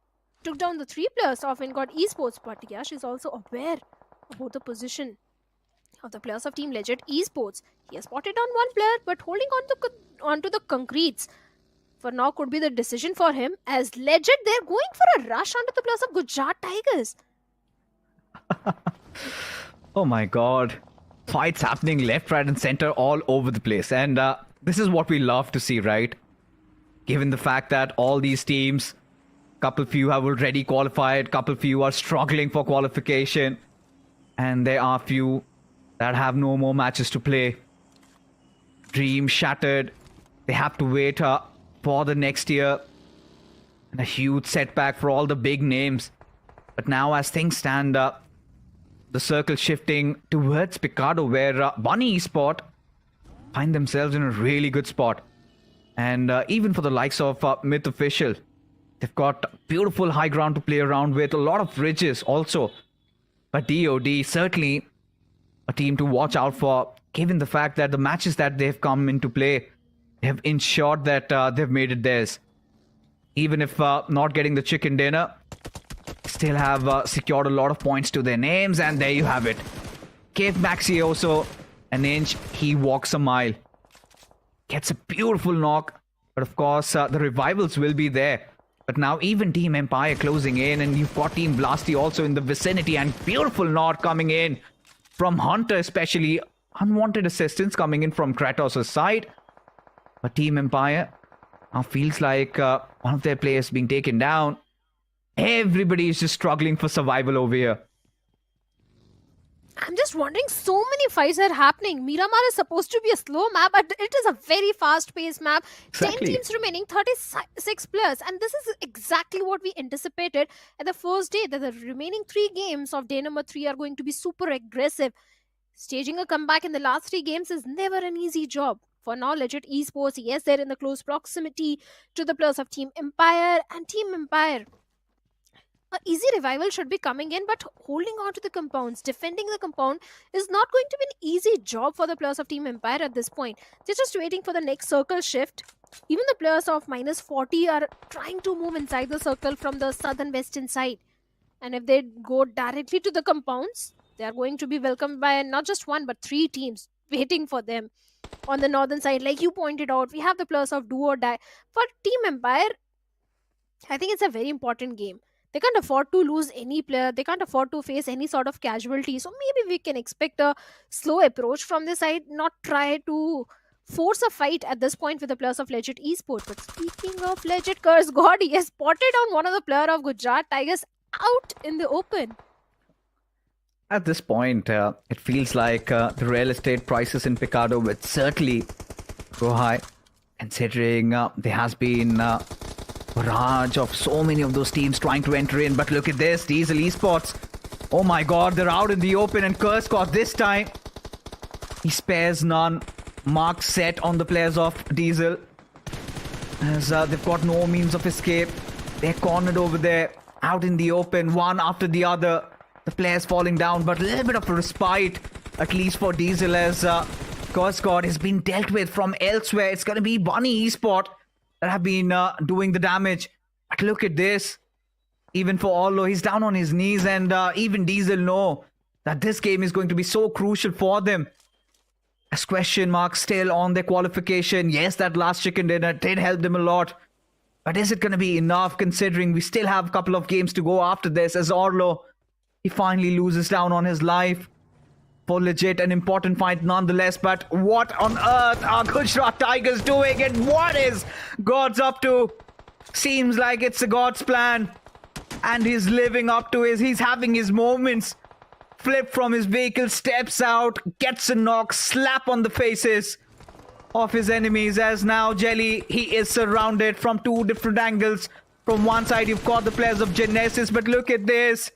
Even Gujarat Tigers, they don't care about Jelly. They want to get some finishes for themselves. Going after the players of Genesis over there. Whilst Jelly still alive in that smoke screen. But he has his position. Known to the others. Known to his foes. As Gujarat Tigers flying high with 5 finishes. How many more can they get from this situation, Shadow? Oh, they are going to get a lot more. My main question is, for how long can Jelly survive at this point? Can he do some sort of damage to the players of Gujarat Tigers? On the other side, Legit and Diesel Esports, they're also locking horns with each other. But Zeref with a grenade trying to find something, as Gods has been knocked out. Now Mudit might have to go for the rescue mission. Jelly on a sliver of HP. Finally, Mudit will deal with him. And Team Just Jelly has been eliminated on the 10th spot. And Gujarat Tigers still looking for more finishes, more finish points. And Genesis could be the next victim of them, as they are very much aware about their position. But Myth Esports is also locking horns with a plus of -40, as Maxi has been knocked out. Oxen is going for the rescue mission for the revival, and -40. They are just taking a rain check onto the plus of Team Myth Esports, as they're prioritizing the rotation. They want to respect the circle, but can Aiden allow that, as a vehicle is about to be on the verge of explosion at this point? At the same time, Aiden is aware about the position of few other teams and few other players. He's being the king of the hill, but he also needs to respect the circle. Coming downhill is never an easy job. But you know, Myth still have that luxury, right? A little bit of a high ground. They still have qualified. They've got nothing to worry about. Even if they get eliminated, nothing to scoff at. Will have no regrets, but still have all the avenues to try and get as many finishes as they can possibly gather from this situation. As Oxen, he closes in on the players of Bunny Esports, who've got a lot on their hands right now. They have Team Empire to deal with, but here comes the push. And Kratos, he gets taken down. And on this side, we've got Gujarat Tigers also dealing with the players of Team Legit, as Proton being the one survivor over here. Surrounded, yes, he also goes falling down. And that being said, Legit, they're out of this game. As now, Bunny Esports going after the players of Myth from the low grounds, but they have got no remorse. Not even scared. They want to go in for the push, especially with all those Molotovs being displayed out there. Oxen, he gets picked up. It all rests on Maxioso as the push comes in from two different directions, as Bunny Esport wrap them up. 3 finishes to their names, a very crucial team wipe, and now they also know that they have to get inside the circle. So many teams still fighting for survival. This is getting ever so exciting. Oh, definitely. And Team Empire, they're also coming under heavy fire. Yes, they have the safety of the circle, but the way Dope is lobbing that Molotov, a constant barrage of grenades might come in towards the side of Team Empire, because at one side, if it is Team Bunny Esports, on the other side, it is the players of Team Gujarat Tigers, whose entire focus for now is on the last player of Team Genesis. Not the last player, in fact, the only player for now. The remaining 3 players are a little distance, but finally the cavalry is there to provide all the backline support which Hero needs. But look at that, do or die. being the king of the hills, they can also do a perfect third party in this situation. As on the other side of the map, we have the players of Team Bunny Esports trying to close in the distance with the players of Team Empire, and Hunter with a grenade looking for some sort of connection, and finally takes down Sanchit. Team Empire fighting tooth and nail somehow to still survive in this tournament, especially with being surrounded from multiple directions. A lot of foes eyeing out on them, still fighting quite valiantly against the lads of Team Bunny. But from the backlines, they also know that DOD are right over there. They need to deal with the situation ASAP, as now Team Empire certainly on the climb. They want to go after the players of Team Bunny, as Bunny, the last player alive, still somehow holding on the fort. Bunny not having the best of HP now against Empire himself. Does manage to knock him down as well. And now it is going to be Predator that goes in for that finish over there, as somehow Team Empire still surviving in this game, but 2 players down on their knees, especially with all their foes knowing their whereabouts. It's going to be so difficult for them, as Gujarat Tigers looking to wrap things up. It is going to be a 2-on-4 situation. The odds against them, but Team Empire 6 finishes and a second spot. Is it going to be enough? The match still not over, but gods, surely he looks at closing the distance. There comes the push. Are they ready for it? Both these players playing in tandem with each other. Grenade flung over as Mudit from the skies. Just raining death and destruction as Empire. He's also going to dealt with. And there you have it. It is going to be Gujarat Tigers getting another chicken dinner in the bag. Seems like the only competition for Gujarat Tigers is themselves. And they have proven that time and time again.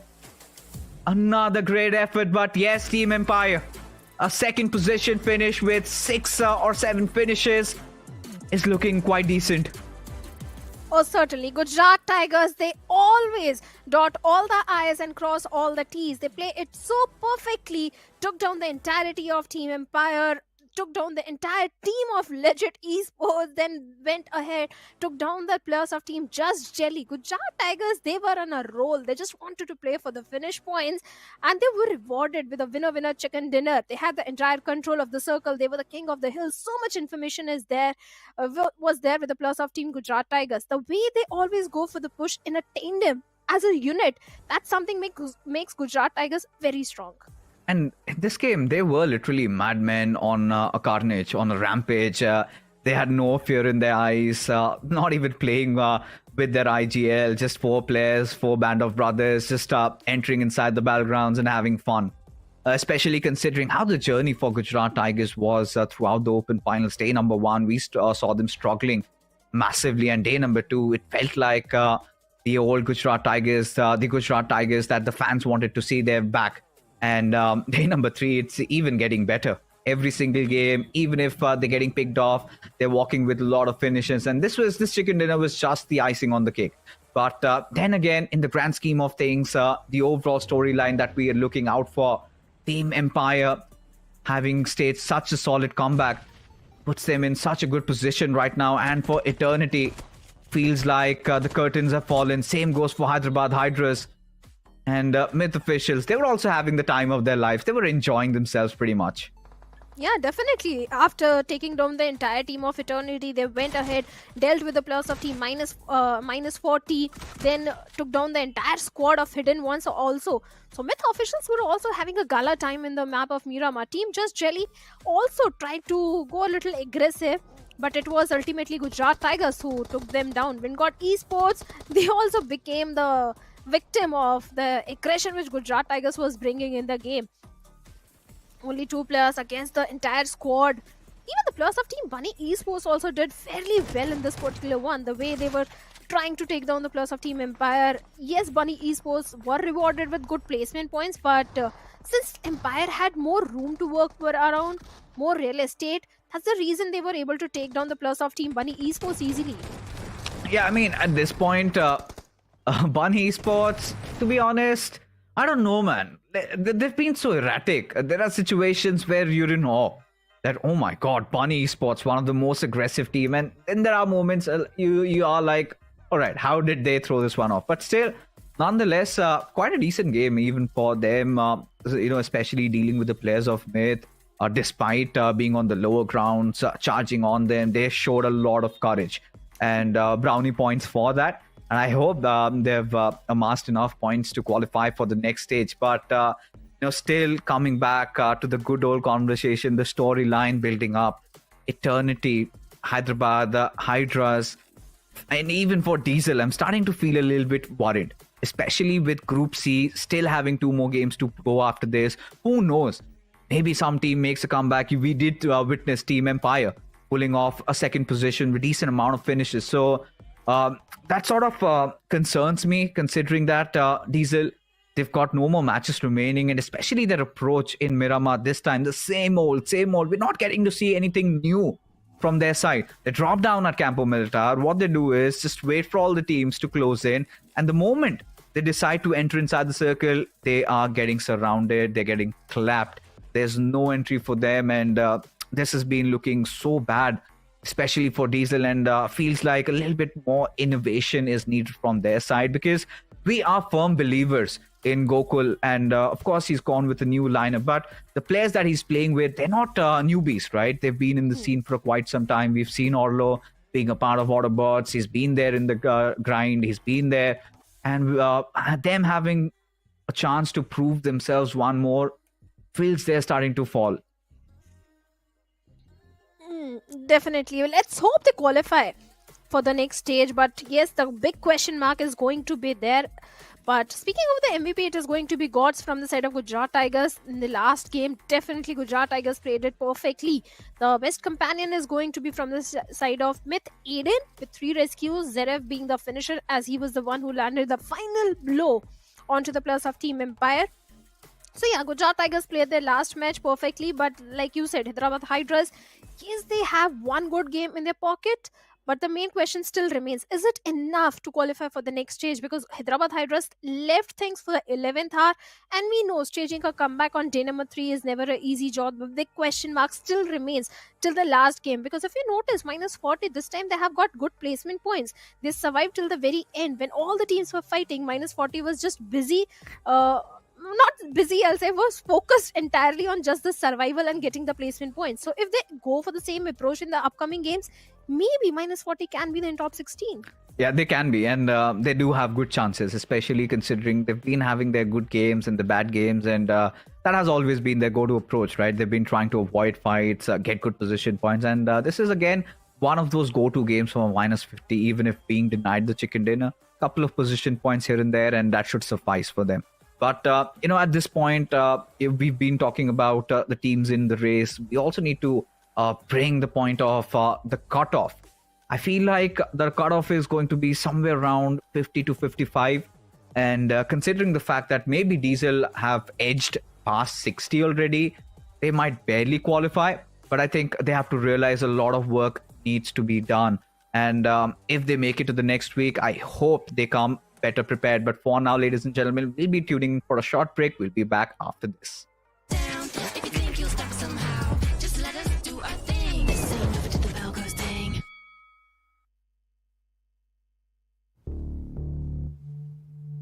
हाँ तो गाने के बोले तेरे वास्ते में कर लूं अपने स्क्वाड से फाइट कब तक हम ऐसे डिफेंसिव खेलते रहेंगे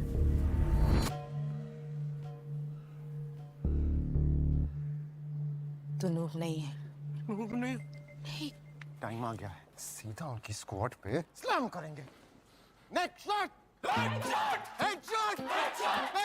तेरे वास्ते में कर लूं अपने स्क्वाड से फाइट तेरे साथ मुझे करनी है कैंपिंग ऑल नाइट डे हो या नाइट इंडिया करे फाइट डे हो या नाइट इंडिया करे फाइट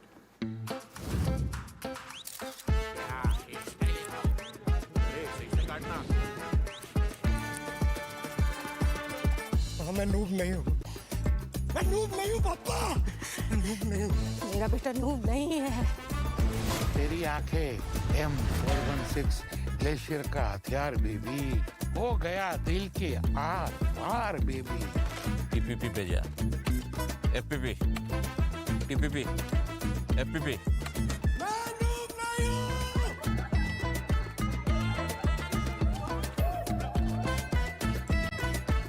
काम कर, टीपीपी पे जा। कौन? लुंड्री? लुंड्री ना sir, winner winner chicken dinner. कौन कहता है इंडिया फन को सीरियसली नहीं लेता है?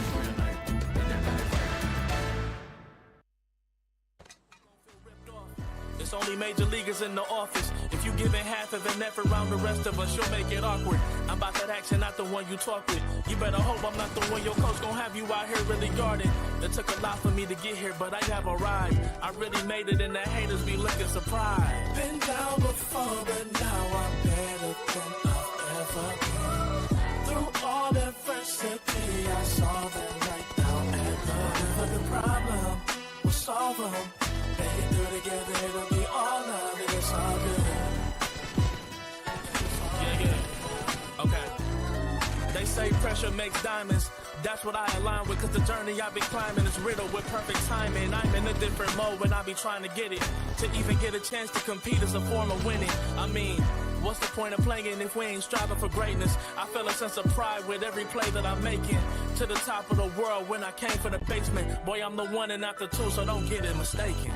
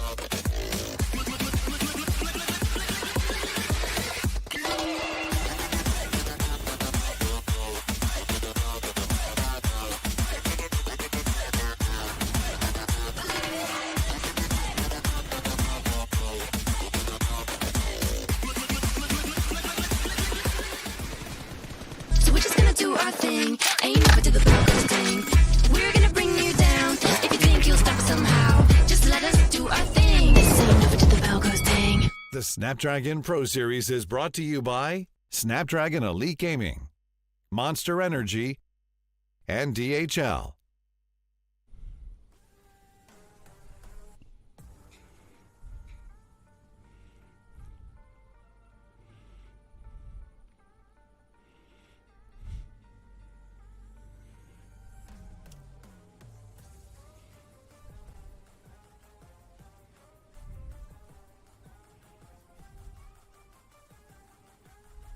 Well, no, absolutely not. I mean, Hyderabad Hydras, I don't think so. They've earned enough points. They're pretty much out of this entire thing. I don't think so.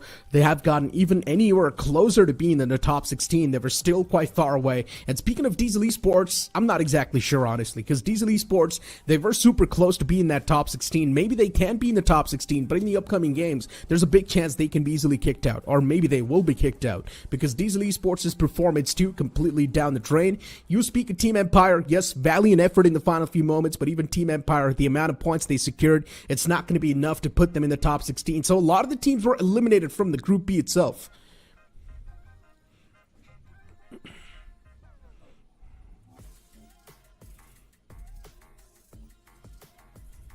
They were So Team Empire, maybe, yeah, I guess they do have a few games left. You're correct, yeah. So Team Empire having a few games left in their hands, so maybe they can't still make things happen. But speaking of Group B, man, I really do feel bad for them, considering a lot of the teams are just not going to be seen anymore. So it is definitely going to be a big blow for them, but let's just hope that maybe in the future tournaments, all the eliminated teams can have a better slot for themselves in the future. But for now, in this Snapdragon Pro Series, their journey ends. But as we move on with the conversation, and as we know what other teams are going to be, they're still in contention, as we do have the match rankings of the previous game itself. Team Empire getting 12 points and GT getting 26 points in total. Man, solid performances on the board from these guys.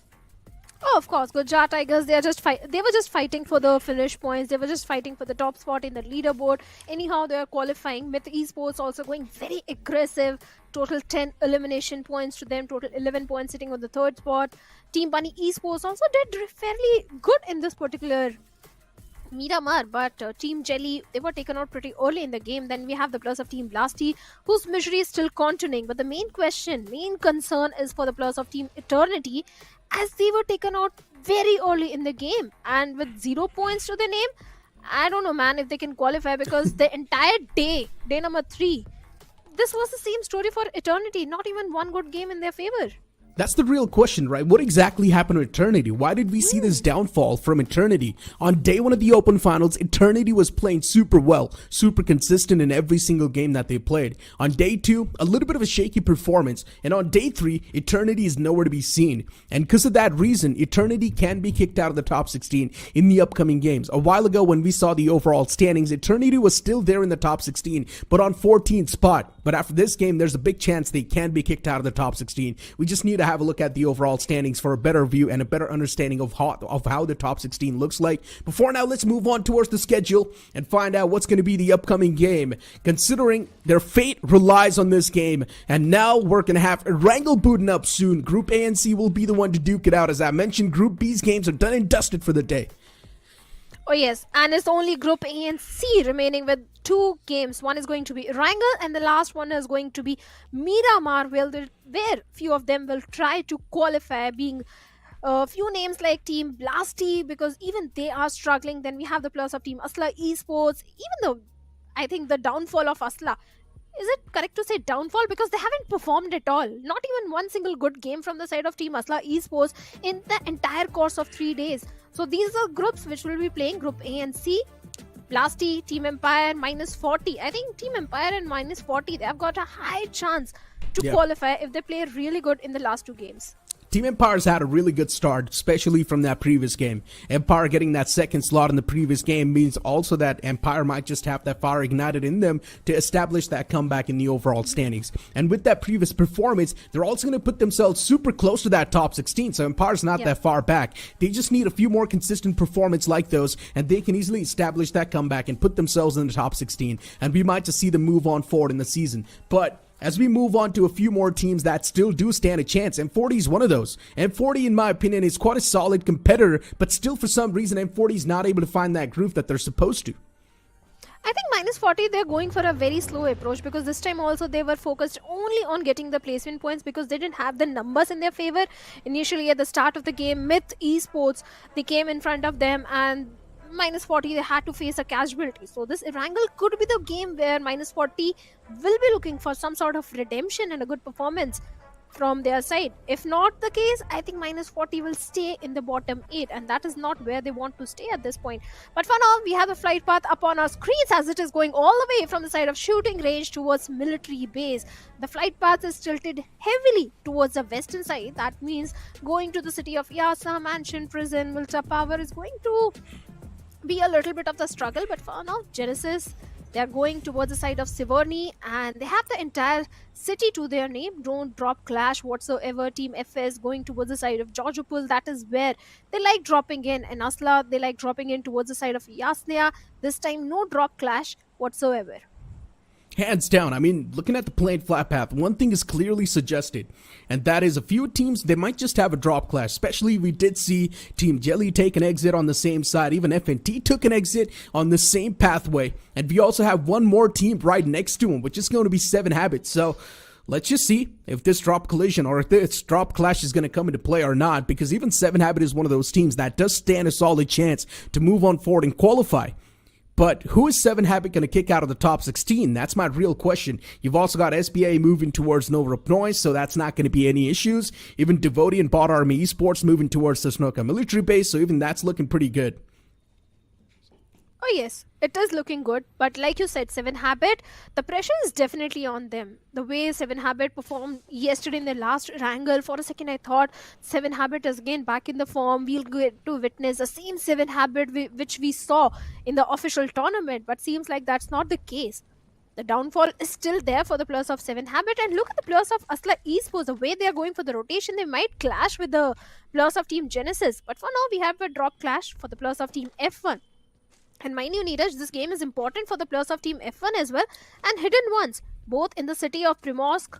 A lot of RNG factor is also going to come into the picture, but seems like Genesis, like I said, they have already found a knock onto the players of Team Asla, but Zyra is going to find a trade and a confirmation onto Sketch. Hidden Ones on the screen, and even they've got their own troubles to deal with. This time around, F1 right next to him.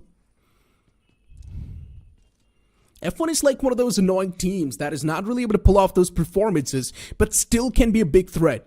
Considering F1, they don't back away from the fights, and they can also spoil a few games for a few teams. Hidden Ones right now, they can definitely start to feel that fear. Hidden Ones do stand a chance to qualify as well. They just need one big game in their hand as well to easily move on forward.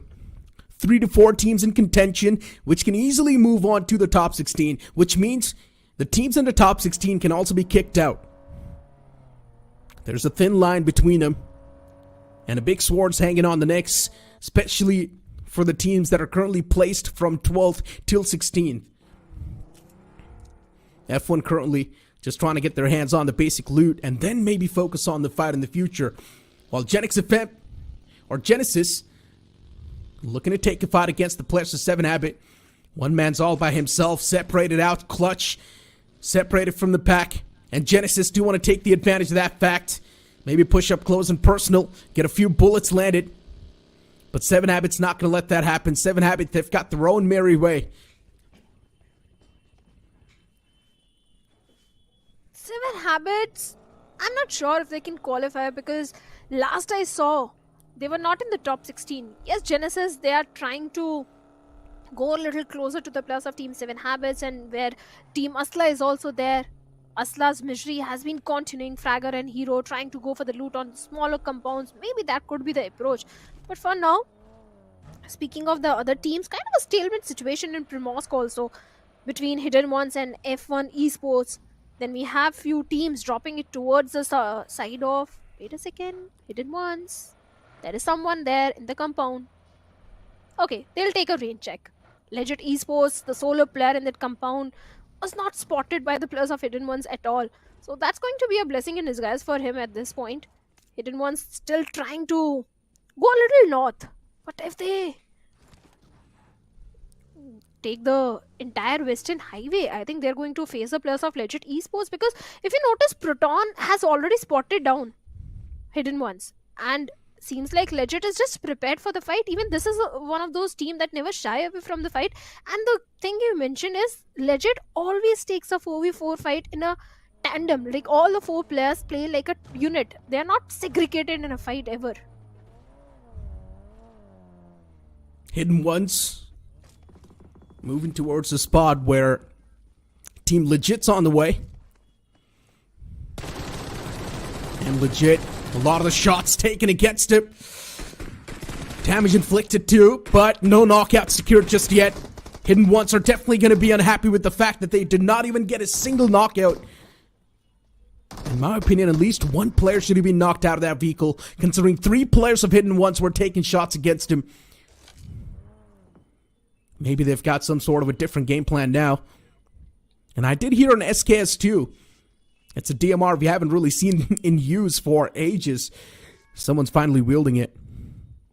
But moving the conversation towards Legit, me and Fixes were having a talk about this team as well. And this team's pro and con is that they like to play to each other. Every single time you will see Team Legit just sticking to each other. They don't even like to move away.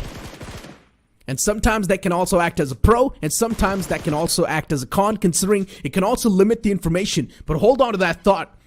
Curse was able to eliminate Daniel, and that's going to be a big elimination too, considering Hidden Ones, they were on the back of that player for such a long time. But Curse eventually gets traded out too. Executor's going to be the man to execute him. He was the only player separated out from the pack of Legit. And now Legit, here comes the cavalry. They do want to punish the players of Hidden Ones, but Hidden Ones, they already do find themselves an exit pathway. Oh yes, they're going to scuttle back to the safety and make an escape from this situation. But something attracted my eyes in the finish feed. I saw the name of the players of SBA popping up. And SBA is also one of those teams who are fighting for the qualification for the challenge season.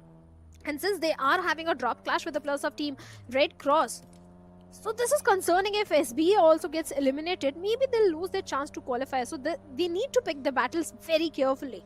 But for now, like you said, hidden ones, they are making a different route inside the circle, taking the Western Highway, maybe head over to the city of Georgopol.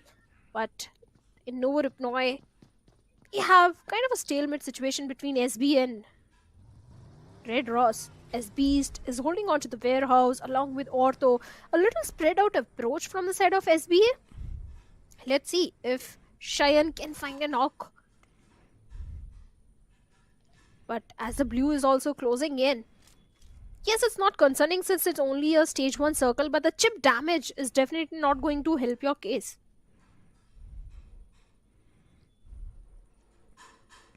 They've already lost. On the opposite side of SBA, and both the teams quite desperate. SBA miscalculating the scenario. RedxRoss already taken an exit from that entire vicinity, and SBA somewhere down line. They know exactly what happened. SBA themselves, they need to leave this area, evacuate it, focus on placement. That's going to give them better standing in the upcoming moments too. Snowjawed was there all the way in the back lines as well, wanting to pressure the players, but knowing that the opponents have easily escaped and evacuated that area, now staying there does not make any sense. If SBA wants, they can definitely go for the bridge camp, but it'll be a stubborn move. It's better to just focus on the zone, play for a better spot, and hope for the best. Agreed, 100%, because these two games are important for the players of SBA. Last I saw, they were not in the top 16.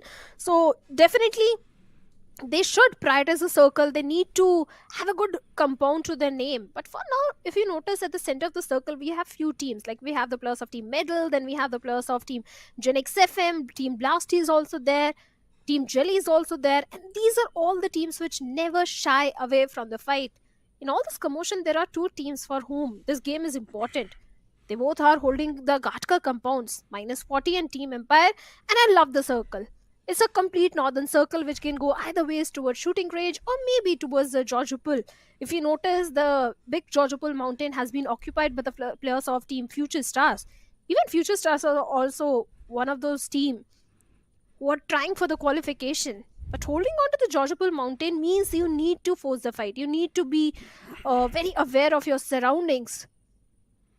Maybe they can be rewarded with good elimination points, but getting a chicken dinner from that hill is going to be a bit tricky for Future Stars. F&T Blasty. Even he was able to find Cyrax from Metal Esports.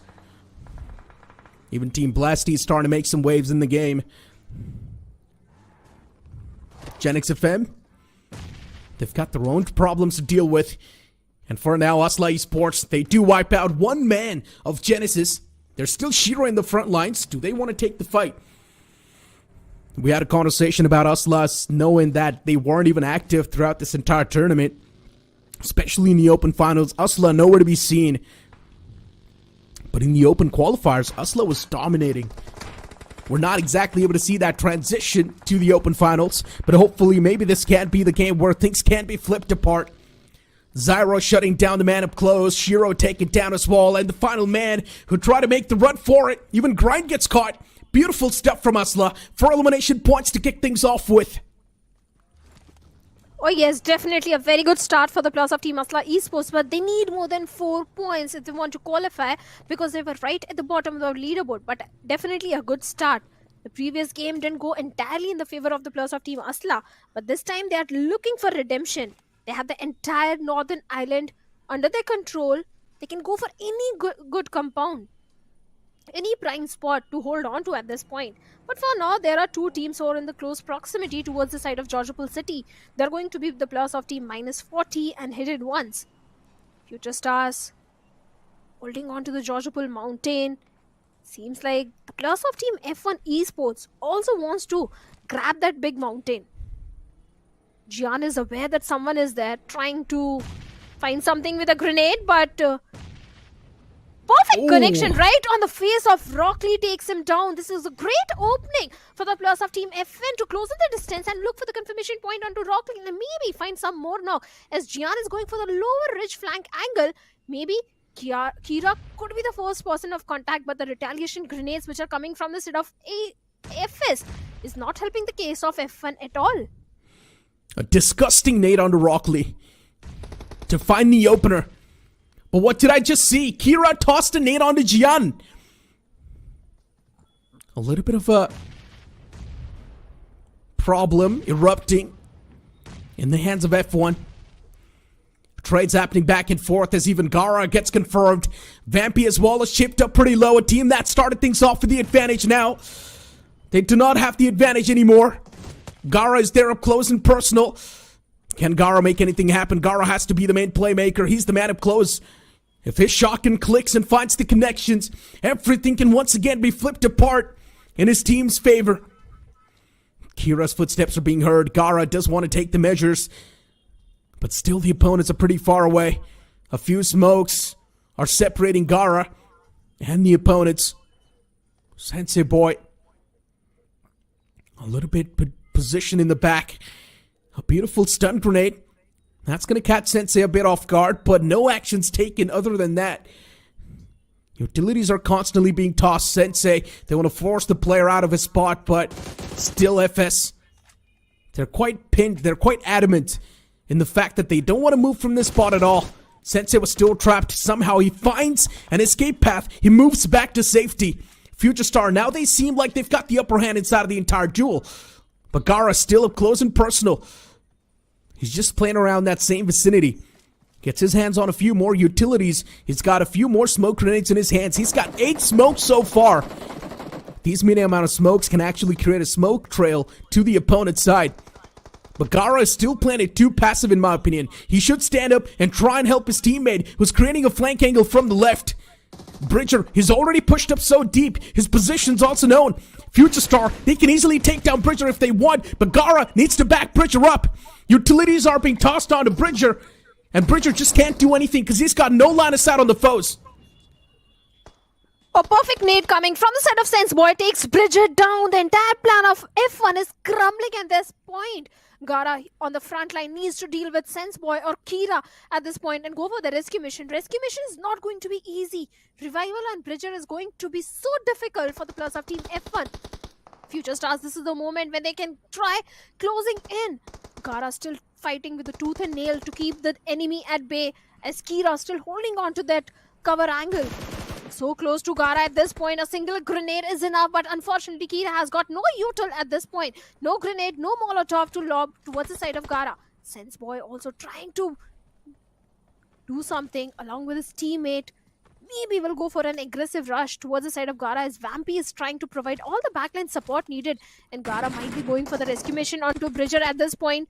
This is the moment when FS needs to strike, and they are striking very hard as with the S12K. Kira takes the player down, the last player also being dealt with, and Future Stars getting 4 finish points and the entire control of the Georgiapol Mountain. Gara is to blame for Bridger's knock. Gara as a teammate did not really fulfill his duties in my opinion, but Team Blasty, they're definitely doing quite a fantastic job in fulfilling their own duties. Team Empire, they came forward with a clash towards this compound, and now situation's taken down to a 2-on-2 in this compound itself. Predator and his teammate Ace in the back lines. Team Empire, they need these points. Started things off with quite a dominant note considering they finished things off in the second spot, but Team Empire now, they need every single piece of point that they can try to accumulate. And Team Empire, this nade from Ace, if it does catch any sort of player from Team Blasty, that's going to be the exact point that we're looking for. And now it's time to pressure that point. Ace wants to push up, and that's what he's exactly wanting to do as well, as Slay's being knocked out. Blasty being the last player standing for FNT. A few more utilities tossed inside of the house, and Slay is now slowly and steadily burning to his death. But still Blasty goes for the revival. Slay can be brought back on his feet with ease. As long as Blasty's going to stick this through, Blasty now sees both the opponents approaching, and Ace is going to put that final nail in the coffin And just like that, Team Blasty, they've been eliminated from this game, and 4 points accumulated from Team Empire. They just need a few more to consistently have that average in their hands. Oh yes, definitely. Team Empire is on the right track. 4 finishes and few more, and maybe they'll qualify. But for now, we have a team who is already qualified. GENxFM and Team Just Jelly trying to lock horns with each other as the players of GENxFM are holding on to the compound towards the side of ruins. And Sam is slowly crawling his way, trying to spot the players of GENxFM, just in case if anyone comes out in the open. But I think Ninja is trying to distract the players and grab their attention towards his side so that his teammates can close in the distance. Maybe can be in the range where they can lob few grenades and find some sort of opening. But for now, they're just holding on to the grounds and just waiting for the players of GENxFM to come out in the open. And as we speak, the circle is a hybrid circle. It can go either ways towards the North Georgiapol or maybe towards the Georgiapol city.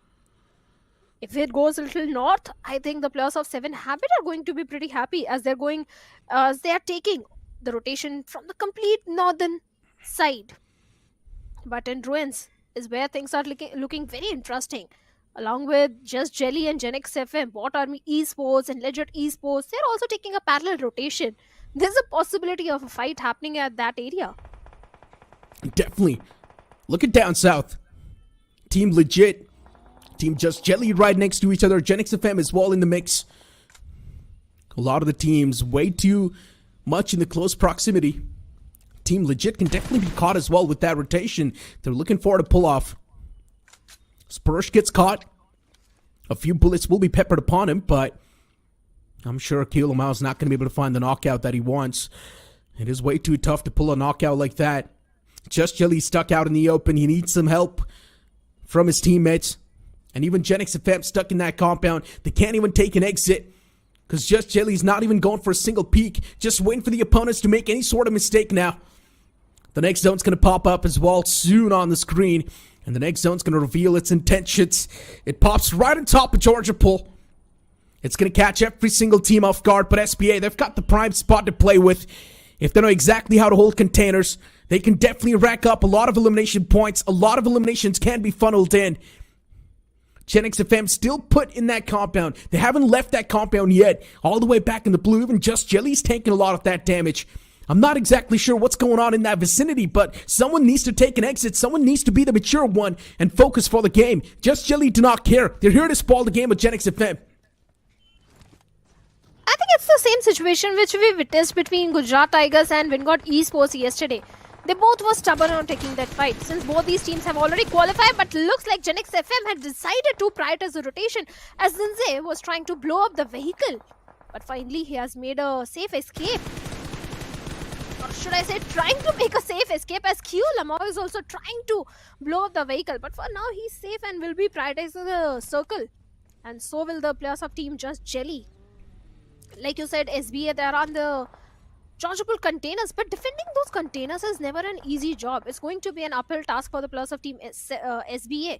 But hidden ones, look at the HP of Executor and Mortis. Executor down to a sliver of HP. Mortis also down to 10 HP. And such a close proximity to the players of Team Future Stars. But GENxFM and Just Jelly seems like they are still locking horns with each other, as Matrix is down to a very low HP. Ninja looking for a knock, looking for a confirmation onto the players of GENxFM. They're very stubborn on taking that fight, and Jelly finally finds a knock onto Matrix, leaving only one player remaining. That is going to be Evil. And finally, he also gets dealt with by an S12K of Jelly. GENxFM lost 2 of the players, and Just Jelly 2 more points to their name. Maverick falls down, and even his teammate gets wrapped up. Only one man from GENxFM was able to make that escape. But even, is he going to be safe? That's my question. And the chances of that happening, they do seem pretty slim. Vishu's still on the run towards the safety lines. Hidden One's on the screen, and Hidden One surrounded by so many teams. From the back, it's going to be the players of BotArmyEsports. From the front, you've got FS, Future Stars, and even M40 towards the apartments area. Everyone just waiting for the upcoming stage to pop up as well because the circle's still too massive. It's tough to tell if it's going to move towards the city area or if it's going to move towards the chargeable containers. But if it does move towards chargeable containers, it's going to be the best possible scenario for all the teams that are struggling because everyone on the struggling side of the overall standing is towards the containers. SBA, Team Empire, 7 Habit, Team Legit. All these teams still looking to make a spot for themselves in the top 16. But Legit Spursh is able to find the first knockout against 7 Habits. Team Just Jelly as well. They move pretty up close and personal against Team Legit. As Spursh was not able to find the knockout onto Keo Lamau. But Keo Lamau is still chipped up pretty low. Spursh looking to make the push up close and personal against Keo. And Keo realizes the same exact thing too. This nade, it might just find the knockout. It might just find the ray of hope that Spursh is looking for. But Ninze, he's an alligator moving from the waters. He's waiting for the right instance to strike. As soon as Ninze finds a piece of land inside of the circle, Ninze's going to go for the strike against Spursh. And Spursh needs to be wary of the fact that his backlines are not clear. But Spursh has got no clue. Oh, definitely. Keo Lamau, all he's trying to do is just buy some more time. As Ninze, he patches himself and then deals with Spursh, and finally Ninze will be striking, but Keo Lamau goes up personal and Spursh takes him down, gets a confirmation point. Keo Lamau makes a mistake of his life. Ninze, now he has to make it to the land. Spursh, he's not even aware. Spursh, watch your 6. Watch your 6. There is a player out there looking for revenge, looking for redemption. But Ninze, he needs to patch himself up. Finally, he'll be ready to strike. Spursh has spotted but has no idea. Known Spursh. Oh, he still whips the shot, and Ninze with just 1 HP gets rid of the opponent. What a fight that was. Ninze could have had the upper hand in that fight. Ninze could have saved his teammate too, only if he would have sat in that boat and went for the shot and provide some cover fire, but he didn't do so. Things could have been played differently, but considering Just Jelly, they've already qualified, so I'm not really going to doubt a lot on them. SBA in quite a brutal spot, to be honest. Soon enough, the backlines are going to be filled up with a lot of foes, and how do you exactly move out of that spot? The future lines, the future terrain seems pretty tough. SBA, too many foes around them. As 7 Habits clutch gets caught by Goku. Goku's single-handedly putting in a lot of work. Even Ace falls down from Team Empire. 2 different fights taken by the players of 7 Habit, and 7 Habit soon can crack under that pressure. 7 Habit, they need to choose their opponents wisely. Ninze is also looking to strike as the players of Team Empire are making a hasty push, a hasty way inside the circle. Predator with a vehicle trying to move inside the circle, but he doesn't know the players of 7 Habit are waiting. Even Ninze from the backlines is ready to strike and take him out of the lobby. But Ninze, he needs to patch himself up. 7 Habit, Kalu with a confirmation coming in with a grenade. But SBA, Cheyenne holding on to that uphill area. 7 Habit, all they need to do is lob those perfect grenades if they want to take down the players of Team SBA. But the circle has taken a very difficult shift for the players of SBA as it has gone towards the Georgiapur city. But Cheyenne finds knock onto Kalu, leaving the last player of 7 Habit all by himself. And Cheyenne with a grenade is looking for the confirmation onto him as well. 7 Habits are definitely crumbling under pressure. But SBA, they're having a time of their life. But Ninze strikes from backlines right at the moment. Takes on not just 1 but 2 players from the side of SBA. Ninze, one single man, almost on the verge of wiping out the entirety of SBA, but SBA still somehow hold on. The day will be saved by Cheyenne, but can the fallen players be back on their feet? That's my question, and maybe they will be back on their feet. Goku, the revival will be there. Still 1 more man's all the way in the backline, still knocked out. Cheyenne's got a lot of heavy lifting to do in the future as well, but the BGMI gods playing quite a cruel game. They do not want to make the qualification easy for the teams on the struggling side. 7 Habits is still alive and cooking in the game, but how can 7 Habit make it up that ridge? That's the real question. The shorelines, they will be tough to climb. 7 Habit, they're going to need some hardcore parkour. If they are not going to be able to execute that, it will be tough. Looking at the circle too, favoring the players of M40 majoritarily. And especially Nishu all by himself in the enemy turf. It just makes me concerned even more. Nishu does back away to safety towards his teammates, so that's a great thing. Nishu now, once again, it seems like he's in quite a good position against the foes. But looking at BotArmyEsports, it's one of those teams that's not going to back away from any sort of slaughterhouse. They're going to try to be a part of it as well. They're going to try to get as many eliminations as possible. Future Stars, even they start to move towards the compounds where the foes are. And Future Stars as well, they do realize one thing. Right now, it's either go big or go home. Future Stars, they have perfectly defended the compound as SBA was trying to breach in. Still surviving, still fighting with tooth and nail. Hidden ones, they also need to go for the revival onto the fallen comrade that is going to be executed. Look at BotArmyEsports, they're inching closer to the plus of -40, unaware that there is the foe present right behind them. That is going to be Vishu of GENxFM, who is still hiding, but Vodka from the backlines gets a knock onto Devotee.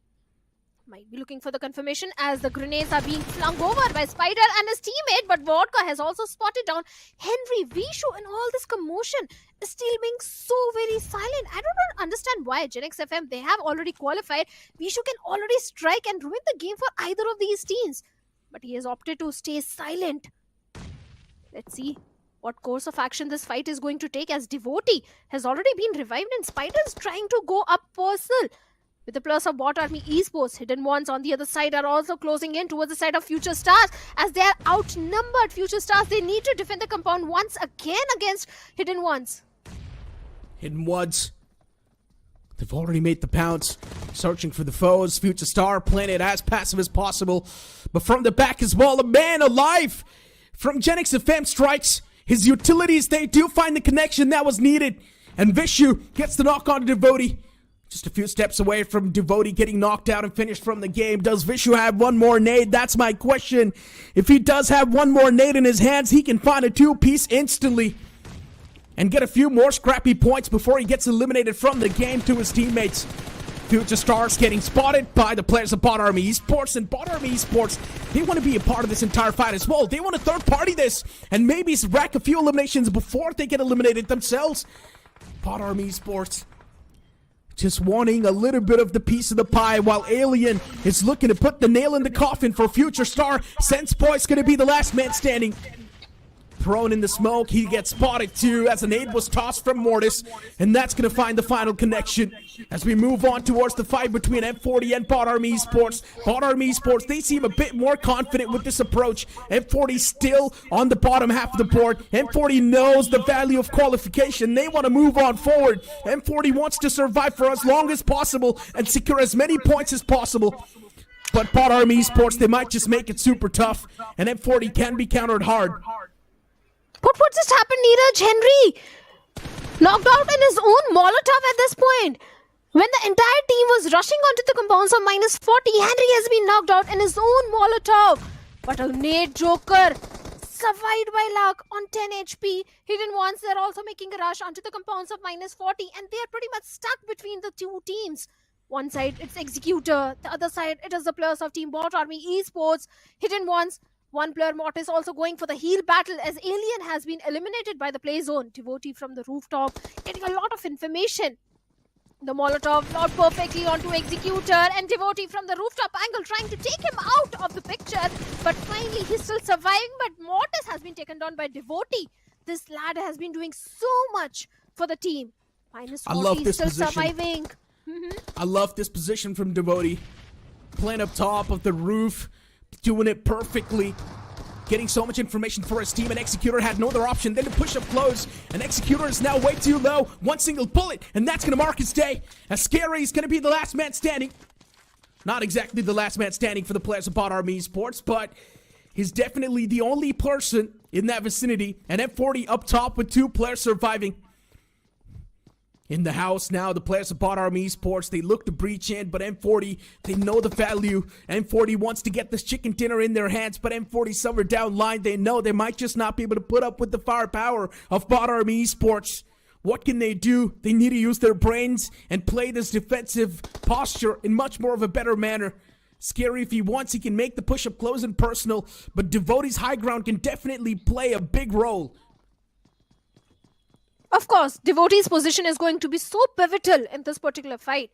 5 finishers already to the name of BotArmyEsports, -40. They need this chicken dinner if they want to qualify. A chicken dinner can definitely help them propel in the leaderboard. Scary Jord trying to find something, the constant barrage of the grenades, but no connection at all. The constant repositioning from the side of Spider is keeping the players of BotArmyEsports a little bit confused. But Devotee, along with his teammate Henry, DBS in his hand, the perfect weaponry to strike, to charge into the compounds of -40. But Spider, I don't think he has got any util at this point. Joker is just waiting with an S12K in his hand, just in case if the players of team BotArmyEsports strike in, he will try to take them down with the S12K. But kind of a stalemate situation. Everyone is just waiting for the blue to close in, but finally the Bot Army, they have decided to charge in and take some Spider over there. Joker being the last man takes on Devotee, looking for the confirmation, but it is BotArmyEsports getting a beautiful winner chicken dinner for themselves. Exactly. BotArmyEsports. Solid stuff from them. I mean, somewhere down line, we knew it is going to be BotArmyEsports to come through victorious, especially that position from Devotee. I love it. And that was the exact thought process going through my mind as well. I wanted BotArmyEsports to do the exact same thing that Devotee did. Go for the high ground. He instantly climbed on top of the roof, got the high ground for his teammates, wiped out the team, which was hidden once, and then focused on the players of M40. Perfectly played. Decision-making was on point from the side of BotArmyEsports, but M40 was playing it too passive. The only way M40 could have won that was by taking extra bit of risk because they wanted to equalize the man number. But instead, M40 played it too defensive and waited for the opponents to push up. And somewhere down line, it felt like they got a little too complacent on that spot.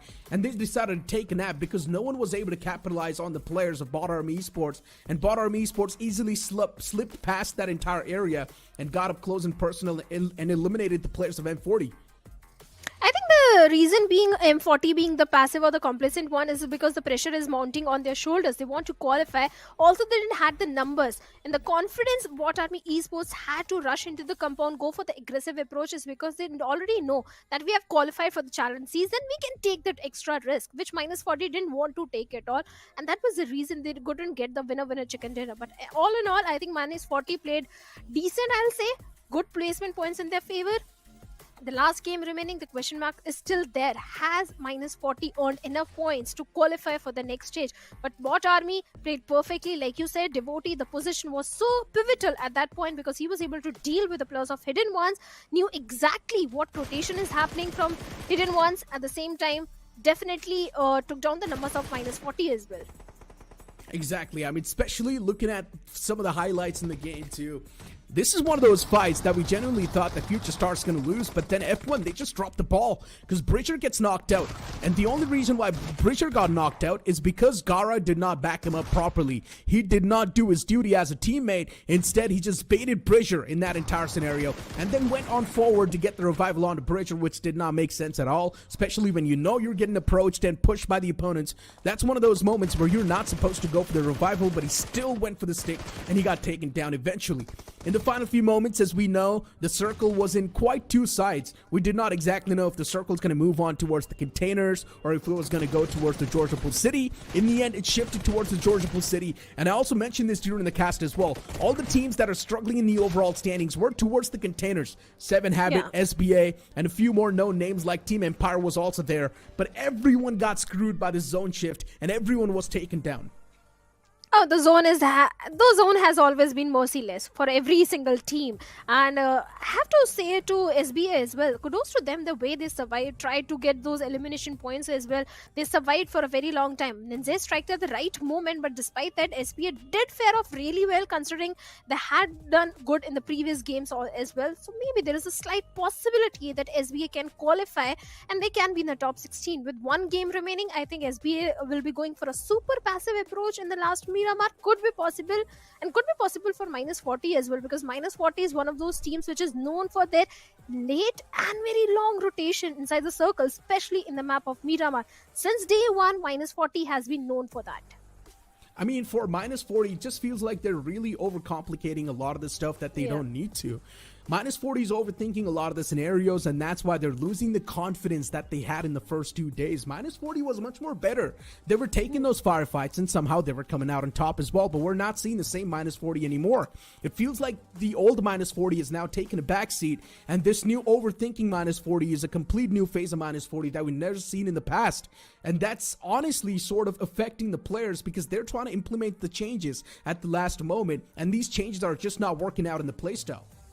That's just the pressure to qualify. If they qualify for the challenge season, maybe we'll see the aggressive minus 40 back again, because if they do qualify for the challenge season, there's going to be even more experienced teams. So that means for minus 40, things are going to get even more tougher. So they need to understand this thing. If you're going to be nervous right now for qualification, it's just going to make things even more worse for you in the future. Just play like you have nothing to lose. Just play with a complete free mindset and play the way you used to play, man. But that's the extra risk involved in that, and I don't think minus 40 would want to take that sort of a risk at this point. But looking at the MVP, it is going to be Cheyenne from the side of SBA. This guy definitely did a lot of work for the team in this particular Erangel. 5 finishes is definitely going to help the case of the entire team to propel themselves in the leaderboard. 71% finish contribution, 9% map impact. If the circle gone towards the containers, maybe SBA would have done much better than this. It was just the circle didn't favor them much. The rotations became a problem. More than the rotation, I think Ninja became a big problem for the plus of team SBA. Hands down, Ninja, the only player surviving from Just Jelly, definitely did make things quite tougher for a lot of teams.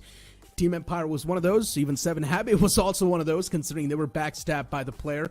So yeah, Ninja was definitely playing the spoiler for a lot of these teams that were hoping to qualify from that previous game. But Kalu is also going to be the best companion from 7 Habit, considering he managed to rescue 3 of his own teammates, and he also got 2 assists. And Henry is going to be the best finisher, or he's going to be the finisher of that previous game with 2 finishes. And a lot of survival time, pretty much, because he was the one who got the chicken dinner for his teammates. So, yeah, BotArmyEsports, of course, somewhere down the line, I knew BotArmyEsports is going to be a formidable competitor. And, of course, they've already qualified, so it's not even a big sign of concern. Now, the real focus is going to be on the teams on the latter half of the board, just like Group B.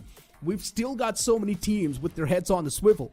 7 Habit is one of those. Team Empire is one of those. SBA2, maybe they can be one of those. If they're still there from 12th till 16th, then SBA still need another consistent game to keep themselves in that same spot. But yeah, the latter half of the board, one thing is for sure. Even they're definitely showcasing the signs of improvement. Yeah, the signs of improvement are there, but they are towards the end stage. We are left with only one game. Team Empire is also one of those names which needs to step up big time. They need to replicate the same performance which they did in the previous Miramar, where they came so close to getting a chicken dinner. That's something Team Empire needs to do. SBA is also one of those names. All the teams who are in the bottom, they need to amp up their game, and maybe they'll go for a very late rotation, because in the previous game also they went for a late rotation. But looking at the match ranking, we have Watch Army right at the top with 17 points. Future Stars, they also fared off really well in this one with 10 points to their name. Hidden Ones with 9 points. SBA 9 points. These 9 points are definitely going to help the players' case of SBA. 7 Habit, 8 total points. Good finishes. Placement is something which concerns 7 Habit. Hands down. I mean, looking at the entire match rankings, 10 points even from the side of Future Stars. Interesting. This also puts Future Star in the mix now. Even Future Star in the race. Hidden Ones, consistent performance, nothing taken away from that. I would love to see where Hidden Ones are positioned in the overall standings. SBA 2, a decent amount of number, as I mentioned. They're definitely maintaining that average, but they need the similar amount of points even in the upcoming games to sustain all the wrath from the teams on the latter half of the board. Team Empire just getting 5 points from that previous game is definitely a big sign of concern. Genesis getting 0 points. Genesis is constantly failing to perform, and that can also mean their elimination in this open finals. Could be possible. Same goes for the plus of Team Asla, because this time they got only 4 points. So the chances of Asla qualifying for the challenge season are very slim. All they can do is Genesis, Team Asla, the teams which for sure are not qualifying, make an impact in the last game. Go very aggressive. Ruin the game of some other team. Try making such an impact that next time when you come into the SPS, you are a force to reckon with. This sort of performance from the side of Asla can definitely redeem themselves. So that should be the approach for the teams who for sure are not qualifying. But looking at the schedule, well, we are down to the last game of our open finals, which is going to be Miramar, where Group A and C will be playing. Final game and a final chance for Group A and C, the teams on the latter half of the board, to make anything happen. If they do get a major game in their hands, they can easily qualify. If they fail once again, well, they will be out of the race. Team Hustler is also one of those that can still make a lot of the great stuff happen. Genesis, unfortunately, failing to perform. That also means they can't be eliminated too. 7 Habit really close to be there in the top 16. All that separates the players of 7 Habit is a good performance on this game of Miramar. SBA, they are doing pretty consistent. They need another good and consistent performance to keep themselves in the race as well. Definitely, they need those points. SBA minus 40. This game is going to be of prime importance. Team Empire, 7 Habits also, and Future Stars. Since you said Future Stars are also in the race, but I think Future Stars might be towards the bottom as compared to SBA and minus 40, because day 2 and day 1 were, should I say, was extremely bad for Future Stars. I don't want to be harsh, but that's the truth. It was extremely bad for Future Stars, and staging a comeback on day number 3, expecting in 1 or 2 game you can be in the top 16 is, I think, too much to ask for. Future Star was definitely unnoticed on day 1 and day 2, but on day 3, it does feel like Future Stars are slowly and steadily making some sort of a known for themselves. But let's just hope, maybe in this last game, something new can be seen, someone new can be the one to come through victorious, because for now, the last game of the Miramar boots up on the screen as the plane flat path begins all the way from the bottom right side of the map towards the top left, and to take you through this game, it's going to be Fixes with me on the panel. Oh my god, it is all out in the open, and surely hope can be sometimes a very cruel word, especially after you have somehow swung back to life, and in those final games, if you tend to crumble for all these teams, really hoping that the deserving ones make it through to the next stage. We've been talking about the flight path trajectory. Yes, it's a little bit inclined towards that eastern side. A lot of those teams dropping down at Chumacera, Valdemar. They might have to glide an extra few miles. But for now, eyes will be on those chosen few teams. Still fighting for contention, still fighting for survival in this tournament, Necro. Exactly. And you're talking about Team Empire, Team Genesis, Usla, SBA, 7 Habit. The names can keep on going on, but a few teams, honestly, they're way too far away from contention, so it does make a lot of sense to sort of not focus on them, but still a few teams pretty close to that top 16 that can still stand a big chance to qualify. And then you talk about some of the known names that can definitely play a big spoiler inside of the game. Metal Esports, you've also got Just Jelly. Even RedxRoss can be the one to sort of play a bit of that hand. Anything can happen. This is the final game. I'm expecting quite an aggressive game, especially for the teams that have already qualified. And Metal Esports is legit. He's going for the shots on the teams that are gliding through. It's going to be tough to find any sort of connection, especially with that UMP-45. Yeah, they'd have the MK12 initially. Thought he was going for a bird hunt. It seems like had he had an extra pair of scopes or anything to really work with, could have been an easy knock, knowing that Team Metal, they have been quite exceptional. However, Codex still taking a little bit of that damage over there, but look at them. Team Blasty, they've got to deal with another team. It is GENxFM right in front of them. And we've been over this. GENxFM having such a great time so far in this tournament, especially in the past 2 days. But today, they've been short qualification. Can we say the same for Team Blasty? The answer is going to be no.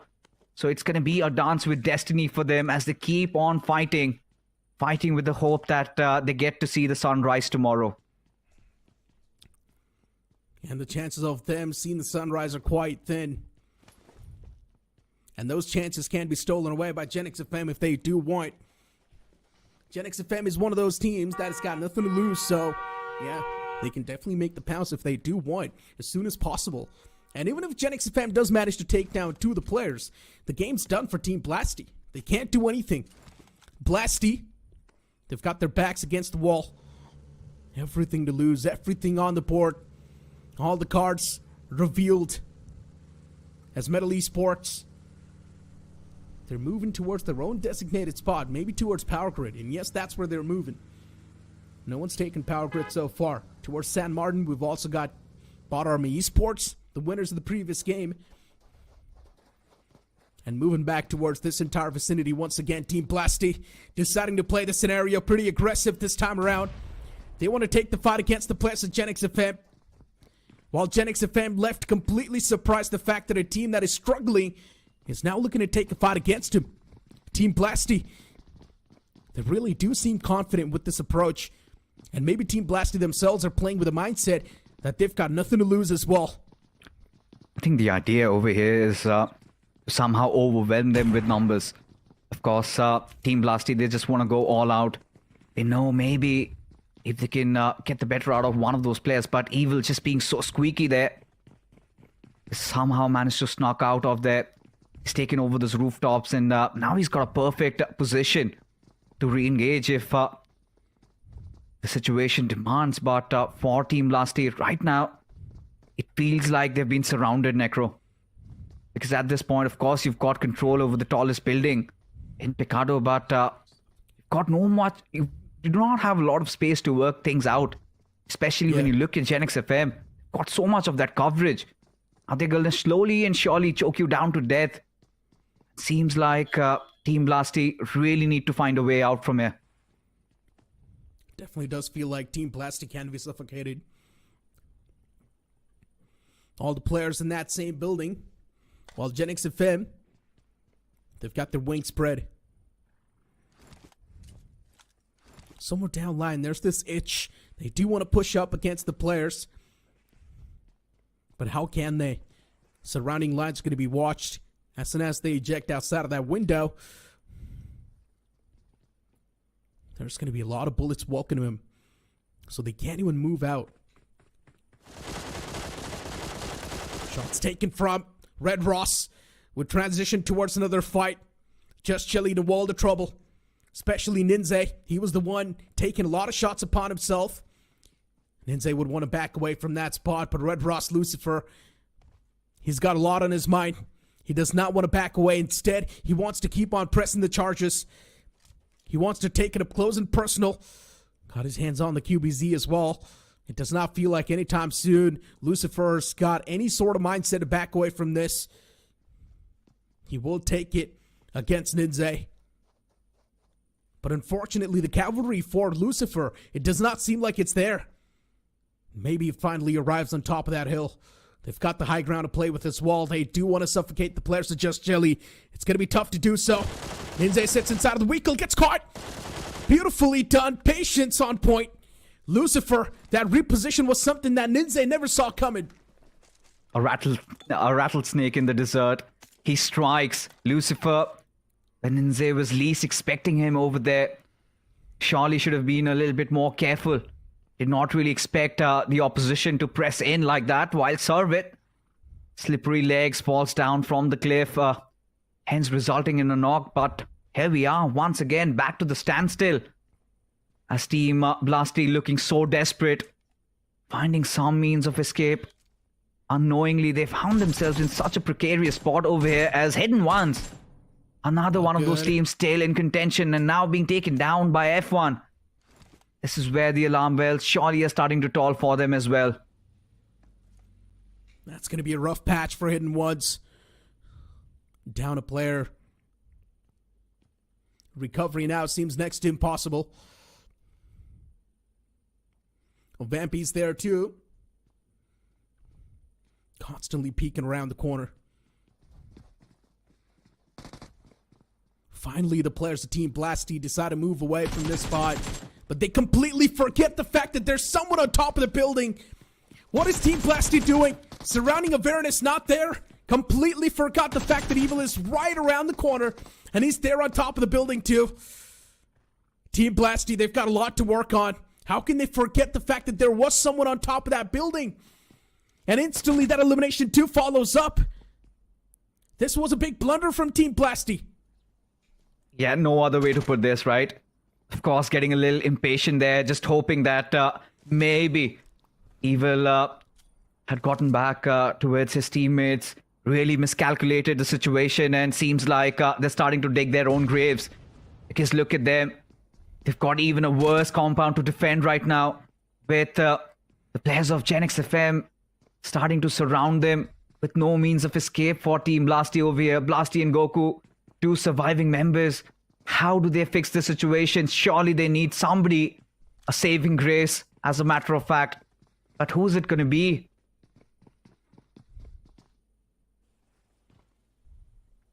They need to make a push. Straight up. That's the only thing that's going to save the day for Team Blasty. Utilize the smokes. Create a pathway. Push up against one of the players. Get your man number equalized. And then maybe something can happen. Maybe a hope can be reignited. Because in this choke, it does feel like slowly and steadily Blasty will crumble. The longer you wait, the more confident the opponents get. Next zone's going to pop up soon, and it does pop right towards the centric side.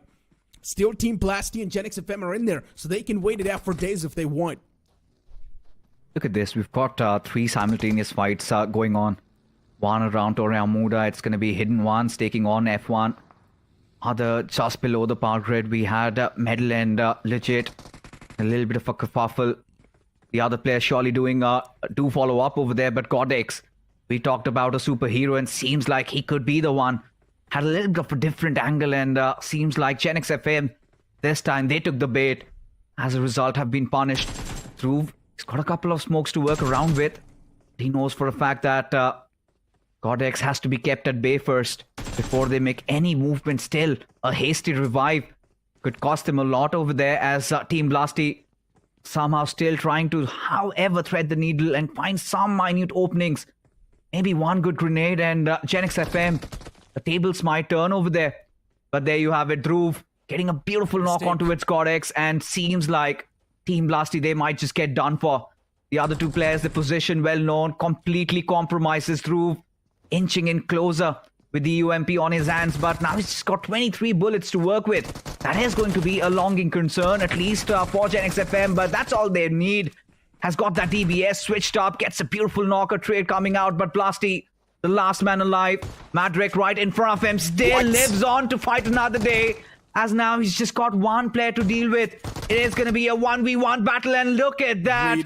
Evil comes in clutch for his team, 3 players down, but still, he gets to be the final man surviving, final man with the final laughter. That is some good stuff coming in from GENxFM, but for Team Blasty, seems like their days are finally numbered. They are over. I'm not sure what Blasty was thinking there, but greed is something that lost him that game. He had a shotgun in his hands. He had the upper edge as well. He had the TPP angle to work with, but he still lost to an Uzi. With all the advantages stacked in his favor, he still somehow lost that duel. The only reason that happened is because Blasty focused to thirst the player who was knocked out. And that gave the upper edge to Evil. And Evil found that instant and instantly finished the last man of Team Blasty, which was Blasty himself. A big blunder from Team Blasty in the end of the day. The complete fight was a major blunder from Team Blasty. A lot of mistakes were made from them. But hold on to that fact. We move on towards 7 Habits. As 7 Habits, they're getting approached by the players of SBA. And both these teams are in contention for qualification. But SBA, they crumbled down, as 7 Habits going to be the one to come through victorious. What just happened in that fight? SBA, they were supposed to be a formidable competitor, but still somehow SBA, they choked this fight. Necro, is it over for SBA Esports? A big question. Maybe it's not. I mean, it's so difficult to say at this point, considering we've seen so many of these teams staging that comeback. And now for SBA Esports, it is going to be such a huge bummer for them to end the season like that, crashing out from the open finals, as their fate hanging by a very thin margin over there. As now again, Medal Esports having quite some control over the central spot. You've got Legit and M40 right beside each other. You could see one of those players of M40 already knocked out. And Medal smelling blood over there. They want to go head on, charging into the battle, thrusting their spear there. As Legit and M40, both these teams still in contention. Spider out in the open. Curse God does lob a grenade. Does it connect? Yes, it does. As now Nishu just behind that UAS, trying to survive, but no, the numbers, of course, overwhelming him. As Legit, they make good work out of the players of -40, but they still have another threat to deal with in the form of Medal. As Cyro goes falling down, it is going to be Choco from elsewhere, from a different planet, gets a knock, and Legit, they're actually pulling it off. Yeah, Legit looking pretty strong in this fight. They're also taking care of the third party that approached in the name of Team Metal Esports. And what a shot that was from Kurskod. Beautiful tracing coming through. Takes down Sarvit 2 up close and personal in that vehicle. Solid stuff. We talked about the presence of mind lacking from the side of Legit, but this time around, they knew exactly what was happening around them. Perfectly done, taking care of the players of Metal Esports too. Everything was played flawlessly. Proton in the back lines, looking forward to create a flank angle. Maybe he can catch Prince off guard. Does Prince have any clue that there's a man in the back lines too? In the name of Proton, and yes he does. Nate being tossed in that direction, and this time, Prince is going to be the one to find Proton as well. Perfectly done with a DMR in his hands. He's spamming through, and he's also got S12K as a secondary weapon as he catches Kurskod too. Legit is now starting to throw the scenario. Experience is something that will always prevail in Legit, especially when they had everything working for them. They're now cracking out of the pressure. And this DMR from Prince up close and personal is starting to make a lot of work happen. But Sparsh eventually catches Prince. And that's going to be the nail in the coffin that they needed. Sparsh will also get that instant thirst. Metal Esports on the verge of being eliminated from the game. They've only got one last man standing. It's a comedy of errors that we just witnessed, but hold on, GENxFM, they still want more. This time, the targets could be the players of Hustlers, one after the other. They keep on annihilating them. Exist being taken down, courtesy to Madrick. Daddy already on his knees, down to the final player of Hustler. It's going to be Zyro against the world, but that's all she wrote.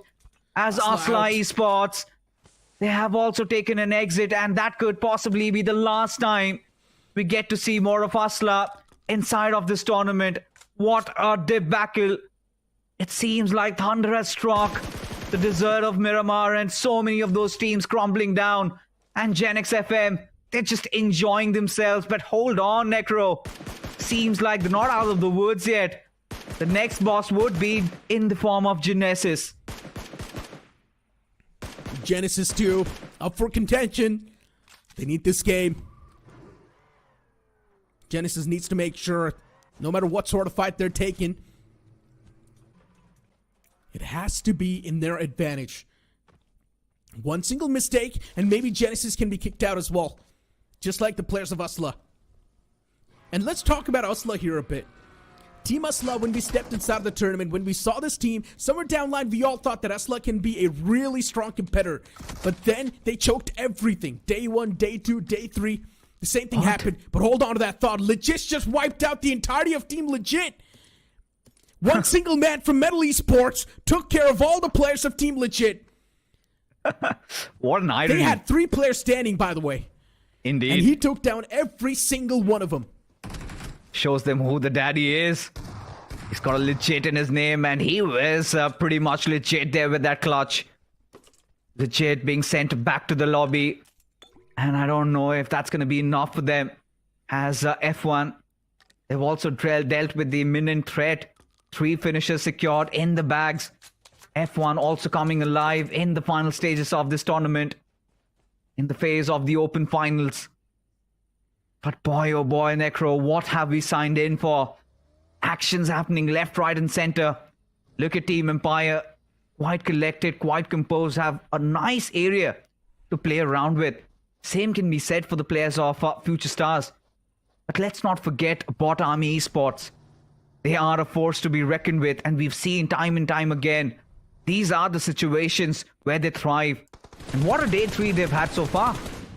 Hands down. F1. Bridger taking shots against Sketch. And Sketch's vehicle's tires are now blown up as well. Working Sketch go. Man's out in the open. Luckily enough, he does move back to that ridge. Fragger's going to be there to save his teammate. He can collect him. F1 after wiping out the opponent's team. Blasty looking pretty good. Especially when we talk about Genesis. It is also one of those teams that is known in the community for such a long time. This banner does hold a lot of repetition. But if they do get eliminated from the open finals, a lot of the questions will be formed. So Genesis cannot afford to lose. You know what? They cannot be afford to get eliminated from the open final stage. I somehow feel like GENxFS might have made it, because last we saw them on the overall standings, they'd already crossed past 60. And considering we're anticipating the cutoff to be somewhere around 55 to 60, if you're going based on that theory, maybe GENxFS would just squeeze themselves in the top 16. But still, of course, they would not want to leave things a chance. They would still going to do whatever is possible under their belt, because GENxFS, let's not forget, they had been quite stellar in the first 2 days. Even if they do not have those chicken dinners, but they had a lot of finishes to their names, enough to claim their stake at the challenge season. But look at this, RedxRoss, after dealing with a couple of players of Team Jelly this time, they've got their eyes pinned on the players of Medal. In fact, the final surviving member, legit. I have no idea, Necro, how on earth is he still breathing? Does he get away with murder with this one? Yes, he does. He's found himself a piece of cover to work with. His vehicle smoking, that's a whole different thing, but still, at least for now, is going to be surviving. Legit just wants to squeeze himself inside of the circle, and I think so he will do so as well. RedxRoss, now they need to worry about the backlines, and in the backlines are the players of GENxFS. GENxFS are someone that's not going to let RedxRoss just get away from this pod like that. Arto and Beast, the final two surviving players, and even the same thing could be said for the players of GENxFS, considering there's only 2 players in the backlines. The rest, they're pretty scattered. Look at this. RedxRoss still, they know they've got a task at hand. Of course, they have to enter inside the circle, and given the fact that Legit is somehow holding the doors, really does not make things easier, especially of man who is on a mission. He's on fire lately, taking down majority of the players of Team Legit all by himself, and now also dealing a huge blow to the entire team of RedxRoss. He is definitely a force to be reckoned with. But again, if we look at the bigger picture, if we take a look at the circle, the 2 favorite teams right now, of course, Team Empire and BotArmyEsports, they are starting to lock horns. One of the players has already been knocked out, but goes on to again make me think if Team Empire are actually going to commit in for the push, considering they have to leave their territory and the compound. Look at this rotation coming in from RedxRoss. They want to go right after the heads of the players of Team Empire, or are they going in blindfolded? They indeed want to. Hold on, though. Hidden Ones in the close proximity of F1. And F1 is one of those teams that's not going to back away from any sort of fights. Instead, they want to take those. And F1 themselves, they found quite a great compound to play with. That too inside of Picado. So if F1 gets a little bit too overeager, it's bad for them. But even Hidden Ones, they're still inside of this entire house, so everything does seem pretty good. Gian pushing up close and personal with the shotgun. He wants to put an end to Hidden One's story right here, right now. I'm not exactly sure how good of a decision this is going to be for Gian, but he's already taken down pretty low. He's barely surviving on a sliver of HP as another nade sails in. And the over-aggression from Gian is going to cost him his life. Man's knocked out. Does not seem retrievable at all. So Gian's done and dusted at this point in time. Almost God. Even he wants to be part of the fight. A few shots taken against Executor. HP chipped out. It's not going to do much, though. Bridger in the back lines. Even this man needs to be a bit careful. Executor in the front. Hidden Ones, they're definitely trapped. But the same thing can be said for the players of F1 too, considering as long as Hidden One's alive, they're not going to let the players of F1 survive with peace. And for some reason, still the man of F1 went for the revival on the fallen comrade, and instead end up giving his own life away. What a big throw this is. Yeah, all they had to do was cut their limbs and still somehow going crippled, but they decided and eventually also lost an arm. This is a huge blunder coming in. I'm pretty sure he was almost a goner there. No chance getting Gian back up, but almost forgot that he is merely mortal. Bridger, surely he's been the hero on multiple occasions for this team, has played such a key role. But when the pressure starts surmounting, Even he's starting to shake. Even he is starting to tremble. For these underdogs, this tournament means a lot for them. And surely this is something that they might regret later on, as BotArmyEsports having no trouble dealing with two of the players of RedxRoss as legit. I mean, Necro, I cannot believe my eyes. How on earth is this man still breathing? He's just a deserty snake, my friend. One with the mud. Or one with the sand, you can say. Hold on. Legit. He's got some evil plans cooking. Nade tossed. If this trajectory hits, then maybe something big can happen. But instead it does not. Legit's position was compromised. And with that, he finally gets taken down. His head was on the swivel since the start of the game. So of course not a lot could have been expected. But he still took down 3 players of Team Legit. So that's a big thing as well. Sense boy. He wants to get rid of the player around him. It's going to be tough to do so, though. He's constantly tossing the util, the next nade. It's going to land right next to Joker. I'm not even sure what exactly Joker was doing there, but I'm pretty sure he did hear the footsteps, but still Joker did not react. He watched as that grenade just flung over.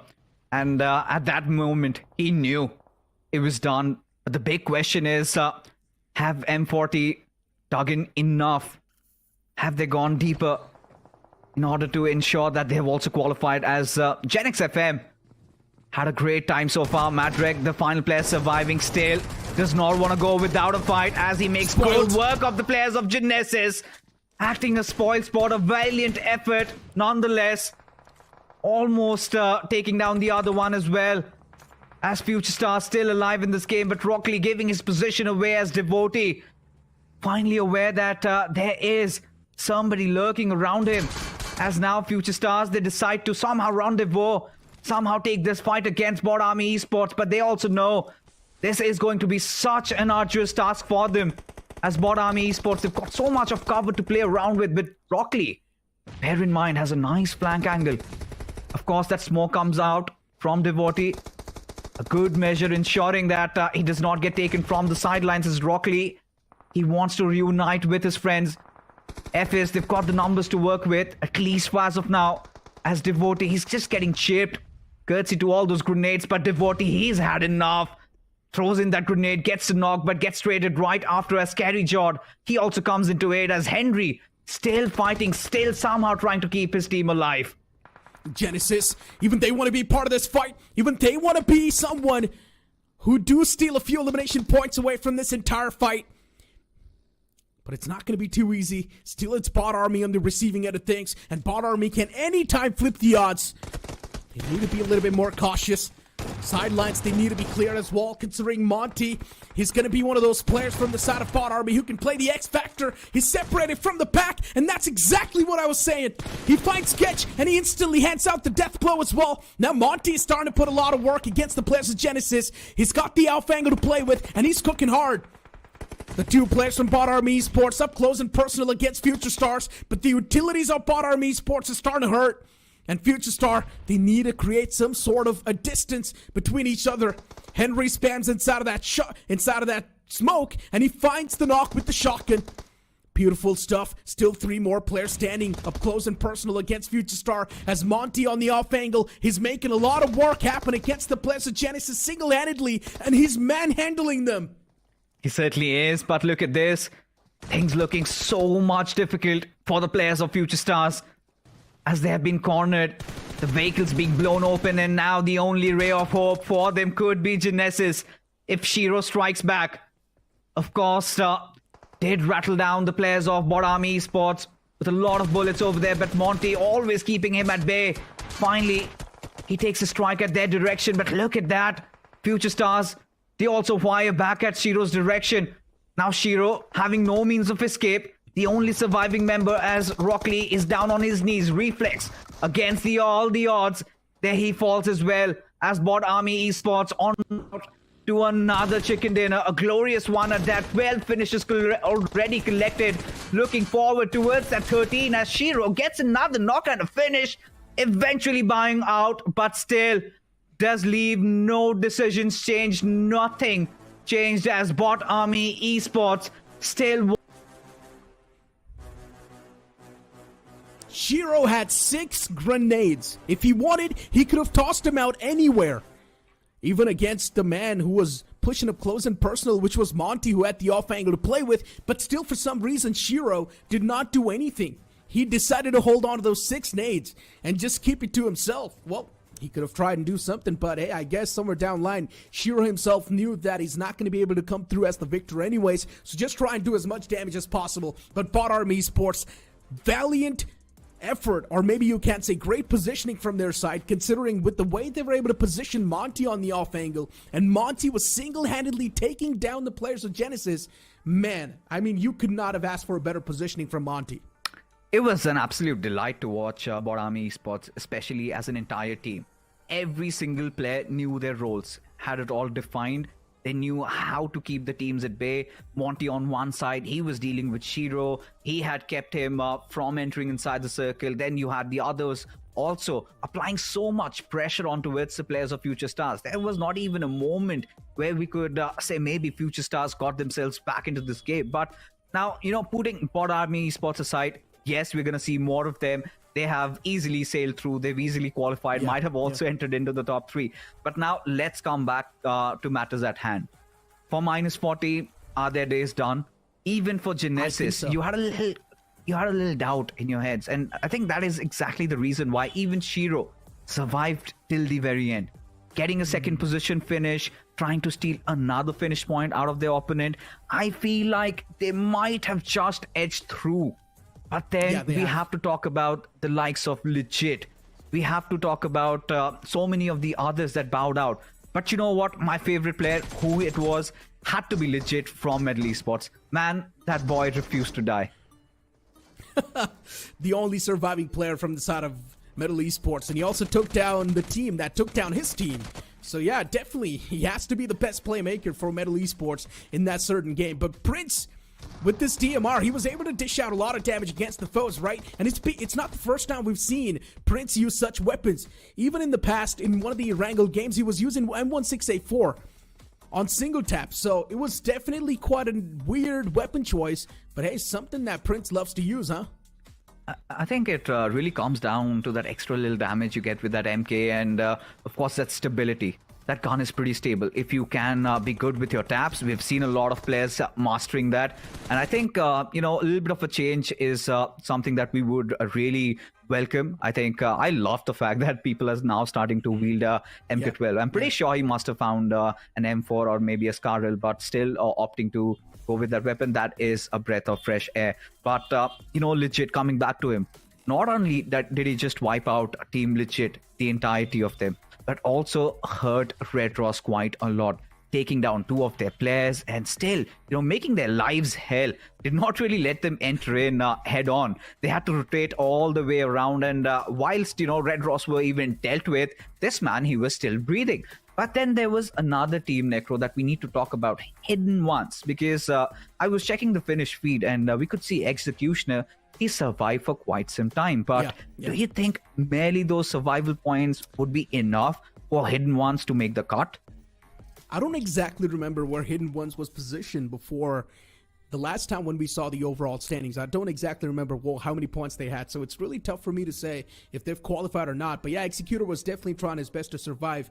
In the final few moments, he did try to make the run for the safe zone as well, but unfortunately got taken down by the play zone. He was way too far away, so yeah, over there, I definitely do think that Hidden Ones can qualify. Once again, barely inching the top 16. But Genesis, they've definitely qualified. With that performance in the top 2, Genesis, without a doubt, I think so we're going to see them in the challenge season. And what about Future Stars? Have they made the cut?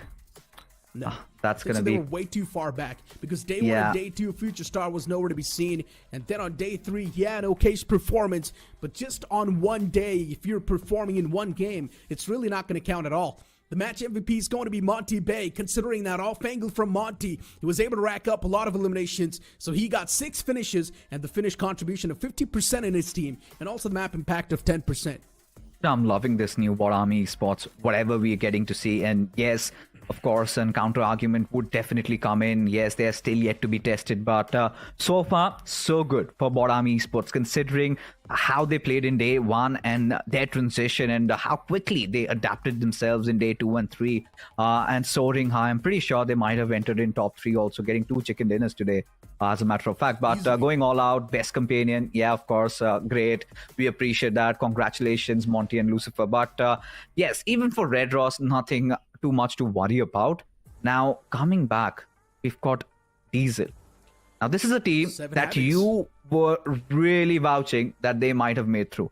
And that one chicken dinner had them cross past 60. But right after that game, we saw so many of the other teams also bouncing back. So raises a lot of questions if they've made it through. I don't think so Diesel Esports is going to qualify. I don't think so. It's really tough for Diesel Esports to move on forward, and looking at the overall standing, especially the last time when we saw Diesel Esports, they were way too much on the end of the top 16. So the consistency wasn't exactly there the way we expected Diesel Esports to bring on the board. Even if they have qualified, they will be on the 16th spot, just barely separated from 1 or 2 points. And Diesel Esports, they did make it. These are the qualified teams to the challenge season, and 16 more teams will be invited in the challenge season itself. So that means it's going to be a fun affair. Oh my goodness, look at how the tables have flipped. Teams that were languishing at the very bottom, you talk about Team Empire, DOD, Esports, -40, even hidden ones. They've also qualified, even the likes of Legit. That means we do not have the likes of SPA Esports. They were the recent BMPS grand finalists, found a new org, and there's no result. Talk about such a huge shocker. Yeah, I don't know if it is complacency, if it was just them maybe complaining about not having enough games, or maybe going up against a lobby that they did not know much about. But I think they can leave the crying for later. But as a matter of fact, the headlines are here. They're out of this tournament. It does not matter what sort of excuses you give, because every other team in the lobby was pretty much playing on the same format you were playing. They were pretty much playing on the same circumstances you were playing. So, yeah, definitely, man. You're out. And that, too, just from the open finals, from the first stage of the tournament. That is definitely going to be a major shocker, as you mentioned, considering they also got an org, and still we did not really see the performance that we all wanted to see. Then definitely it's a major shocker, and it's something the players need to go back and look at the mirror and try and understand what exactly went wrong inside of the open finals. Because if they're not able to perform against the weaker links, then imagine what's going to happen when you move on towards the challenge season, where teams are going to be much more prepared and where teams are going to be much more experienced. And ideally, they should have been dominating the stage.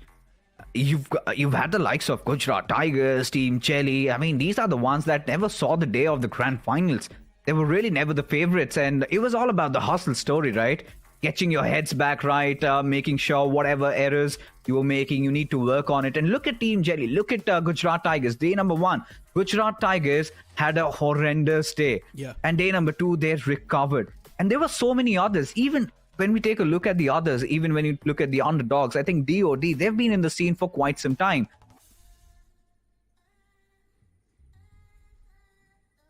Definitely, man, especially Hydra by the Hydras. We also did see SBA, and now a few more known names were not able to qualify, including 7 Habit, man. 7 Habit is also one of those teams that we've seen in the pro circuit for such a long time, and even they failed to qualify. We've got the overall standings on the screen, and Genesis, with that performance, they managed to achieve 82 points in total. So yeah, solid performance without a doubt. And Team Empire, they qualified on 54th. Oh my god, I mean, for Team Empire, genuinely speaking, I did not expect them to qualify with 54 points only. You know, by the skin of their teeth. And imagine, when you have got the likes of Hyderabad Hydras also not in, and Team Empire, I think this is sheer resilience, the never give up attitude, because before this day began, they were literally at the bottom 4. And some might even argue they were very close to just single digits. But despite that, still surviving, you know, sort of playing under tremendous pressure, and to somehow still qualify. There you have it, SPA, just 3 points short.